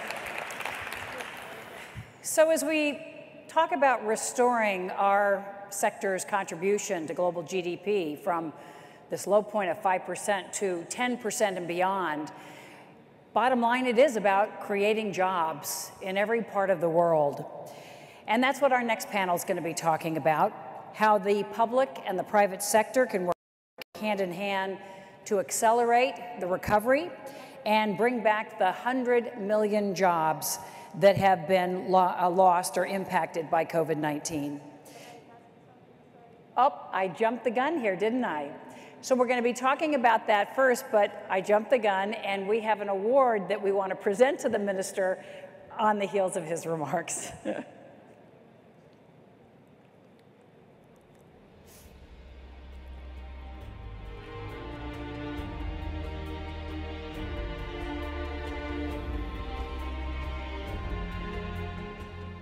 So good afternoon, everybody. So we at WTTC would like to acknowledge His Excellency and the government of Saudi Arabia for his leadership of the G20 and for his support of travel and tourism private sector during this unprecedented crisis. You know, partnerships, as we all know, are key to ensuring our sector continues to grow and thrive.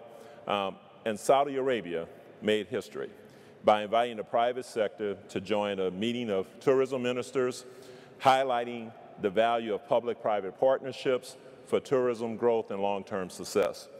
Now, the travel and tourism sector can only thrive through public-private community partnerships, and we need, as our conference theme says, to unite the world for recovery. So, I would like to ask Gloria to come up, please. And His Excellency, please, Your Excellency.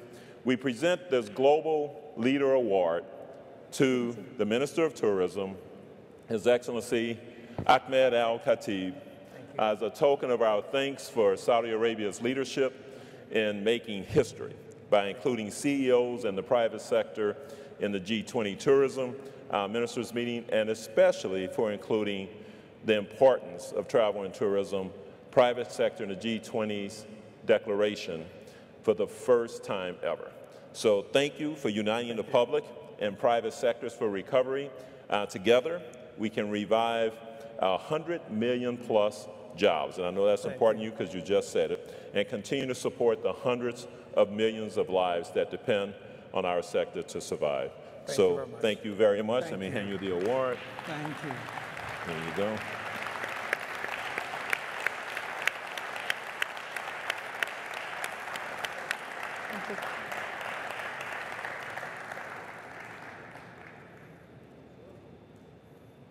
Thank you. Thank you. We're honored and privileged to partnership with the private sector, and we'll continue to do so. Thank you very much. Thank you. Thank you for your leadership. Thank you.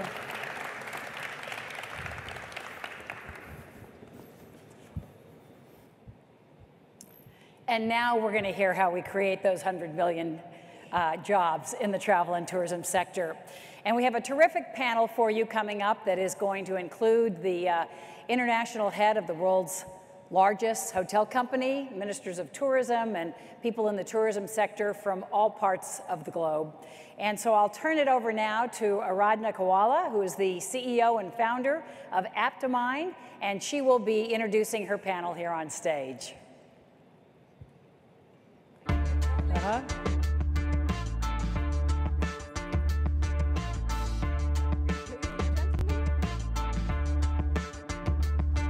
Am I audible now? Brilliant. Ladies and gentlemen, good evening to everyone in the audience and good evening to everyone who's not here with us in Cancun, but tuned in virtually. Now, until COVID came along, travel and tourism, our sector, had clocked a decade of unprecedented and tremendous growth. We've heard this before. We were 10.5% of the global GDP. We supported 334 million jobs and contributed $9.2 trillion to the economy. We were optimistic, proud of our accomplishments as a sector, because at the end of the day, we were really powering the global economy. But yesterday's home runs don't win the games today, right? Because a year ago, when WHO declared the global pandemic, our sector was the hardest hit in its economic fallout. The sector's contribution to GDP, we heard, fell by 49.1%. And perspective is important here, because in sharp contrast, the global GDP dropped by only 3.7%. More importantly, I think it took the world to stop traveling to understand the importance it has on decimating livelihoods and economies. 62 million people lost their jobs. This must be our toughest challenge ever. But in the face of impossible odds, we have triumphed before. Travel and tourism has spurred economic recovery before. And our story is not finished, not just yet. So how, as a sector, are we going to restore demand, accelerate rehiring, and close down the gap to recovery? How are we going to help the millions of small, medium, and micro enterprises get liquidity? How are we going to create new jobs? Ladies and gentlemen, please join me in welcoming 5 amazing leaders. And to me, each one of them represent what I call is the face of resolve that we have seen this last year, the face of resilient leadership. We have amongst us hotel leaders who hosted healthcare workers on the front lines of the pandemic. We have travel leaders who fought for relief packages from their governments. We have ministers of tourism and heads of tourism bodies who lobbied for liquidity for struggling businesses. And we have heads of industries like aviation who came together to implement rigorous health and safety protocol to ensure people could keep flying, even in the toughest of times. Please put your hands together and welcome, in alphabetical order, Craig Smith, Group President of Marriott International, Felipe de Oliveira, who's the Director General for ACI, Airports Council International,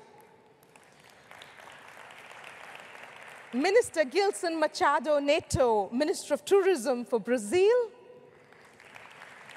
Isabel Hill, who is the Acting Deputy Assistant Secretary and Director, National Travel and Tourism Office, and last but not the least, Luis Araujo, who is the President of Portugal Tourism Board and European Travel Commission.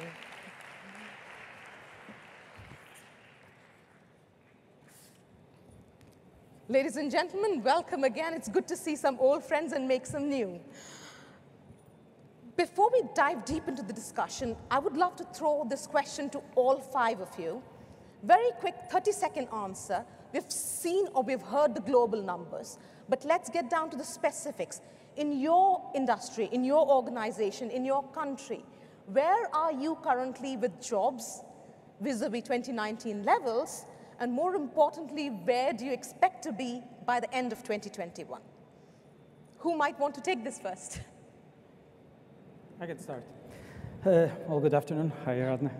So in Europe, we have roughly 37 million jobs in terms what tourism concerns. The loss of jobs in Europe, total Europe, the predictions of WTTC is roughly 50% of these jobs. Other statistics say 30%. We'll see. There's still no correct data about that. In Portugal, we have 10% of the working force working for tourism, 400,000 people, and we lost so far 40,000, so 10%. Fantastic. Well, not fantastic, but thank you for telling us. I work for an 88-year-old chairman who built his career on building jobs. Mr. Marriott's #1 focus are the people that work for us, and I have this question once a week from him. And my answer is it depends on the part of the world. We are in 132 countries across the world, and we are from one extreme to most of our people back to work to other extremes where we still have borders closed and maybe some hotels closed. And so probably the most positive thing I tell them each week is every time we have seen the spigot and borders open, the flow through of demand is incredible, and we are bringing everyone we can back to work. And do you have targets for 2021, Craig? We have targets in 2021, but we've been unable to forecast. We've been terrible at forecasting. If you had asked us where we would be in the first quarter of this year, but what we are seeing is that when it does happen, we have missed our targets. We've been too conservative, that the business has come back faster than we thought in every destination. Great. Felipe? Well, airports represent 60% of the jobs in the aviation industry. And airports play a key role during the crisis, during the pandemic, because the airports cannot close. That's why airports need to be open to receive cargo flights, repatriation flights. And because of our structure, we cannot lose a lot of jobs because they're very specific jobs. However, we have an ecosystem that includes not only the airport jobs, but the jobs that are linked with the restaurants, travel and tourism inside of the airport, duty-frees and others. And that represents almost the same as everybody has around the world, right? 52% of reduction in the total jobs. Again, we don't have expectations on how they will come back. We see some parts of the world going better than others. That's why we expect that when they open the borders, we'll have the return of the passengers on the terminals, and with that, the jobs that was lost during this time. Great. Minister Neto and Isabel, if I can ask you the same question, where are you with regards to jobs against 2019, and where do you hope to be when we finish the year? Absolutely. Well, thank you. It's a pleasure to be able to join the conversation. I am sorry that my personal circumstances don't allow me to be there personally. I missed all of you, and I hope to see you next year. But in the United States, our trajectory has followed that of the world. Right before the pandemic, in February of 2020, we were experiencing the highest level of employment in this sector ever at about 17 million jobs. In just 2 months, between March and April of 2020, we lost 8.2 million jobs, half of the jobs practically gone, right before the pandemic hit. And I have to say, things are looking better. We have restored about 5 million of those jobs, but we remain $3 million jobs short of our high level. It's heartbreaking because each of those jobs represents an individual. It's easy to talk about numbers, it's easy to talk about percentages, but these are people who have lost their livelihoods and to some degree their hope. And so we are very optimistic about the future. We have seen, as I say, that we have 3 million to go. The challenge is that we are not, in my part of the world, we have a saying that says we're halfway home, but a long way to go. At the moment, unemployment in the United States is at about 6%, but unemployment in leisure and hospitality is at about 13%. So we have a lot of work to do. Great. Minister Neto, if I can bring you in. Yeah, How are we doing with jobs, Minister, in Brazil? Well, here in Brazil was not different. Many dreams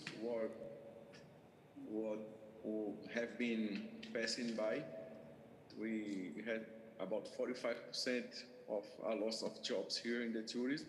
But at the end of last year, between December, we were getting a big recovery of the aviation companies, of our tourism operators, because we have a very strong internal tourism.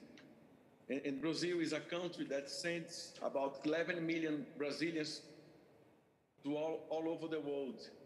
And these Brazilians, they spend about $19 billion. So all these Brazilians was traveling inside Brazil. So before the second wave of the pandemic that we have in January, we were back almost there with only the internal tourism. As you know, in Brazil, we just received 6 million external tourism from other countries. That's not too much for a country that's very significant. And our government made many protections, investing about $1 billion to save the companies and save the jobs. That's very, very important to save them. And we are expecting to make the vaccination until September this year, so we get through it. And right now we have about 57 people that received about 33 people already received the vaccination, and our government sent to the states already 57 doses of the COVID vaccine already. And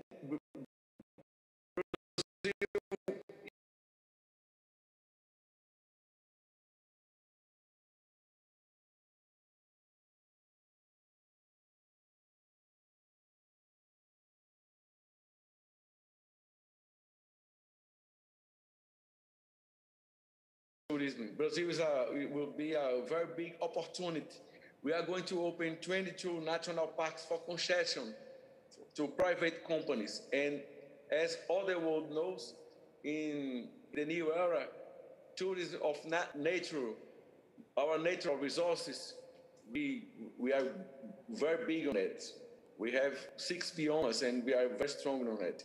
And this action with the national parks that we are going to let to the private companies years. So it will be very strong to recovering the jobs. And the start was of the parks were made with cooperation with the UNESCO.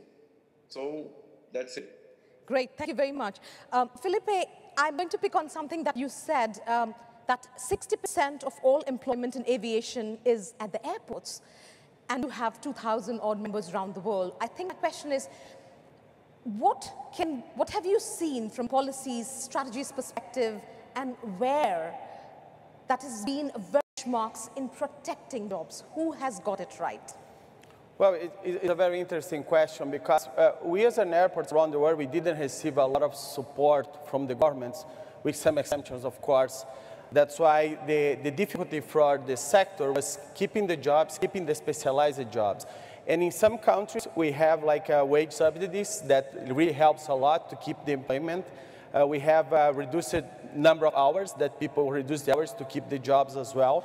And in the extreme cases, temporary layoffs and long-term layoffs. That's why the support of the government is very important on that cases, because help us to keep the trained people that we have. When the aviation restart, we have the right people to restart as well. Great. Luis, if I could bring you in at this point, when we speak of recovery, and you are at ETC, which has so many members, but beyond your members, you need to speak of international collaboration, policies and strategies which are building on that collaboration and working together, because that is critical to recovery. Are you seeing more of that with members and non-members? We're seeing much more. Of course, we're talking of 33 public organizations. But we're seeing, and I think that's the one of, we can't say it's a good thing from the pandemic, but we've been talking much more with the private sector and between the private and the public sector. And it was clear from the first moment for every NTO in Europe that we needed to focus on the needs of companies, on the needs of the small and medium and not so medium and not so small enterprises, because they were the basic of everything related with tourism. So it was, of course, we had lots of financial support, especially in Portugal. In Portugal, we gave 2.3 billion euros of support, financial support to companies. A very simplified layoff system that had 250,000 people in April last year and now has just 90,000 people. So everything was prepared and conducted so that companies would survive this terrible period, which none of us knew how much it would last. But to answer your question, there has been a lot more cooperation, but we need now to compromise ourselves with the more specific targets in terms of what we want for the future. Because for sure we want to preserve and to recover these 100 million jobs, but they have to be different jobs for sure. Interesting point, and I'll pick on that in a minute. But sure. Isabel, if I can bring you in at this point and ask, picking up from where what Luis was talking about, of course we need international collaboration, but we also need to restore the traveler confidence, and more importantly, we need to get rid of the barriers which is preventing that. What's your take on that? Yes, no, absolutely. I think the whole business of public-private partnership has never been more important because one cannot succeed without the other.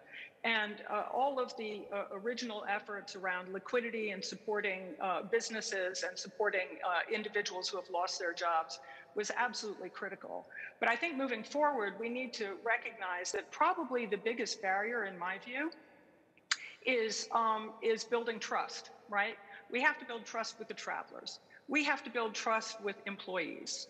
We have to build trust with communities. And we have to build trust with our public health authorities. And each of those has a different strategy. Consumer confidence, I think, has gotten had a lot of conversation today. So I think that it would be important to really think about the last two, the trust in communities and the trust with public health authorities. And I say that because what I think we're seeing to some degree is that in some instances, when communities are opening up, there is so much demand for travel. People are so excited to get back on the road that they forget that they are visitors and they don't necessarily abide by the public health protocols. And in some cases, this is creating real challenges at the community level where they are succeeding beyond their abilities to cope, and they're having to shut down. This doesn't raise the confidence of public health authorities in opening up travel. So I think working together with communities, working with industry to communicate that travel is safe when you abide by the protocols is going to be a very important part of our collaboration moving forward. And I think also we have to recognize that what public health authorities are most concerned about right now, and probably the biggest impediment to travel, is the issue of variants. And I think that this opening up has to be done very carefully, very deliberately, and the ongoing conversation, as we are seeing, between the industry and public health authorities, I think it needs to continue in the near future. But I think in the long term, it needs to be integrated into the culture of travel and tourism. Great. I think it's a good moment now, Craig, if I can bring you in, and Minister Neto, how about we have a bit of a face-off between the public sector and the private sector, and we hear your ask. Please wear your private sector hat, and Minister Neto, if I can request you to be the representative of the public sector, because the government cannot accelerate recovery of jobs and cannot be solely held responsible for bringing the 100 million jobs. What would your ask be from the private sector? And Craig, how important is a decisive government intervention and strategy to ensure businesses can get back to revamping and going back to where they were? Minister Neto, if I can ask from your views as the public sector? Okay, I think that we must be more and more attentive to the demand of the new tourism. With the offer of we prepare nature destinations. We have a new environment now, especially after the pandemic, and we need to get always meeting the sanitary norms, giving confidence for the full resumption of tourist activities. In this sense, I'm convinced that Brazil has many attributes to stand on in these scenarios. Until then, the federal government will continue to listen to the demands and support the sector, not to only recover lost jobs, but to create new ones. We have a very big challenge, and we have to find the best point between the public sector and the private sector here. And our government is working so hard to help the private sectors to keep the most important thing that that the industry have, that is the human resource that they already have, the jobs and the employees. That's how we are working so hard on that here in Brazil. And unfortunately, we lost about 45% of the jobs. But I guess in a very close future, we'll recover much more than that, because Brazil will be a great opportunity in the tourism of nature. That's what all the world wants after the pandemic. I have access to the Google International. In 2019, each 100 people that was going to Google to look for tourism, only 10% was for nature, for environment, for natural resources. 10%, 2019. Now, ecotourism, for example. Now, in the second wave of the COVID, each 100 look in the Google for tourism, 54% is for ecotourism, for nature, and so we are very strong. Not just for what we have. We have the 6 biomes, all kinds of, we have the Amazon that is preserved. 84% of the Amazon is untouched. Right. All untouched. We have many tribes, Indian tribes that never meet people. Can you imagine today, we are working in the internet, but have people in the world that never seen even a light.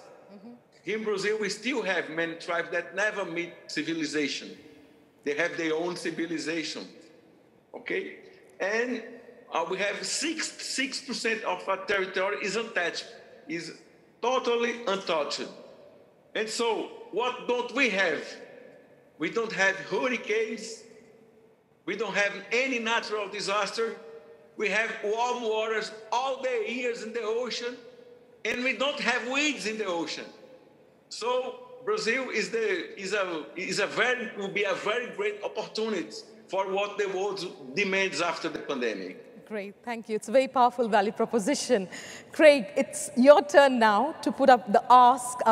What do you need governments, and it's not the government of Brazil or US, governments across the world to deliver so you can ramp up your businesses? So you talked about decisiveness. It's not just decisiveness. At times, it's also fluidity to make decisions and admit when we're wrong.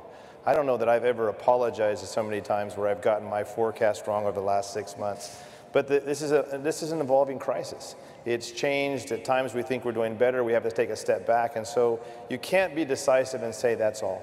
I think if I had one ask for everybody is to continue what we're doing now. His Excellency had this great forum with the G20 where we were talking. In the 33 years that I've worked in the industry, I've never seen a time that the private and public sector have talked this much.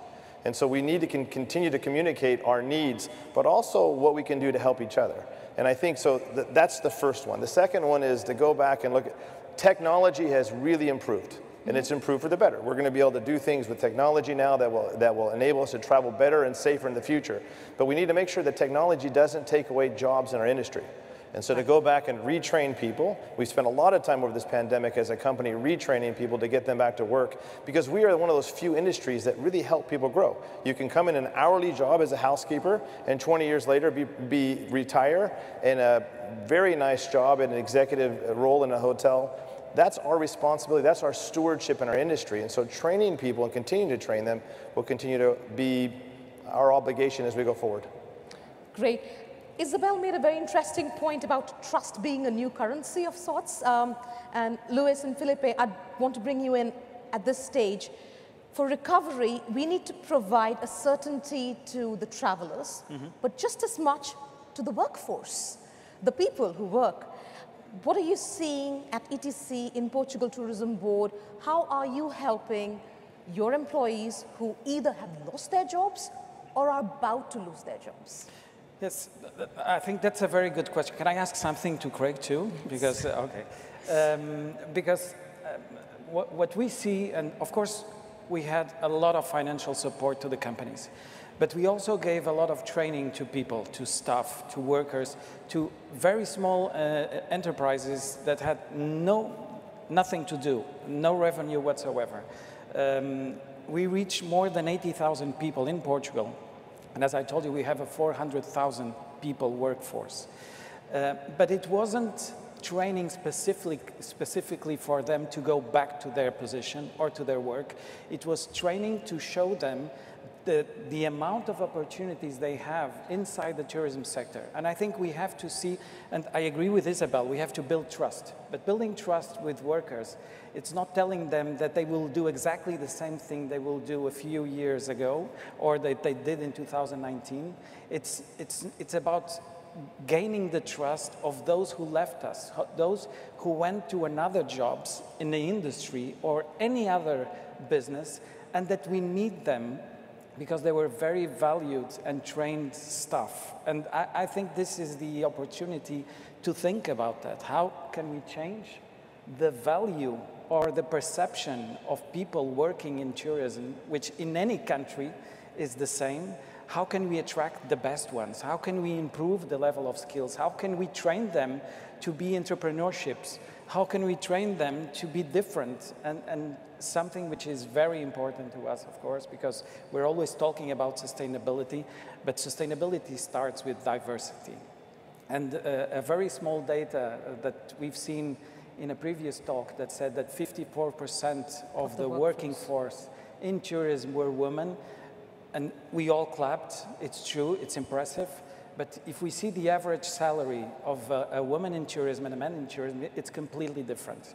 If you see the amount of women that we have in CEO level, in big companies, it's not as impressive as that. And we have to make commitments with this. And this is for, and this is for the private sector to do. It's not for the public sector. And I think this is the time to make this kind of compromises. I do want to bring in Isabel at this point in time. Isabel and Craig, I will come back to you because I know you wanted to make a point. Isabel, very quickly, we don't want to get back to where we were. We want to build back better, and diversity and inclusion is a key element of that. How do we ensure we include diversity and inclusion as a key parameter in the future? And that links to what Luis was saying, and I'll come back to you, Craig. Well, thank you for the question. As I mentioned, in the early days, the revenues were really being pushed out. Tax revenues were being pushed out for liquidity and to support individuals. I think now we are at a point where we can begin to pivot and look at the future. And I think that we have a great opportunity now. People understand much better now the opportunities in nature-based travel. They, I think, appreciate much more the connection of culture and diversity.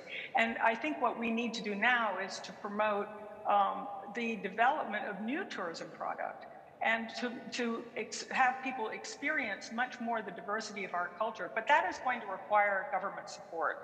And I know we have in the United States about $750 million that has been targeted towards communities who have been disproportionately affected.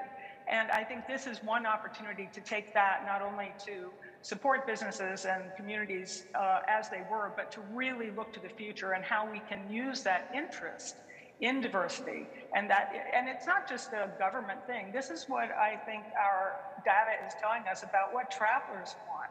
So helping to connect the opportunity with those communities to tell, excuse me, to tell those stories, I think is a really, really exciting path forward.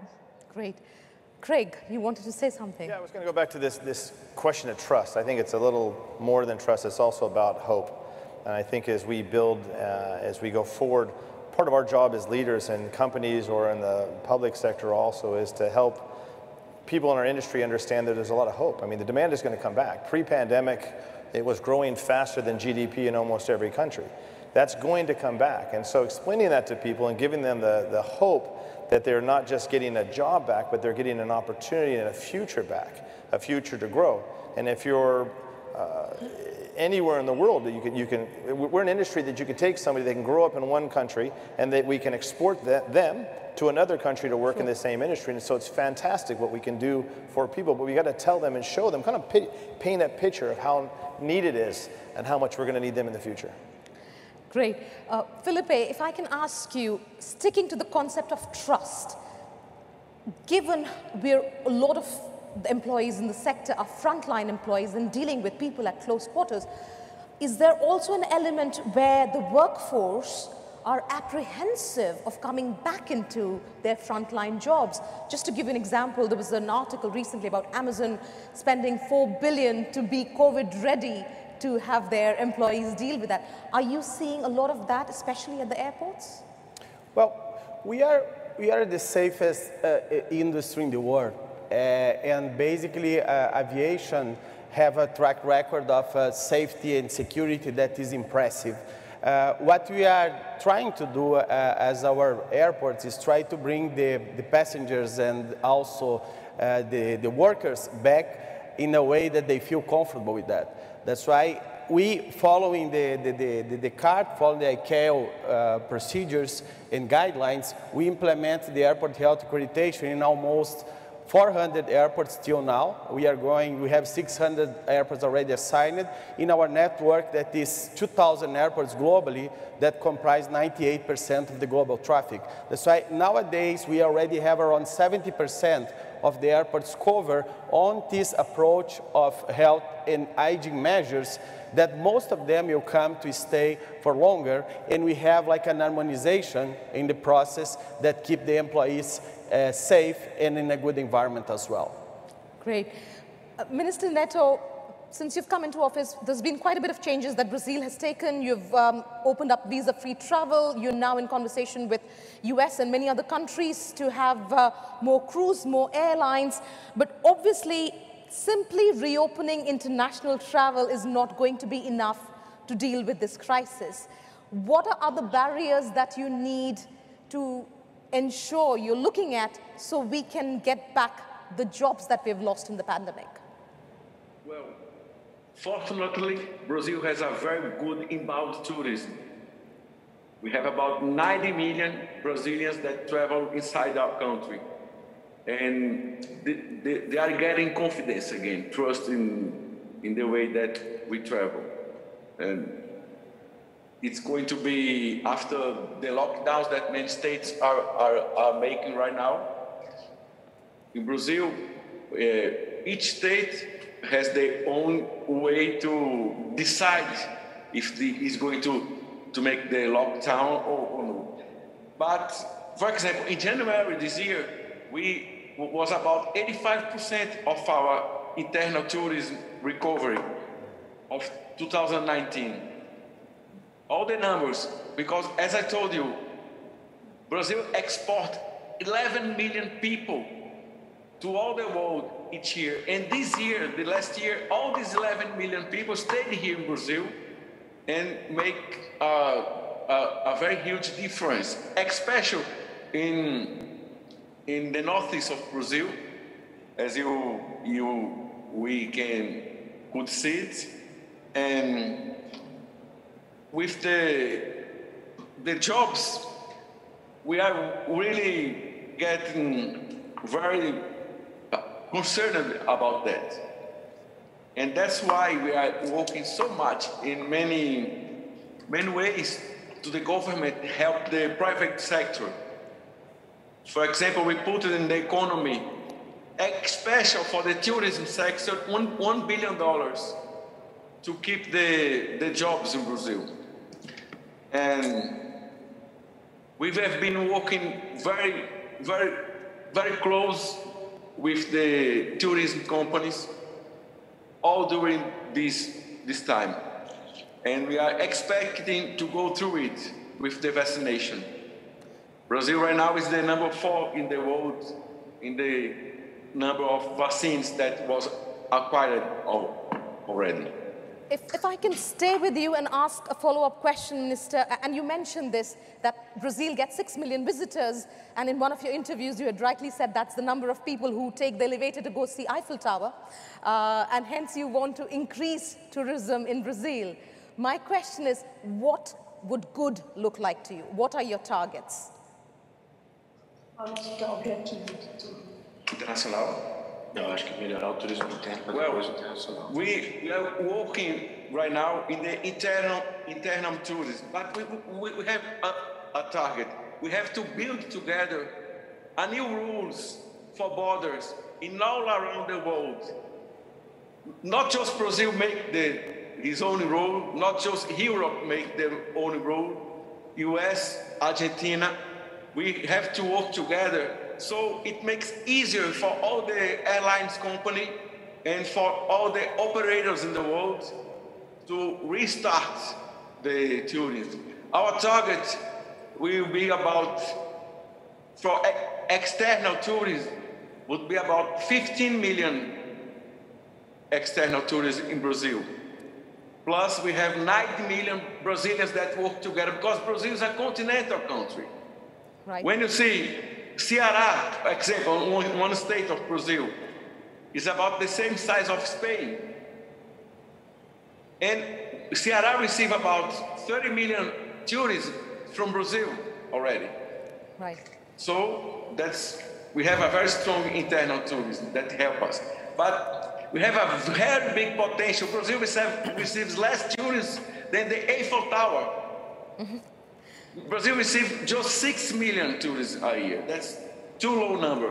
Understand. So that's why we are working on that. Thank you. Luis, if I can ask you, speaking of vaccination, it's being rolled out. We have multiple approved candidates, but it comes with its own challenges, as we have seen in Europe and rest of the world. What would be good targets for you from a jobs perspective? What would be a blue sky scenario? That's a wonderful question. As I told you, we want to go back to the numbers we had, all of us. A business, a country, a destination, whatever. We want to go back to 2019. Portugal grew, increased 65% their revenues in 4 years. We reached a record of 27 million guests in 2019. But we need to take lessons from this pandemic, and we can't do the things the same way we were doing. And in terms of workforce, we need to prepare people. We will have this again and again, especially because now we have 7 billion experts in virology, all of us. So we need to prepare people for the future needs of the tourism, and we need to prepare them through training, giving them the right conditions in terms of even creating new models of contracting people that conciliates work with family, with studies.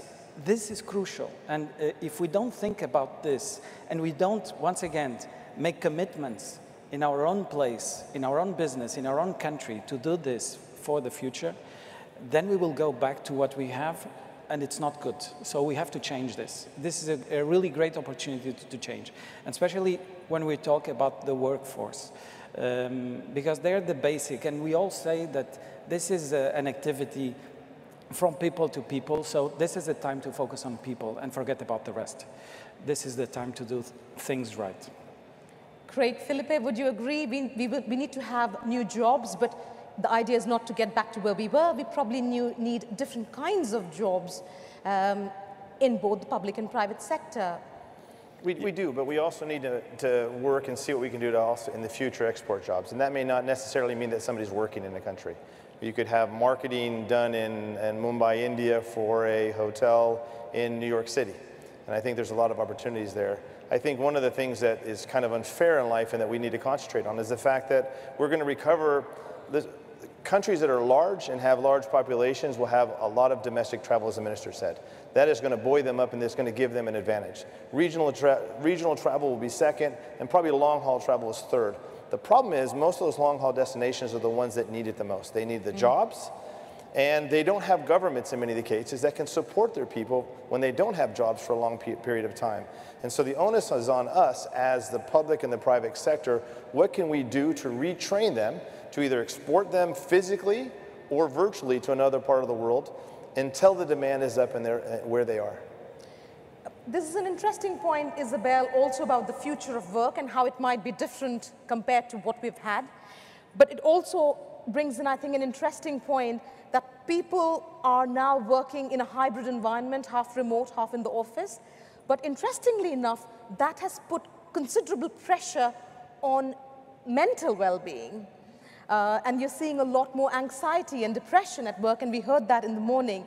How would you then support the workforce whilst creating new jobs in that new environment?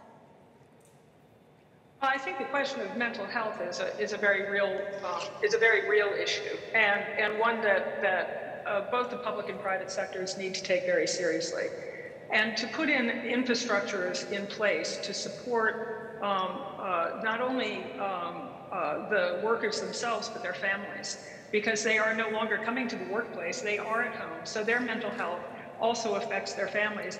It also, you know, the more stress there is on people, the more stress there is on the family system. So I think taking it very seriously is really important, and setting up systems to deal with it. But I'd also like to point out something that is probably painfully obvious, which is probably the best thing that we can do is to be kind. And this is something everybody can do. It's to be kind to your employees. It's to be kind to your customers. It's being kind to people who may be different than yourself. This is a fabulous opportunity for us all to think about how we are connecting, not only to travel to connect, but how we are connecting in our daily lives to bring, I think, people together in a very different way. Great. And to support one another. Thank you. I'll pick on that question and bring it to you, Felipe, because it's asking exactly what Isabel is saying. How do we ensure more business and government leaders making business and policy decisions reflect the underrepresented communities that need to be reflected in the future of travel and tourism, and what could those private sector commitments look like? And I would love to bring it all. I think we have literally 5 minutes left. Bring it all to everyone. We don't want to go back to what we were or where we were. How do we accelerate recovery? So please do think of what you might want to say. One thing that would make things better. Well, I can spend a day talking about that, but I will try to go direct to the point. We need harmonization. When the world and the minister told exactly that, when we still with the countries taking different decisions in different parts of the world, it will be very difficult to reopen. We are a regulated industry. Aviation is a regulated industry. We know how to deal with the regulation, but you cannot deal with the different regulations in different parts of the world. We need to have a kind of harmonization. We have to have a kind of risk assessment from the governments that take decisions based on the risk assessment, and of course use the tests and vaccines to reopen the borders and reopen the countries. We are a community that have millions of jobs. We are a community that serves the world in terms of connectivity, in terms of the employment, in terms of the make the people get together, in terms of the tourists that you see different people in different places around the world. Everybody's keen to travel. We just need to have a kind of harmonization. Great. Craig, if I can come to you, and I will take this in order. Yeah, I'm going to apologize, but my answer comes into three. I think we need to continue what we're doing. We need to continue the dialogue between the private and the public sector. It's been phenomenal, but we can't think the crisis is over at one date and then all of a sudden it stops and we start blaming each other in the future. We've got to partner. The second thing is I think we need to think about the people that work for us. And going back to this, be kind, the best thing we can do for people is train them for a future. And so whether it's training the people in your company or training the people in your country, we need to do that. And the third one is we've made huge advances in technology because we had to get through this pandemic, to make travel safer, to make it, maybe take away some of the barriers. We need to use those going forward to make travel even easier and even safer going forward. Great. Luis. I'm going to say, well, we need dialogue, but we need action. Right now we need action, and we need to focus on the future. That's the first thing. If we focus on the future, on what we can do in terms of technology, in terms of sustainability, in terms of skills for people, especially this sector that has been giving so much to so many countries, we will surely have a fast recovery in our sector. We know in 1 month, in 2 months, we will all be traveling again, and we will forget what we've passed. So this is a time to establish goals and commitments. This is a time to assume our responsibility as a public sector, but also as a private sector. And we can do this in a broader level or in a smaller level, but we have to do it. And so I would say, and I think in a few hours or minutes, we will have a very nice initiative from WTTC. Congratulations about the role of women in tourism. Let's support this. Let's support this diversity, because this is the only way we will recover much stronger than we were in 2019. Great. Isabel, over to you, and then final words to Minister. We have 1 minute left. Oh, thank you. I'll try to be very quick. I totally agree with harmonization and the need to develop a risk-based, data-driven system for opening, particularly international travel. In the U.S., we're looking at this now, and we are, rather than looking at a stoplight system, we are trying to move and see if we can move towards a risk-based system about individuals that looks at travel history, that looks at COVID status. I think that's absolutely critical in the near term.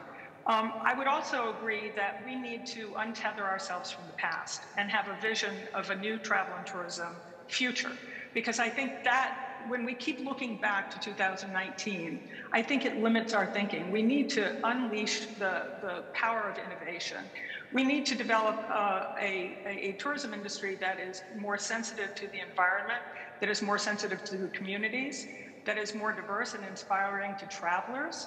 And I think that at the end of the day, if we do this, we can find that we are more resilient, more prepared, and actually really contributing to making the world a better place. Thank you. Minister Neto, your last words. What do we really need to do? We need to work together, government and private sector. And we have a challenge to recover as fast as the world can do it, and as safe as it can be. And so that's the only thing that we have to work and we get through it is if all the world works together.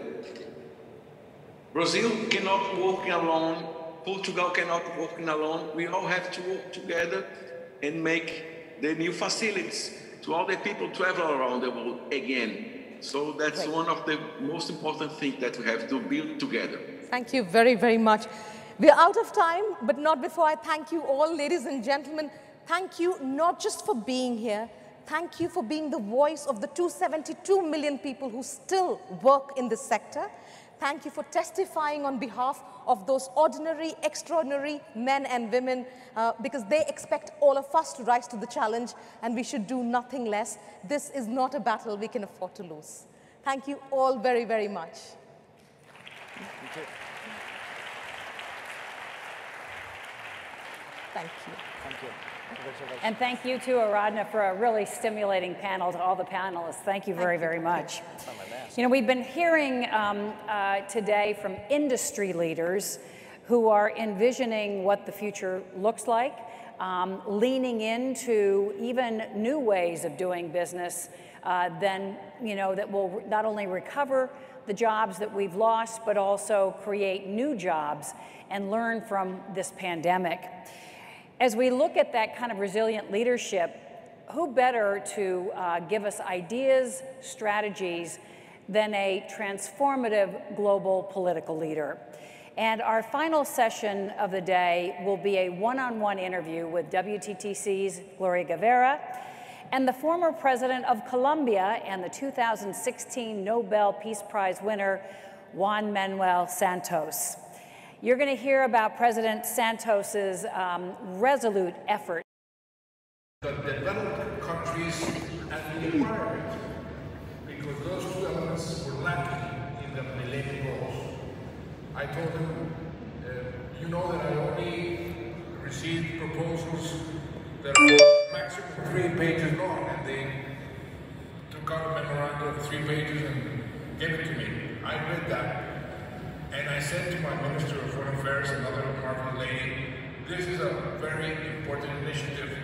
Why don't you try to see if you can rally enough support, and I will present that in the summit in Brazil, the Rio +20 summit. And in the year 2012, I did that. The idea started to get a lot of support from the UK, from President Obama, from the Chinese that were chairing that meeting, and it finally became the world agenda in the year 2015 by unanimous vote in the United Nations. So that's how the SDGs came about, and they are now a guideline for every country. They are flexible, 17 goals that you can prioritize according to each country's needs. And that's a good part of this SDGs, is that every country can prioritize the SDGs that they want. And I think with this, all of them, with right? this industry, the tourism industry, if you embrace the SDGs, you will be much better off, because you can have a tremendous influence. For example, the gender that we have been discussing, this is the SDG number 5. Well, as has been said, the majority of the people employed in this industry are women. 54%. So by promoting tourism, by promoting this industry, you are also helping to fulfill the SDG number 5. Or another, the number 1 is fighting poverty. The effect of tourism in fighting poverty has been underestimated in the world. Many people don't know the effect.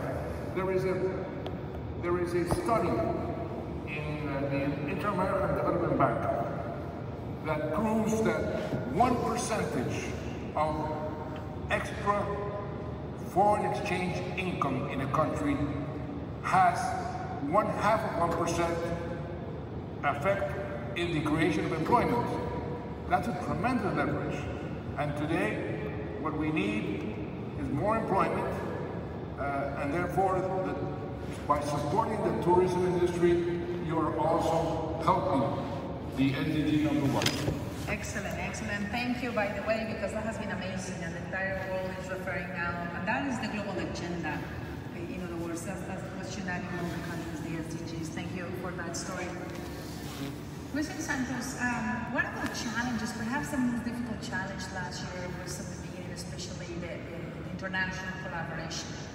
You had this vision with other leaders within the region to create what is called the Alianza del Pacífico, right?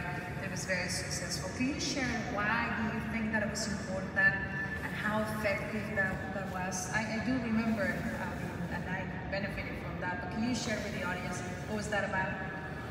Well, Latin America has been trying to integrate since our independence, and almost every effort has really failed. The Andean Pact, the Mercosur, they don't work very well.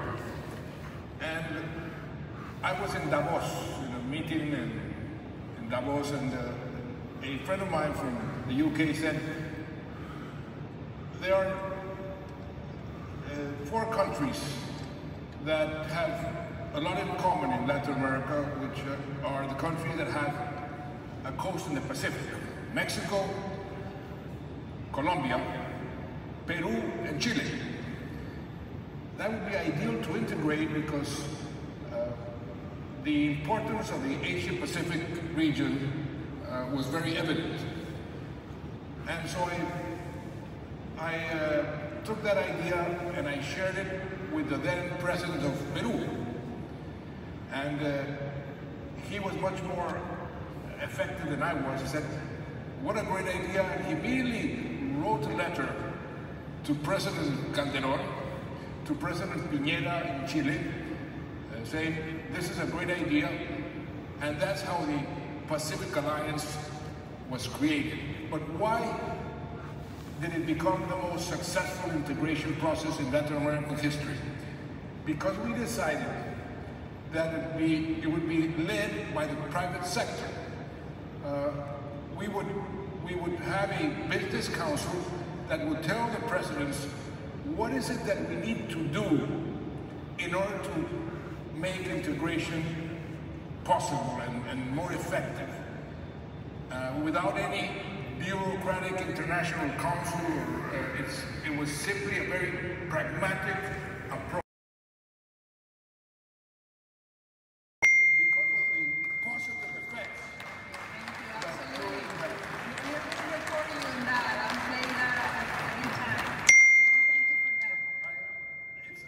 We have the proof.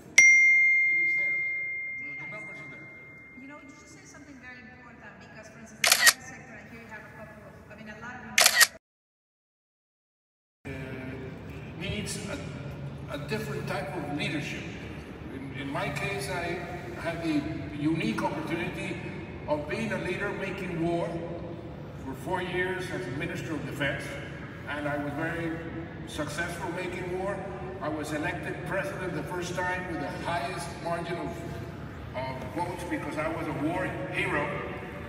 But then, and the leadership you need there is a very easy type of leadership. It's a vertical leadership. You give orders, you rally the forces around you, and as long as you win, you become very popular. Making peace needs a different type of leadership. Needs a leadership that that you can persuade, you can teach.